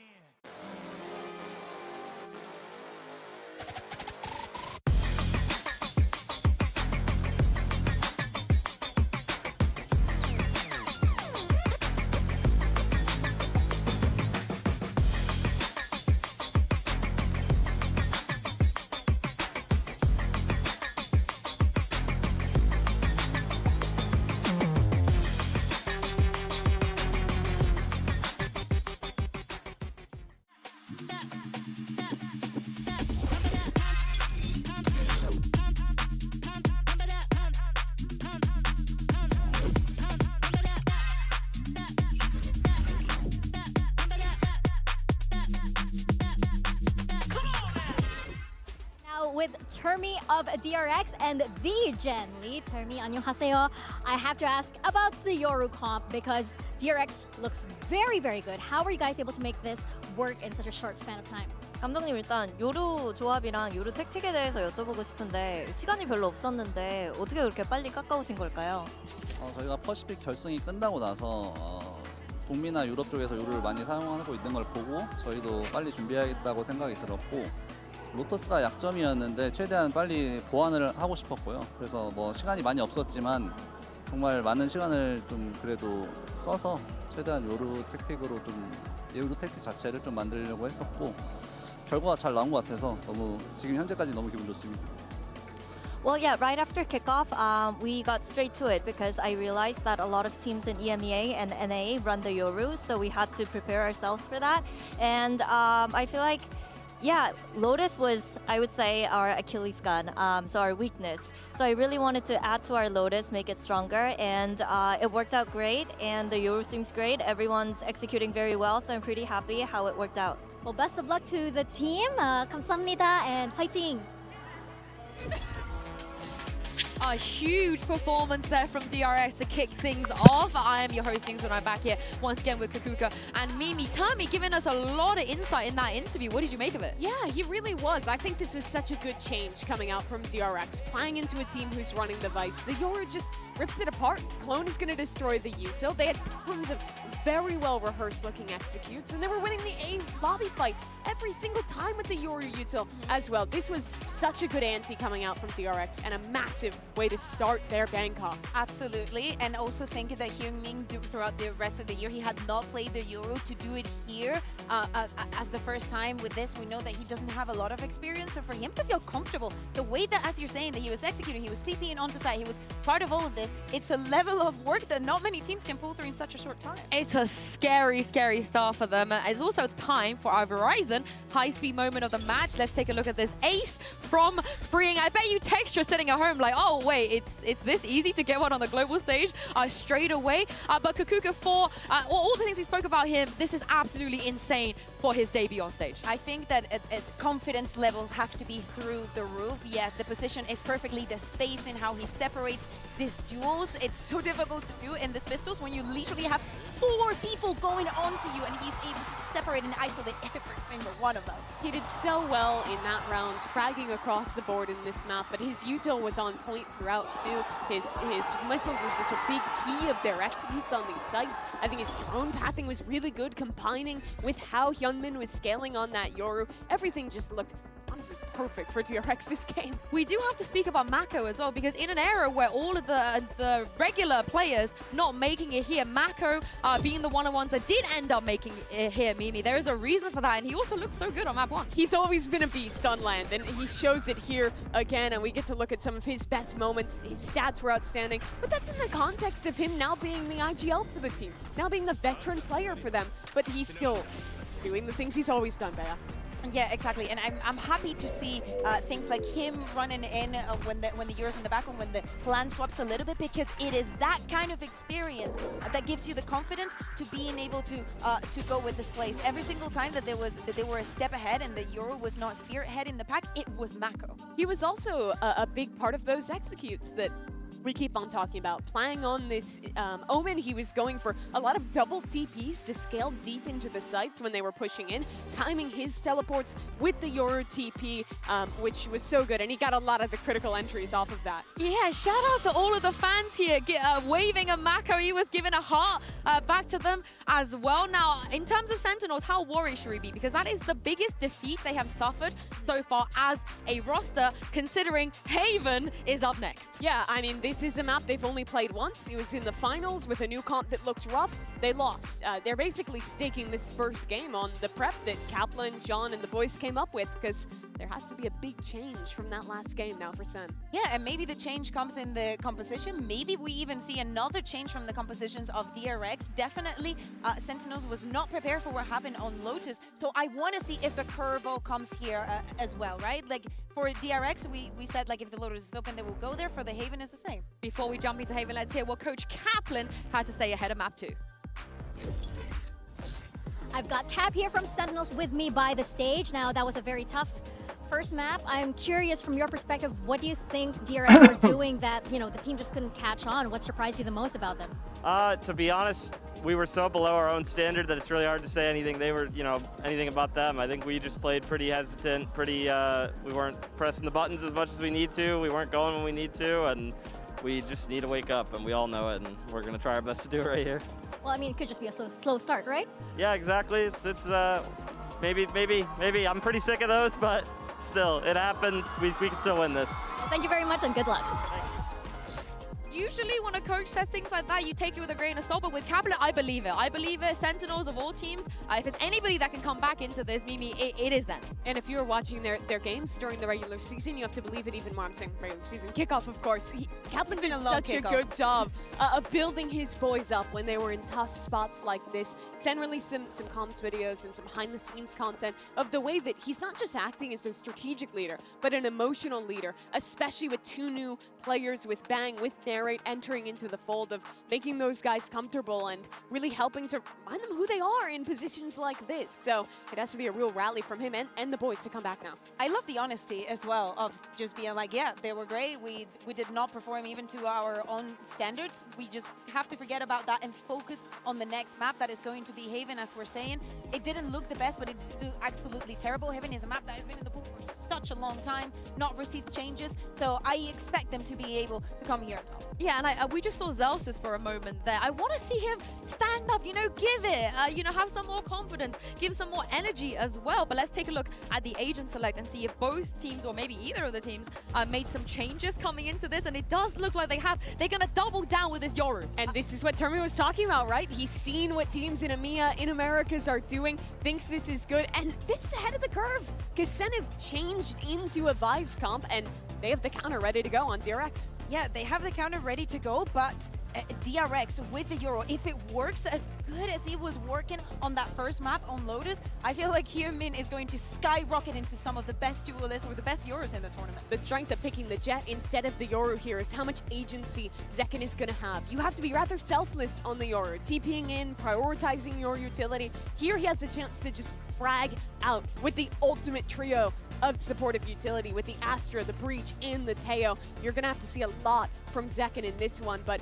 he was the hero for them. Masters won last year. The Madrid MVP has to show up. Well, let's see if Sentinels can force a map 3 out of this, and find out by sending it back to your casters, Achilleos and Paperthin.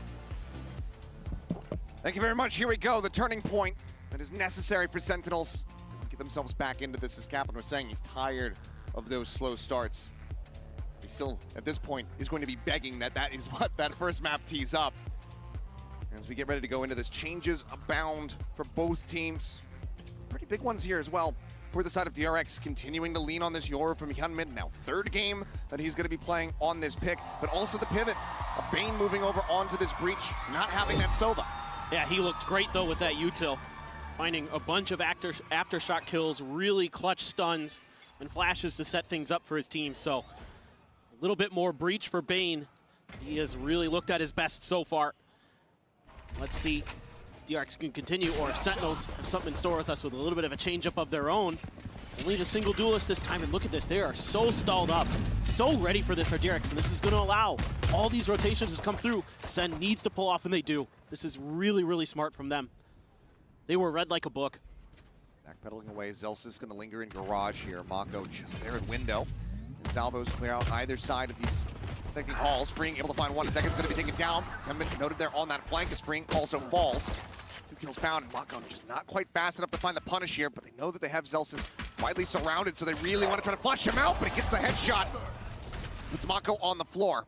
They're not going to be able to come through on this B site. They once again do get ushered across now in towards A. 2v3. The spike gets ready to be planted. Should be really defendable. They're getting aggressive towards short. Now, but Bane just draws it down. Doesn't take a lick of damage there. It already been whittled away at 62. What a reaction from Bane. Thought narrate. Spotting, flashback, maybe getting it caught here on timing as John QT is able to find one to swing around the corner, and yes, this will be Sentinels. Getting started. It gets a little iffy there for a moment, but Sentinels will find their first pistol round win. This is just really good decision making from Sentinels this time around, leaving Zelsis as a lurk, even though Hyunmin somewhat ready for it. Not really able to adjust in time. And then Zelsis is a real nuisance on that flank. Buys them so much time to get this rotate over to A, get the plant down, get a much needed pistol win, and get some confidence, get some security, and maybe see if they can string this into a really successful attack side on Haven. With big changes on both teams, it's really hard to anticipate because, you know, looking into this, I thought, well, Sentinels plays what T1 plays, so DRX has some experience, but it's a completely different comp. They're changing theirs up. A lot of the ideas you have widely out the window. Attempt at taking space here by DRX. Triple push up into mid. Bang, trained in on the doorway. The swing forward, the nearly alive Foreman. He's able to collect both. Solid shutdown. Plants his feet, freeing. Jing across the other way, about to make contact here, and cannot quite make it happen. Second quick to shut down the shenanigans. As DRX now widely just going to be looking to see if they can stop this from being a flawless round. Seems highly unlikely. Gunman can deliver some heroics here. Just the classic in hand is here at the site in correct position. It's right down a little bit low there on the HP, but Frontline holds him at bay. John QT swings out, and that's going to be Sen flawlessly getting themselves up to 2-0. Yeah, really clean stuff here from Sen, and I like what I'm seeing early, anticipating some aggressive push-outs. One of the things that caused Sentinels some difficulty against G2 was lack of flank control. And good awareness early here by Bang that DRX might try to push, see if they can claim some real estate of their own, try to get some freebies. Sen not having any of it. Good awareness, good anticipation. Guns in hand, though, for DRX. Sentinels, however, carrying over 4 Bulldogs and a Phantom. They're looking to roll this into a bonus win of their own.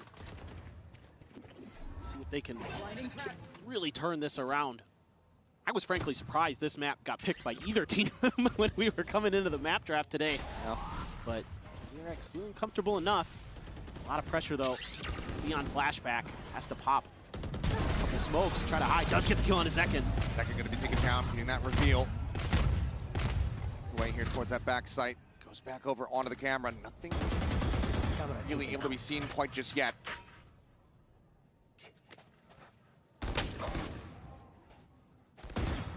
Bit of a pause there. Ooh, a dink. Headshot there. John QT taking low, flashback, able to find one, repeats! Looks for a fourth, cannot find it! As Bane will swoop in from the side. Solid enough here on the antiponus for the side of DRX to get themselves online, losing 2 players out. Something we didn't get to see much of on the previous map on Lotus is how well Flashback is going to be able to anchor on the Cypher and how much he's going to be able to handle some of these high-tempo executes, some of these big, really well-drawn-up plans that Sentinels can bring. This time around, of course, against a slightly weaker weaponry that that Sentinels is going to be bringing that round. He holds up quite nicely, able to use his smokes to tuck himself in, find that first kill. Gunman, though, caught up in the Razor Vines. Has to wait those out. Oh. Big Four now's going to be in a bad spot. Does barely manage to keep Crash out of there in time. Chipped away at. Still breathing. Sentinels, though, applying some pressure over towards this C site. Again, doesn't matter whether it's Lotus or Haven, C site is something that they're going to be usually interested in. Second going to be spotted. There's the reveal. Mako playing off of that beautifully. Oh, and that camera again. It gets pinged immediately by the Sentinels players. After it gets that freebie, now they're going to try to shift over towards A. All 4 of the remaining players here. Swings, instantly finds a headshot. Snapping is all help. Salvos similarly sent out to just try to go ahead and further delay this approach. Sent from here, very committed. Back, stuck, connecting. Gunman going to be flushed out, taken down. However, able to get another pick in. Zelsis will hit the floor. 2v4 now. Left. Just trying to get into the site to get that spike planted, but the readjust from Freeing is clean. Bane swings out from the back site. We're tied up at 2-2. Yeah, and it's just little things for the Sentinels that go awry. It's not recognizing that that camera is going to be there again. Maybe they just never saw it in the previous round, I'm not sure. But it cost them their entry duelist, and then they're just kind of caught walking up a ramp. I mean, it's so hard because what do you do at that point? You don't have much other way to break through except for pure gunfire. Maybe a little bit of Taeho and breach utility, sure. But DRX, pretty wise to those plans. Able to dodge a lot of it. Hyunmin playing right around that corner really nicely there, using his body to get the info, quick flash, has his crosshair right where it needs to be to catch the escaping player and bang. And yeah, DRX already forcing another early timeout out of Sentinels. I think maybe a call here to try to work the map a little bit more. But so far, when they've tried to contest C site, there's been some good ideas from DRX, some combo plays off the back of Flashback's utility there to set up Mako for that kill. You know, smoke gave it away from Bang there that they might be trying to aggress through Garage. Mako was able to tuck into that corner and play off the back of it. Yeah, so far the reads just been so very clean across that first map, now into this one. Sentinels back at the early timeout. Let's see who's brought out of the playbook here. 2 stingers, Sheriff at hand for Bang. John Bit of firepower here, but they're gonna have to go fast. They're gonna have to close distances. They want to get real value off of these stingers here in hand. John QT's got that ult. If they can get into a close plant, they can make this difficult. A lot of util dumped early to make sure that Freeing can get a counter Armageddon of his own. And Gunman has the gate crash, so wants to play aggressively. Snappy with a first, and we'll be able to get a second. That fadeaway shot puts John QT on the floor. Armageddon not going to be able to come to play here. Freeing along the side, sending out 4 that can cause the chase into the back. Second going to be fully flashed up, tries to stay hidden inside of the towers, but ends up getting flushed out. Bang good for 1, but now it's all in narrate. Flashback, swat him to the side. DRX take the lead 3-2. And the proactivity from DRX now, showing something we haven't seen from them yet in this half. Get really aggressive to make sure they can take that orb. And then Hyunmin just taking a page out of some other teams' book that I've seen where they get really aggressive against ecos. Just want to try to shut it down. And of course the risk reward there is you drop a gun over, but it's a great escape by Bane and he got that kill. Unbelievable. And Miner shrugs and okay. I guess that worked out. Had he not had the flash set up, would have certainly been dead, but another pacey start here from the side of DRX, looking to just chase forward. Gunman into a very aggressive position once more. Like that Zelsis is sticking around. Here. Making sure that this flank is accounted for. Try to make a bit of a pivot towards B, but this time around DRX has changed their Cypher utility. There's a tripwire right at the front of B. John QT stealth drone, I don't think saw anything. I think Mako was able to avoid it. Yeah, able to dodge it. Another gate crash set up. Oh, in the open, but yeah, second. A very solid peek into the B site, catches Bane across over by that C-Link. Anticipating someone to try to play contact off that trip. Nice heads-up play from Zekin. Drone's looking for some spam, but hops inside of the smoke. Cosmic Divide now going to be called through. Armageddon trying to roll out the red carpet, but John QT is able to find Hyunmin. And in the end, this is just going to be an exec here onto the A site. Gets himself entry. Potential flank, and yep, Mako not reading that at all. Spring trying to hold his ground. He's only able to find a singular kill. Flashback, peeks out, manages to interrupt. He's back behind the wall, utilizing it against him, but as it does fall, Celsius is ready. Subdues him, prevents further damage taken, gets us tied up at 3-3. A really creative utilization of the space that they're able to take. Getting Zekin up on top of those boxes and just holding the position and using this Cosmic Divide across 2 different sites. Really, really intelligent stuff from the Sentinels players. Like that they're digging into the playbook here to show us something really interesting with the way that they're able to layer. And again, the reaction from Zekin to take down Bane to kind of open up the round. Those first kills, something that Sentinels at times have struggled with. They're usually able to bounce back in some of those 4v5 situations. Their sheer ability to fight back is impressive. Hasn't been going for an operator. Didn't see it even once there on Lotus. Brings it out, catches them completely off guard. Stealth drone going to be able to confirm that forward presence here from Zelsis. Suppress not going to be found. They're on Armageddon now, going to be called out. The Steel Guard as well, going to be layered in on top. 2 players losing out on their weapons here, trying to hold things down. Over on this sewer side, Hyunmin will find one. Sentinels continue to storm their way forward. Get themselves now into a 3v3. Stealth drone to go ahead and check out the rest of the site. Nothing going to be spotted. Hyunmin throws on the Master Dimensional Drift now here in play. Thorns get popped. The rest of the players going to be held out.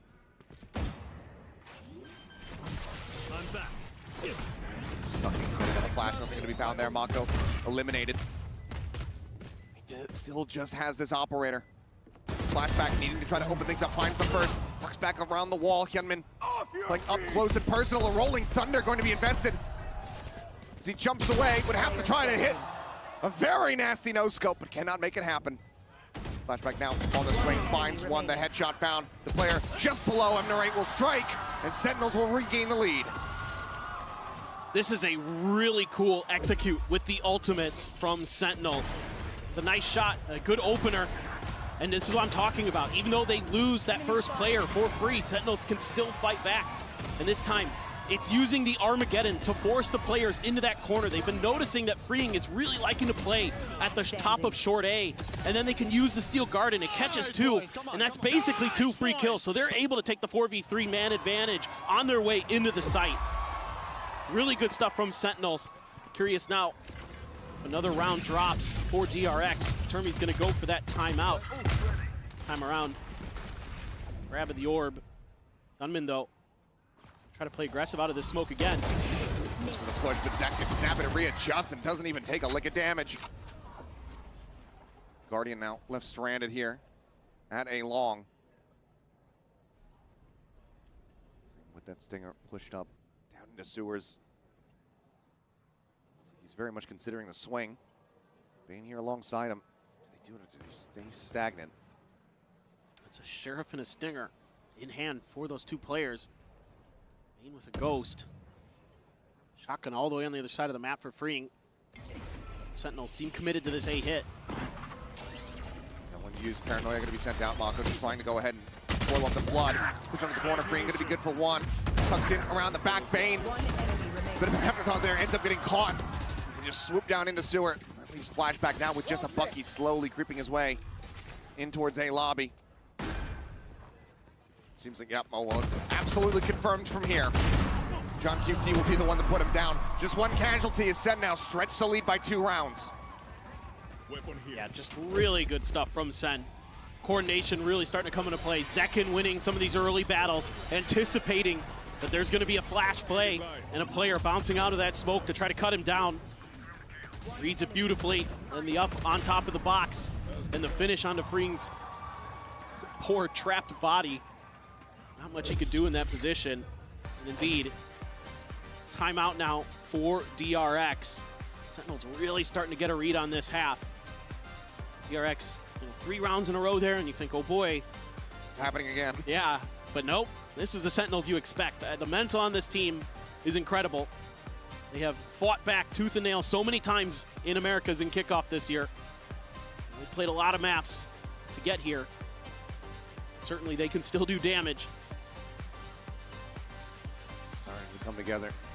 See, though, with the intervention from Termi, turn the tides, as we saw, as soon as he pumped the brakes, the whole rest of the map, frankly, was just a win streak from DRX. They didn't drop anything after that last timeout. Sentinels to make sure that that is not going to be the case here whatsoever. Weapons back into the hands of DRX. Just the jet knives available for Sentinels. So those ultimates going to have to play catch up a little bit, but there's still time to at least get the Armageddon and Steel Guard and rotated back up before this half comes to a conclusion. You've got a Rolling Thunder and a Neural Theft. So this is what I was curious about. I was thinking maybe a little bit more A congestion here from DRX. That seems to be where they were able to really make life a nightmare for Sentinels. Sentinels trying to get through that garage towards C was really challenging. So instead now, they're going to be able to push out pretty early, get some info, see if they want to aggress towards Sentinel spawn or not. Cam is heard. Gate crash set up. There's the back garage window there for Hyunmin. Get out of my way! Widely flashback, likely just going to have to concede the space and wait for everybody else to get clustered up. It's going to be an immediate TP. Mako rotating over as Tripwire. The stun there on the John QT will now be finished off. Oh, Hyunmin and Zelsis. Maybe sticking around, but as you say, the clash potentially about to take place, but no, Zelsis just plays it out quietly. Rolling Thunder now going to go across. This is dodged by absolutely everyone as they look to refill the space. There ain't going to be shoved away. Zekin, however, gets a reset on the knives. He finds a headshot, flashback put down on the floor. Gets himself over to Cubby, tucks away. Zelsis, though, spray a little bit too wild. Hyunmin able to collect. Forced further and further away from the site. Flash out over the top, trying to stack up bodies, go for the defuse. They're blocking out the stars. The Grabwell is not getting the pull through, and DRX will just hold it to a victory in the round. Being the only one left standing, that does significant damage here, stopping DRX from accruing cash. But they shorten that gap by just one round. What a gutsy play call here by DRX. Down in numbers, time ticking short. They can't really push towards long to try to clear it. So you know that they've got the Astra. Just protect the diffuser as best as you can, and it comes just in time before John QT finds two. Insane timing there by DRX. A bold call, one that is rewarded, but now into the action here in mid. Hyunmin does get shut down. Sentinel seemingly just trying to shrug off the previous round loss. Flashback tucking away inside of the cyber cage, keeps himself protected. There's the Armageddon. Rains down, just stem up this approach from Garage. And now play quietly. Drone, however, gets the spot onto multiple players. Tons of info. Continuing the push. This is ambitious, to say the least. You saw so many players in Garage. He's going to swing it. Okay, he does. And he's going to look to try to get scot-free. Reed peeks and finds second as well. Zelsis is eventually able to go ahead and peel one back, but now the Neural Theft tells all. One enemy remaining. It's like 3v2, but now just down to one. Zelsis, 43 seconds to try to play with the spike. Recoverable, yes, but where do you try to go? I don't know. This is very, very difficult. 30 seconds left. And the way that spike is around the corner makes it so hard to just grab it and leave, but he's able to do it just barely. Look at flashback. He's gotten himself up into window here. Footsteps are going to be heard. It's widely just a rotate to try to save it. Oh, flashback doesn't hold the angle. Spots him. Celsius now turns back. And a couple shots into the shoulder. Doesn't get the kill. Celsius, an opportunity. The fault line does not connect, but here comes the swoop in. And he will die before the spike can get planted. 5-5. We are tied up once more. This is just really uncomfortable for Sentinels. They use the Armageddon to try to find a way through, and right as they're about to make their move, they were watching that window like a hawk. Narrate was just staring at it for the longest time, and right as they're starting to try to creep their way forward towards the C site is when Freeing strikes. Then he doubles down on it. Absolutely incredible what Freeing is able to do. And Flashback is having a whale of a time over on C. Questions for me about his ability to anchor, he has answered the call. Absolutely. Well, immediate gate crash out towards B. Salvos get exchanged. Get tagged up, swing onto the corner before the stealth comes in. Mako finding one. Now is going to be pinned here, but Bane comes to the rescue. Might not be able to save his captain's life, but he certainly has made up for it. As 2 kills fly in, the spike gets left there at the top of the sewer ramp. Covered now by Zekin, but just one moment. 3 players from Sent get snapped out of existence. 3 players ready for this on DRX. And then the flash at the ready to send it loose, pop up over the top of him and almost steps into his spray. Zekin will now get noted, fights back for 1. Got time. Immediately cuts noise, tucks back in towards sewer. Flashback just gonna be hanging around that B side, but Zekin wants to try to double pump this a little bit, go back over towards A, but Fring hasn't moved. Slowly starts drifting now in towards the back. He's here, ready to strike. Zekin, if he tries to stick the plan, he might think that he has this for free. Taking his time with it. He's got to worry about the salvos. 20 seconds remaining. Salvo sent, as you say, it forces him back. 15 seconds now remaining in the round. Zekin will get another opportunity to go for it. Sticks it down, but now flashback is here. Ready to strike, jump up into the window, and for a brief moment, it looked like he was going to be good for it. Fring is able to find the kill, and DRX will find themselves in the lead.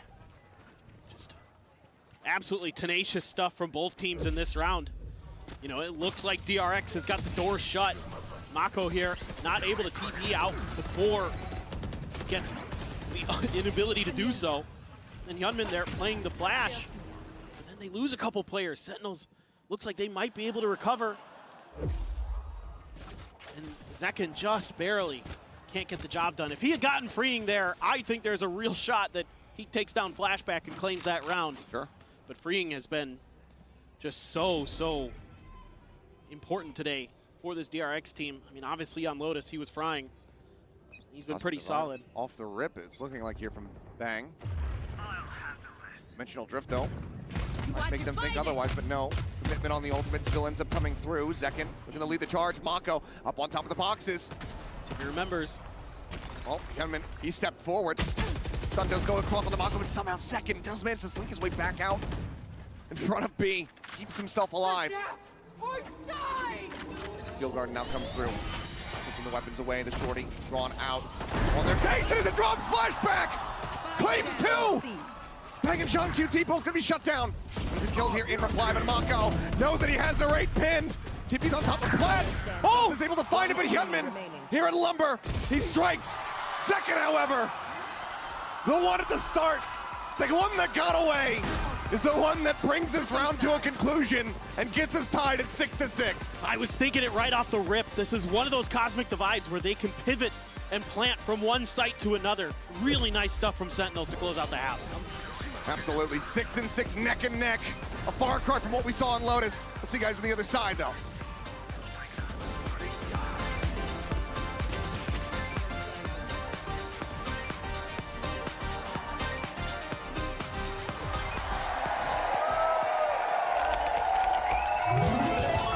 Red Bull gives you wings.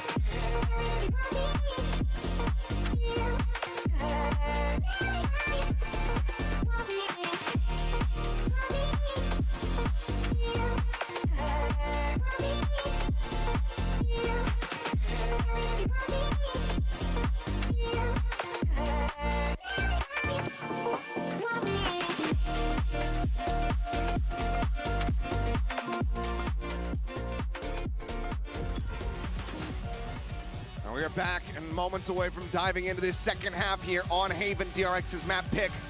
We currently find ourselves tied up 6-6. The rounds split just as much as the crowd seems to be here at the UOB Live in Bangkok. I mean, this is more what I was anticipating coming into this match today. I thought these two teams, on paper, were very evenly matched up, and that Lotus caught me completely off guard. I did not expect one team or the other to run away with any of these maps today. This Haven, much more what you would expect. Some good adjustments by Sentinels after DRX had won 3 in a row. They start putting a lot more pressure on A. They start kind of getting wise to some of the trickery that DRX is trying to employ on their defender side. But here on the Stacker side, you know, you have to imagine this is more what this comp is built for on this map. We saw it on Lotus. We saw the executes, the combos between the Breach, the Teho, the Yoru, and Mako's Omen. And the way they were navigating that, is that going to be the style, the flavor of Haven as well? This is going to look a bit different. Using the decoy just to get a feel if anybody's going to be holding close on B. No contact made. So for now, got to make sure that the flank is under control, that nobody's trying to sneak through on long. With that open space, DRX says, okay, that looks to be our best point of entry. Let's try and make a go of it. There is... Expect this, though. The wall just on the opposite side here. Exactly what I was just thinking. That Vice Util, dude. Look at that. And then the Steel Garden right behind it. Or, excuse me, the Razor Vines right behind it. Second not needing to be displaced too much. Does opt to go ahead and dash away his Hunman.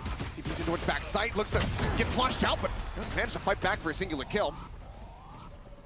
Back able to find the headshot. Recover the Sheriff himself if he does want it. Rest of the Sentinels now pushing forward, looking to try to flood, but it's going to be free. 1, 2, 3 to collect the remainders. DRX not allowing for Sen to take the lead, to tie up the pistol win count. Just give the man a ghost and he's good for it on the pistol rounds. Also, Flashback wins a huge 1v1 there against Zekin. Yeah. And the fact that Hyunmin even gets one off of being cut off from the rest of his team underneath health with the Yoru TP. Absolutely crazy stuff, just individual mechanics shining through for DRX. You can see Glow just pointing at us, saying, that's our guy. That's why we picked him up. Goodness. 4 years he's been in the scene, and it's the first year that we find him in Tier 1. Line getting the stun out, freeing, forced away after Shock does get a pulse of damage off as they look to try to overwhelm him. They've been hovering nearby, but it looks like eventually just going to have to cut their losses. They do offer up some damage as Narrate and Bang get tagged, but that is a potential weapon recovered here for the side of Sentinels. Right there. That's a huge loss and a great dial-up, a great combo of utility there. Elsis now has it, stomping their way through. Bane able to find second. Very frame that he tries to go for the tail wheel. There's no way to get out. Spike now planted. 4 players from Sentinels. How much damage can they deal? They drag this round back into their favor somehow. Just throw Zelsis at him, see if anything happens. See if he can put that Bulldog to good use. Lead with a stealth drone, potentially from heaven here. Zelsis try to maybe set up here the flash. Arc Rose immediately gets destroyed. Salvo sent to try to force Flashback out of the corner, but not scaling forward fast enough. Really take that space away. John QT will be able to find 1. 2 casualties on the side of DRX, but now up 8-6. And this is just great positioning from DRX, setting up in this post plant to defend against the Flood. And this is something the Sentinels love to do.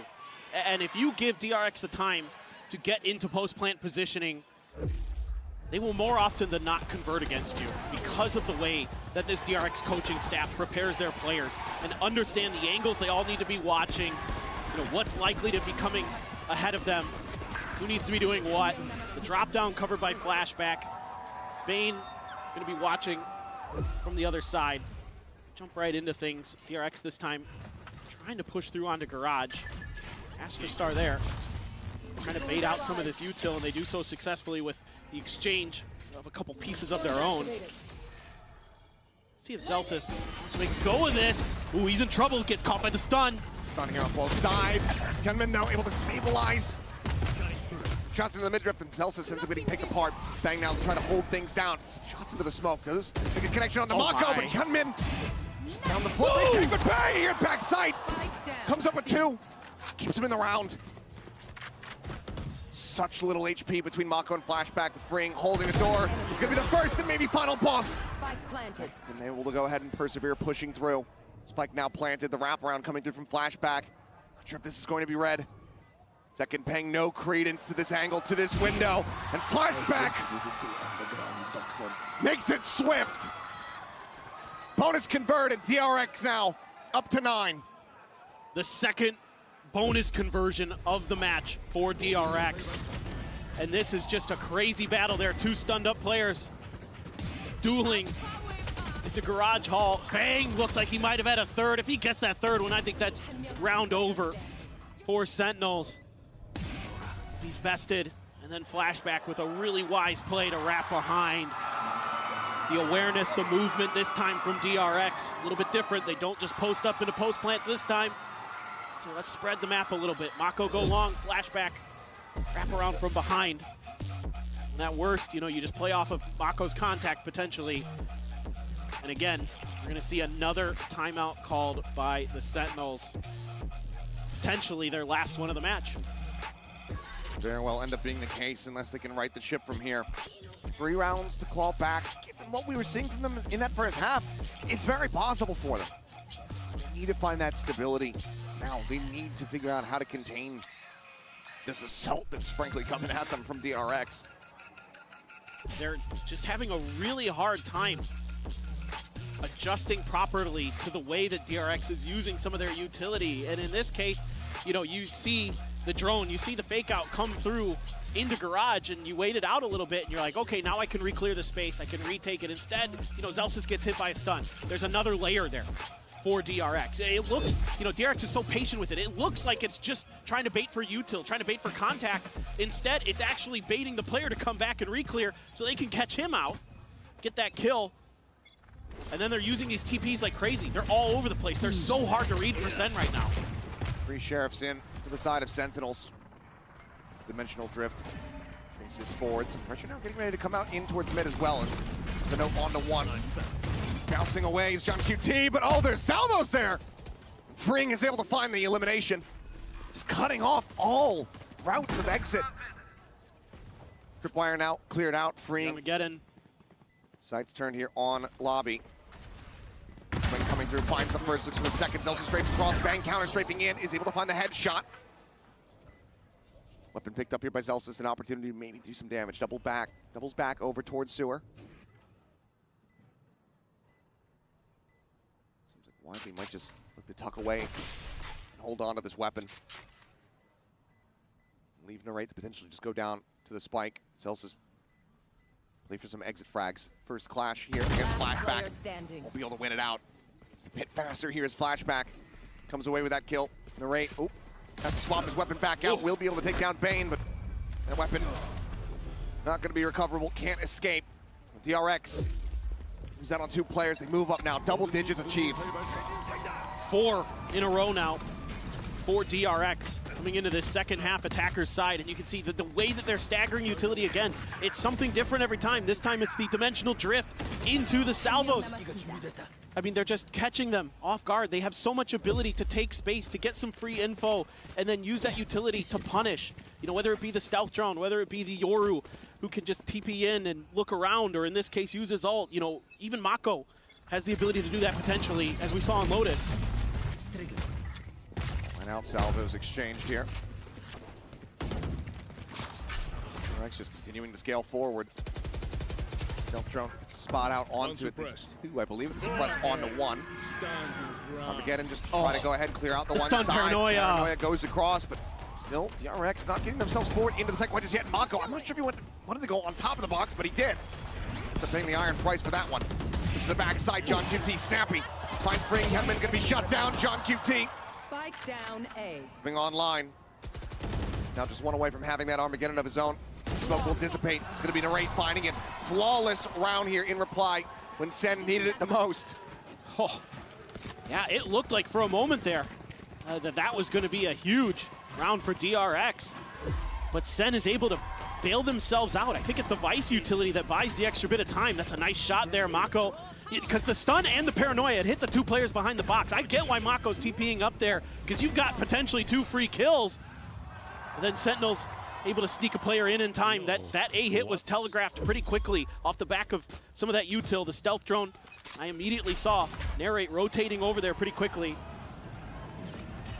So Really nice job there by Sentinels reacting to what DRX wanted to do. This time they have that extra layer of defense to avoid that util spam that DRX has been leaning into.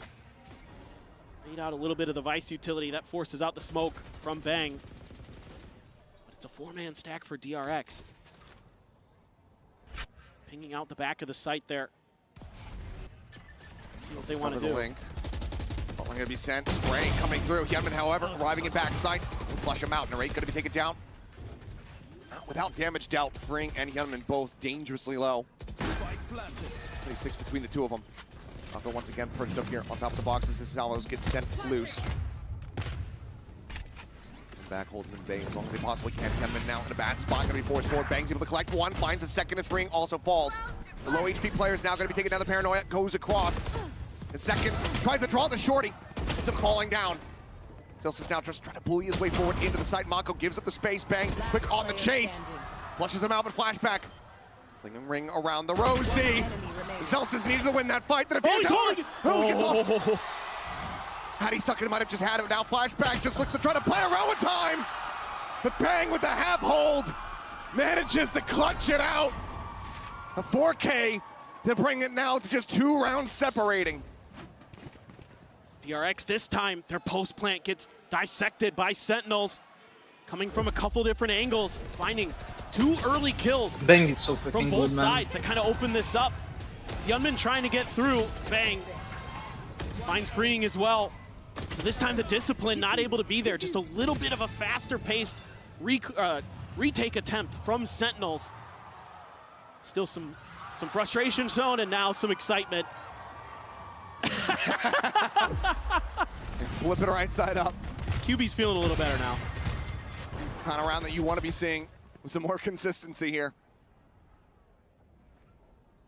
Now an operator into the hands of second. Force off his opening angle.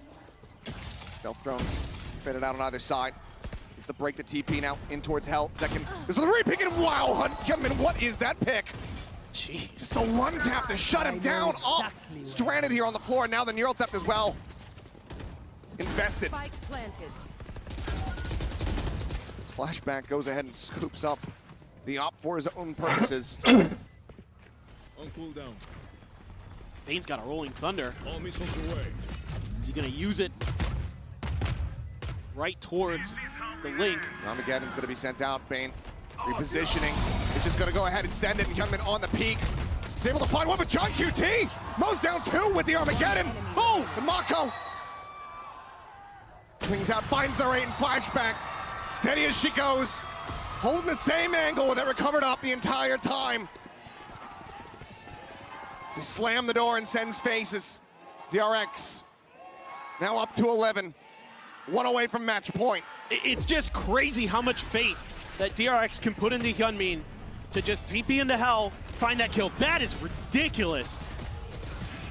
And then John QT found 2 huge kills with the salvos, but then that scooped up operator off of Zekin's dead body falls into Flashback's hands, and he puts it to good use. 22-10 now on this map for the Sentinel of DRX. Just an absolutely tremendous start. This is going to be Dimensional Drift for Hyunmin as well. DRX has done a great job using these to either combo or just take space. Find that open player, punish them, or just find the open site. This time around, a heavy lean towards the C side by Sentinels. It's been a lot of A pressure, and John QT rightly is reading that DRX might be feeling like they can find an opportunity. Sentinels might be feeling like they have to close the A long gap. This one spotted out, the fault line gonna be sent. John QT here in the corner, the salvos, he sees exactly where they're gonna be coming from. Looks for the kill, takes him down so very low, but it's still John QT coming away with 1. Mako will fall to the salvo at the same time. Great, gonna be traded back, Bane pushing forward, Bell stuffs to find flashback. Hyunmin 5 HP. This round may just be a little bit too chaotic here for DRX. Repositions from Sen, maybe reading. Potential rotate, but they still do leave 2 lingering here towards this C side. The patience by Sen. 30 and seconds then left. Finding that right timing to strike. Bit of a bait. Did it over. Plant handed here for Hyunmin. Freeing, wanted to try to play maybe a bit of a timing there. Spots nothing on the peak. Salvo's now going to be sent. They get the Steel Garden out. Wanting every single advantage that they could possibly get here. Sen knows that they need to win this round out. Weapon recovered. Zelsis tucked away. Diffuse starting to be held. Push out of the smoke. Bang. Good for the shot. Hyunmin. Time just not on his side. Is able to find one. Bang with another big round. Comes up with 3. Keeps things tight-knit. 2 more to go to tie it up once more. Again, it's the timing for Sentinels more than anything. They're able to wait out the dimensional drift a little bit, just smother Mako with flashes to make sure that those salvos were going to get the job done. Flashback might have showed his hand, revealed his hand a little too early there. But it's just to cut off the plant before it can even happen here. That's what's giving DRX problems.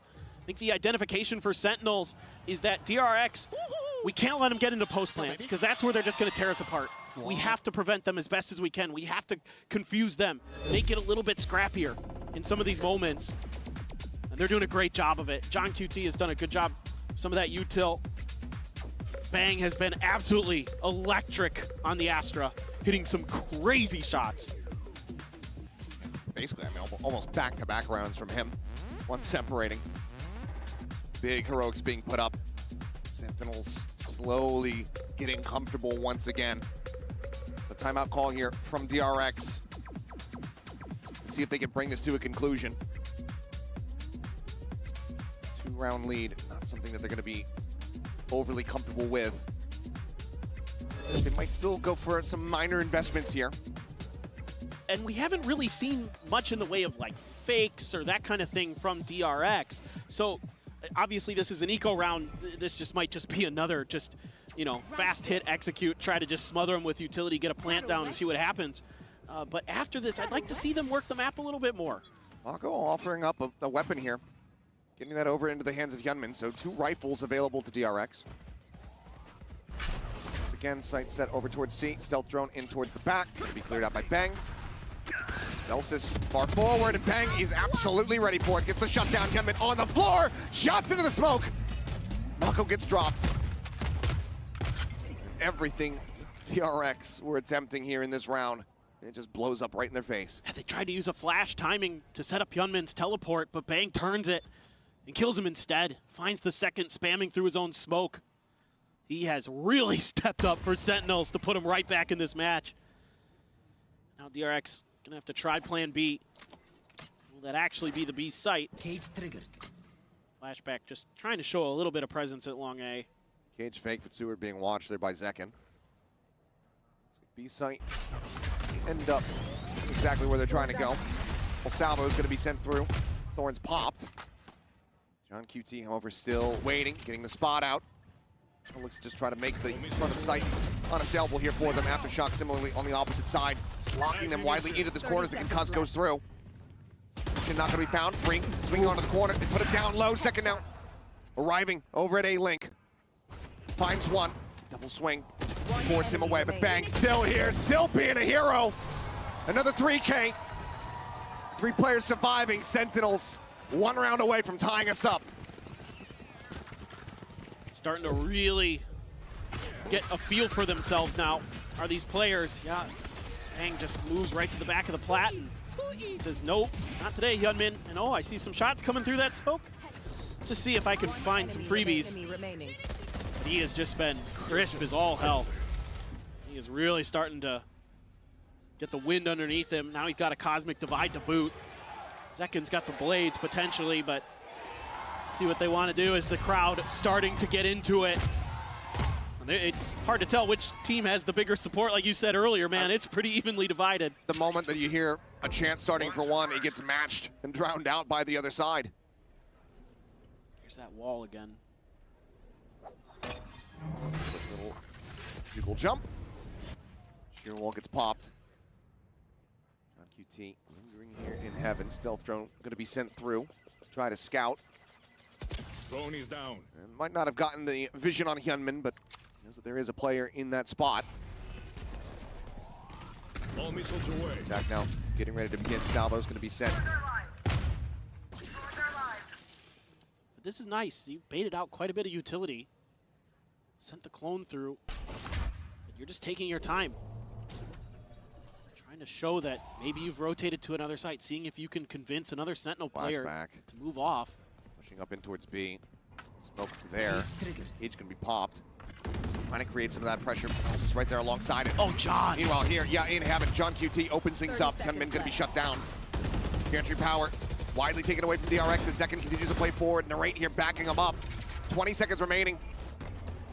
DRX going to have to try to ham fist this one, didn't seem, but continue to bleed out. Members of the flashback comes up with 2. John QT able to trade 1 back. Spain down to 5 HP. He's desperately trying to get himself forward here onto the site, but the up again is going to be called in. It cuts off the site. Does he find a tiny sliver? It looks like he has. Avoids the blast radius. The spike in play. This round not over yet.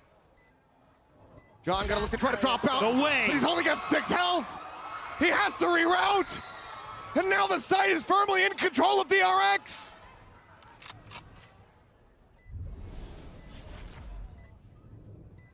The IGL, the captain, asked to be the hero. Slowly creeping forward, but paying no credence to the Cubby. Bane will pick him apart. And DRX somehow dragged themselves over the line to get to match point. It's a 4v5. Sentinels knows they're coming. They've got everything in the kitchen sink to throw at him. John hits an absolute banger there. But then somehow, Flashback finds a timing and a transfer. Oh my God. Oh my word. It's outrageous. And then Mako hasn't been super impactful in the kill department on this map, but that one right there certainly had some impact. Oh my. Is this where it all comes to a conclusion, or can Sentinels give us our second timeout of the day? Time to jump. Rex is going to be looking to avoid it. Similar gate crash setup coming through. Bang once again here at backside, but this time there is an Armageddon, and he's got nowhere to go. Gunman will still fall. Celsius is going to be good for 2, but he gets traded out. Narrate now on the floor. Second and John QT. The last one's remaining in a 2v3. Trying to stop it from ending right here, right now, but Mako has snuck him out of the sky. John QT finds one, but cannot find the rest. 13-10, DRX rock up the Bangkok. They close out their opening series 2-0 over Sentinels. Fear it, dread it, run from it. DRX is unstoppable in group stages of international events. It's a completely different looking team in a lot of different ways than old DRX, but the results are the same here at Masters Bangkok. Double M Swiss, doesn't matter it would seem. What a roaring start.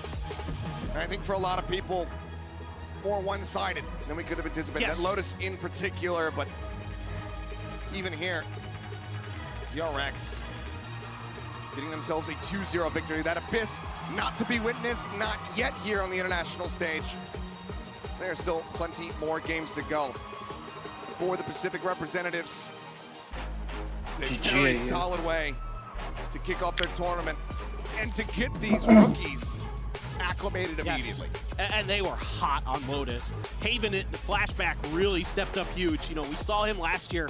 He's such a cracked aimer. He's such a solid Sentinel player for this DRX squad. And he was a little off during kickoff, let's just be honest. But I think a lot of that was just these new players, Freeing and Hyunmin, stepping up so nicely. But here today, I think 26 kills on Haven. Absolutely incredible work on the Cypher. Doing a great job locking down that C site, being that last line of defense, being that flank control player on the attack side. Phenomenal stuff. Unfortunately for Sentinels, it seems like it will have to be that slow start. We're starting to come online. We were seeing the gears turning here on Haven, a map that, as the desk was highlighting, is one that they were basically permabanning until they got to that grand final. And overall, I think that they have some very solid ideas on this map, so I'm not too concerned about this Haven in the future here at the tournament. We need to see this kind of form, this step up that we were getting from the likes of Bang, the hero moments from John QT, a lot earlier in their next match. Yeah, exactly. I mean, some of the slow starts in the halves have really hurt them. You know, 4 in a row to start DRX's attacker side kind of set this pretty far out of reach. Yes, they were able to make adjustments. Yes, they were able to come back as the second half wore on. First half was great, 6-6, looking pretty solid. But that early 4-round lead that DRX was able to establish to just really throw a haymaker at the Sentinels players, which set them off balance, and they were never able to fully get their feet back underneath them. Some time to prep, figure out who their opponent's going to be. Trying to even things up as far as their scoreline's concerned here in Swiss with a 1-1. Sentinels, we know that they're going to get, you know. Oh, yes. They're going to put steel to the grindstone. They're going to get ready. They're going to give it their all. Not a team that's going to be going out of the event without a fight. No one wants to play them the rest of this event. This team is going to be scary no matter what. They're going to be, I think, probably catching a lot more people off guard, but we'll get ready to send it down. His first tournament here in Tier 1 now. His first interview. We'll send it down for the Verizon post-match interview with Free. สวัสดีครับโหมาอีกแล้วนะครับตอนนี้เราก็มาอยู่กับผู้เล่นที่ทุกคนน่าจะรู้จักครับ Ladies and gentlemen, please give a round of applause for Free. First of all, congratulations. Your performance was top notch. สำหรับตอนนี้นะครับผมเชื่อว่าหลายๆคนน่าจะมีหลายคำถามมากๆครับสำหรับคำถามแรกนะครับผมอยากรู้เหลือเกินว่าทำไมต้องเป็นเตโฮนะครับเขาเล่นมาตั้งแต่ Pacific Kick Off จนมาถึงตรงนี้อยากรู้เหลือเกินครับว่าทำไมนะครับเพราะว่าจับคู่กันดีมาก So first question, I really want to ask, why Teho? Because I mean, in Pacifics, you were considered one of the best in the world at the agent.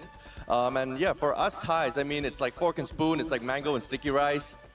Really want to know, like, what's your thought and why is this agent so special to you? 먼저 오늘 굉장히 좋은 활약을 보여주셨고 승리 축하드립니다. 먼저 태호에 대해서 여쭤보고 싶은데 워낙 킥오프 때부터 세계 최고의 태호다라는 말이 나오기도 했었잖아요. 왜 태호일까요? 왜 이렇게 태호를 잘할까요? 라고 물어봅니다. 왜냐면 바늘 가는데 실 가는다는 말이 있듯이 태국에서는 뭐 망고 있는데 밥 있다라는 말이 있거든요. 태호가 약간 프링 선수한테 그런 존재 같아요.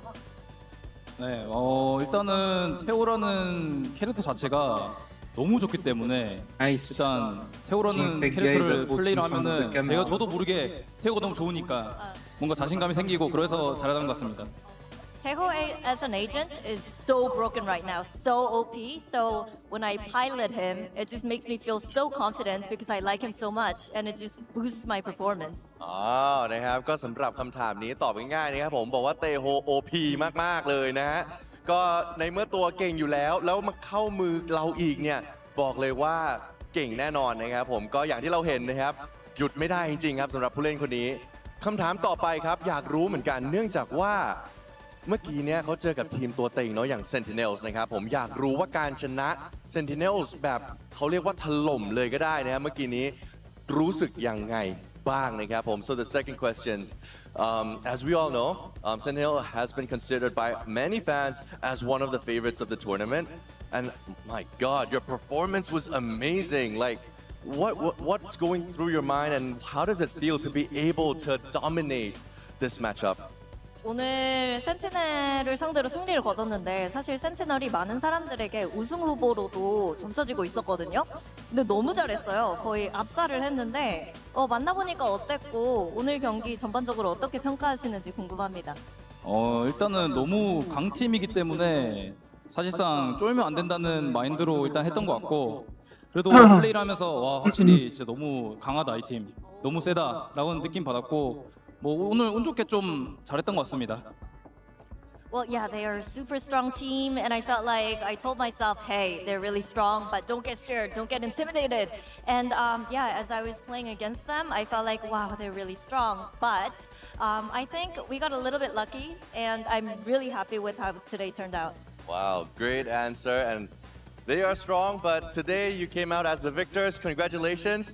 สำหรับนะครับผมเมื่อกี้คำตอบของเขานะครับบอกว่า Sentinels เนี่ยค่อนข้างจะเป็นทีมที่เก่งมากๆเลยแล้วก็พอเล่นด้วยก็รู้สึกว่าเขาเก่งจริงแต่ก็ยังมีความถ่อมตัวนะว่าบอกว่าเฮ้ยเราโชคดีหรือเปล่านะครับเขาถึงที่จะสามารถเล่นต่อไปได้ชนะไปได้นะครับผมก็ถือว่าค่อนข้างที่จะมีสติกันเลยทีเดียวสำหรับแมตช์อัพนี้นั่นเองนะครับผมบอกเลยว่าสุดยอดจริงๆแต่อย่างไรก็ตามวันนี้นะครับผมก็น่าจะจบเพียงเท่านี้นะครับสำหรับ Masters Bangkok ในวันแรกของเรายังมีอีกตั้ง8วันนะครับเพราะฉะนั้นทุกคนใครที่อยากติดตามก็ติดตามได้ And ladies and gentlemen, all of you here at the stadium and all of you watching back at home, unfortunately that will be the end of today, but tomorrow we do have Very, very exciting matchups coming up. So please do not miss out. Stick with us, and I'll see you again tomorrow. Kokunka. Kokunka. Thank you. Kokunka. Very wholesome interview there. We love it. And I'm so honored to introduce you guys to Human here on our desk. Congratulations. Big time on that win. Now, we also heard a little bit from you in the pre-match interview. You said you're pretty excited, to face Sentinels. They're really, kind of a scary opponent, though. So what are your feelings after facing them and now beating them? They're really, really strong team, and they have a lot of fans as well. So I was excited to play against them, and I'm just glad that we was able to win. I think some of those fans might be your fans now. After seeing you guys, yeah. Was the experience how you expected it? Because obviously at the beginning of the year, you joined DRX, you started playing in Pacific, and now you're in the big stage. Yeah. I assume that you were a little bit nervous before today. How was the experience being there? I wouldn't say I was nervous. I was just rather excited to play, and I was even more excited to play against Sentinels. I don't when blame things you. were tough? Yeah. Yeah. It was barely tough, though, I felt like, especially after map 1. But I have to ask you, what we were really excited about was not expecting you to play that Yoru. That was super, super nice to see. Your coach kind of mentioned about, you guys were watching what NA were doing, what EMEA were doing. So I wanted to ask you, whose idea was it for the Yoru? And was there any other players from the other regions that you did watch to try and kind of study their tech and all that? I think it was rather like a group idea that Yoru is kind of a good agent right now.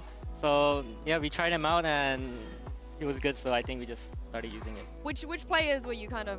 We were from EMEA, so we have a lot of good Yoru players. Did you watch anyone else? I wouldn't say I watched someone specific, but a lot of players like Turkey or like Jogmo, those types of players. Yeah.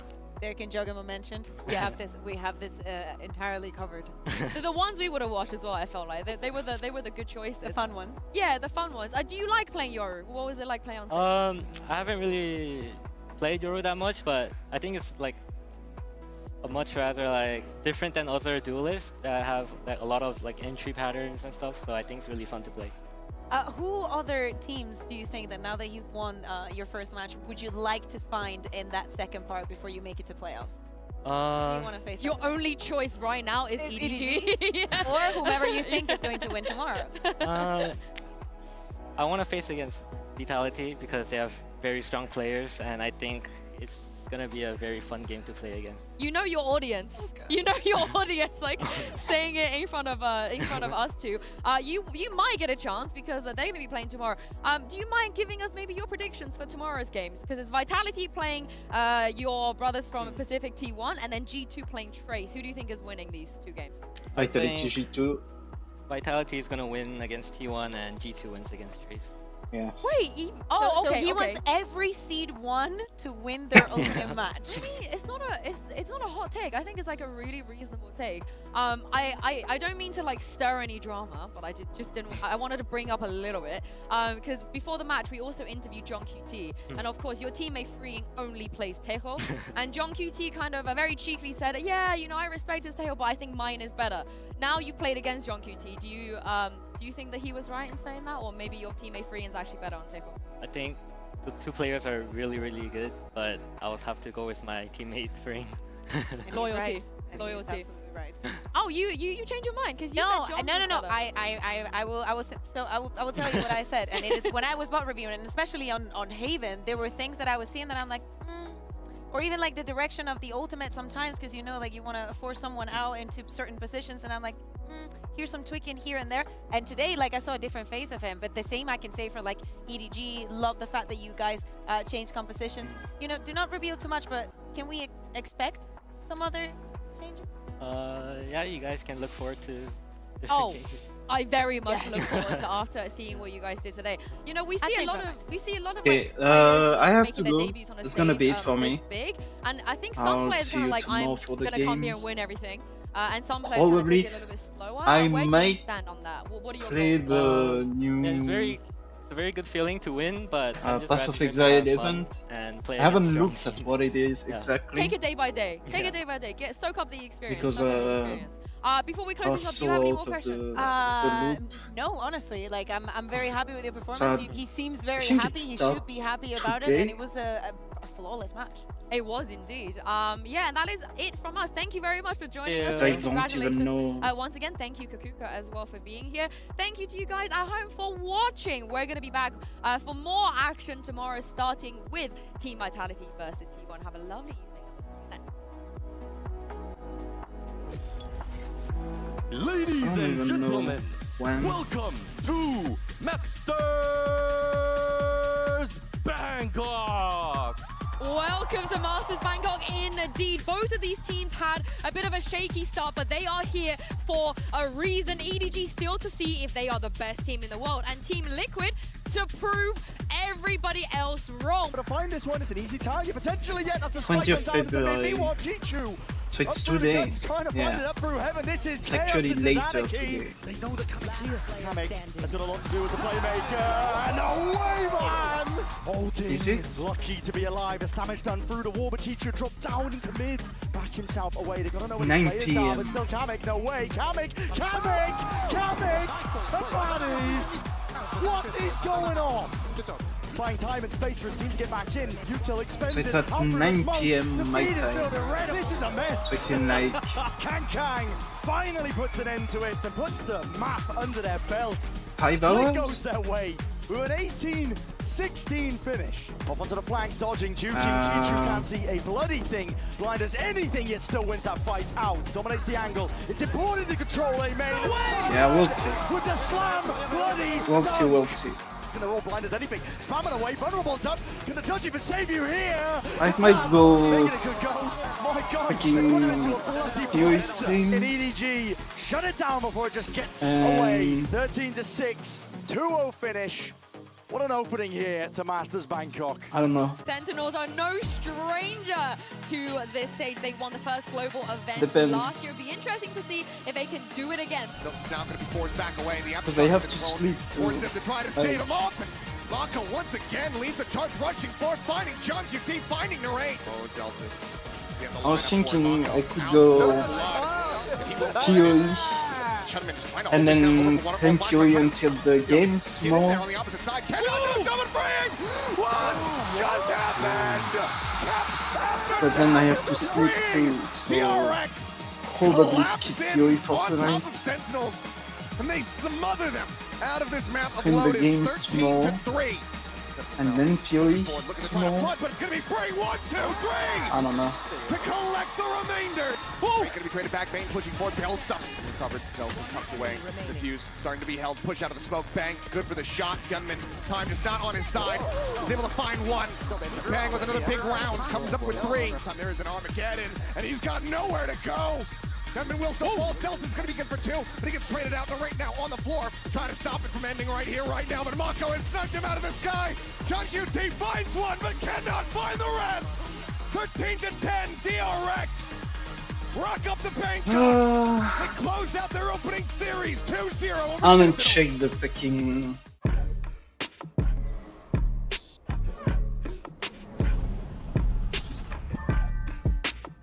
new ascendancies and shit, or how the end game is gonna work and stuff.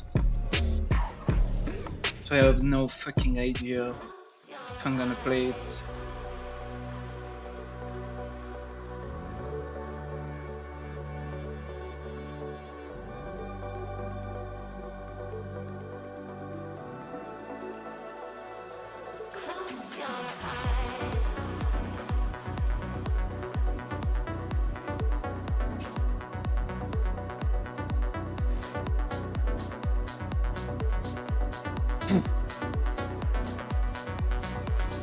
And the fucking Templar ascendancies look like trash. So.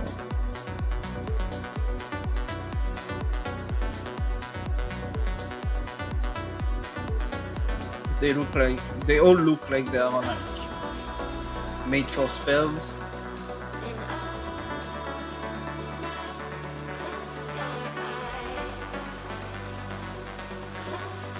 Oh, there is a 30% more attack, maximum attack damage. So a bleed thing, bleed Templar, I don't know, man.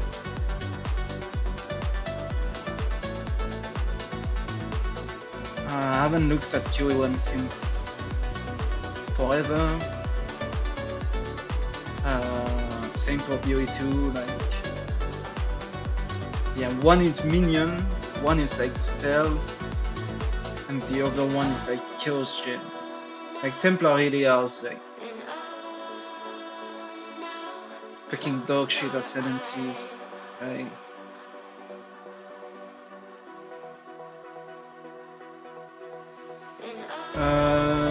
There is the duelist one. I think it's the aristocrat. That's like the Gemini Legionnaire.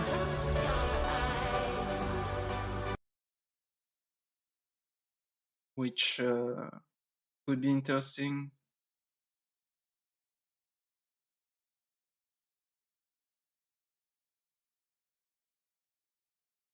But yeah. Anyways.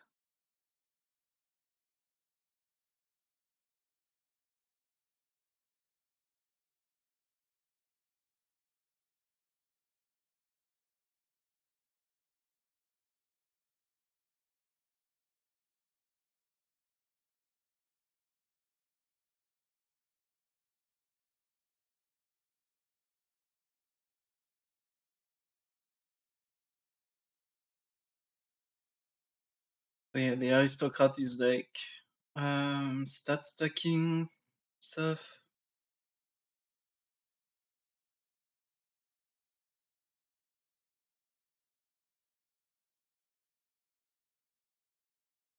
And just gem level stuff.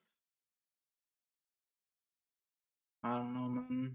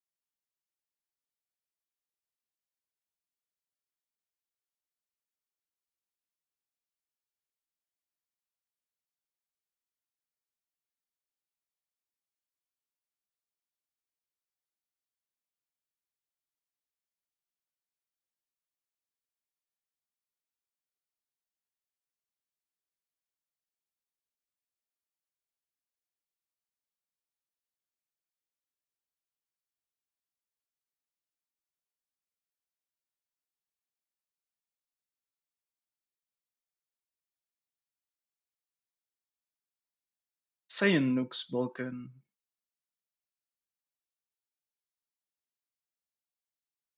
With like the Fist Econos Fire.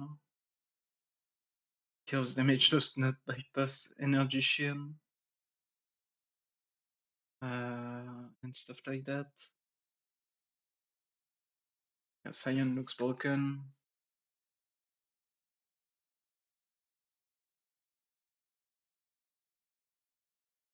But yeah, anyway. I'll might see you later today. And if I don't, I'll see you tomorrow. In the meantime, stay safe. Bye bye.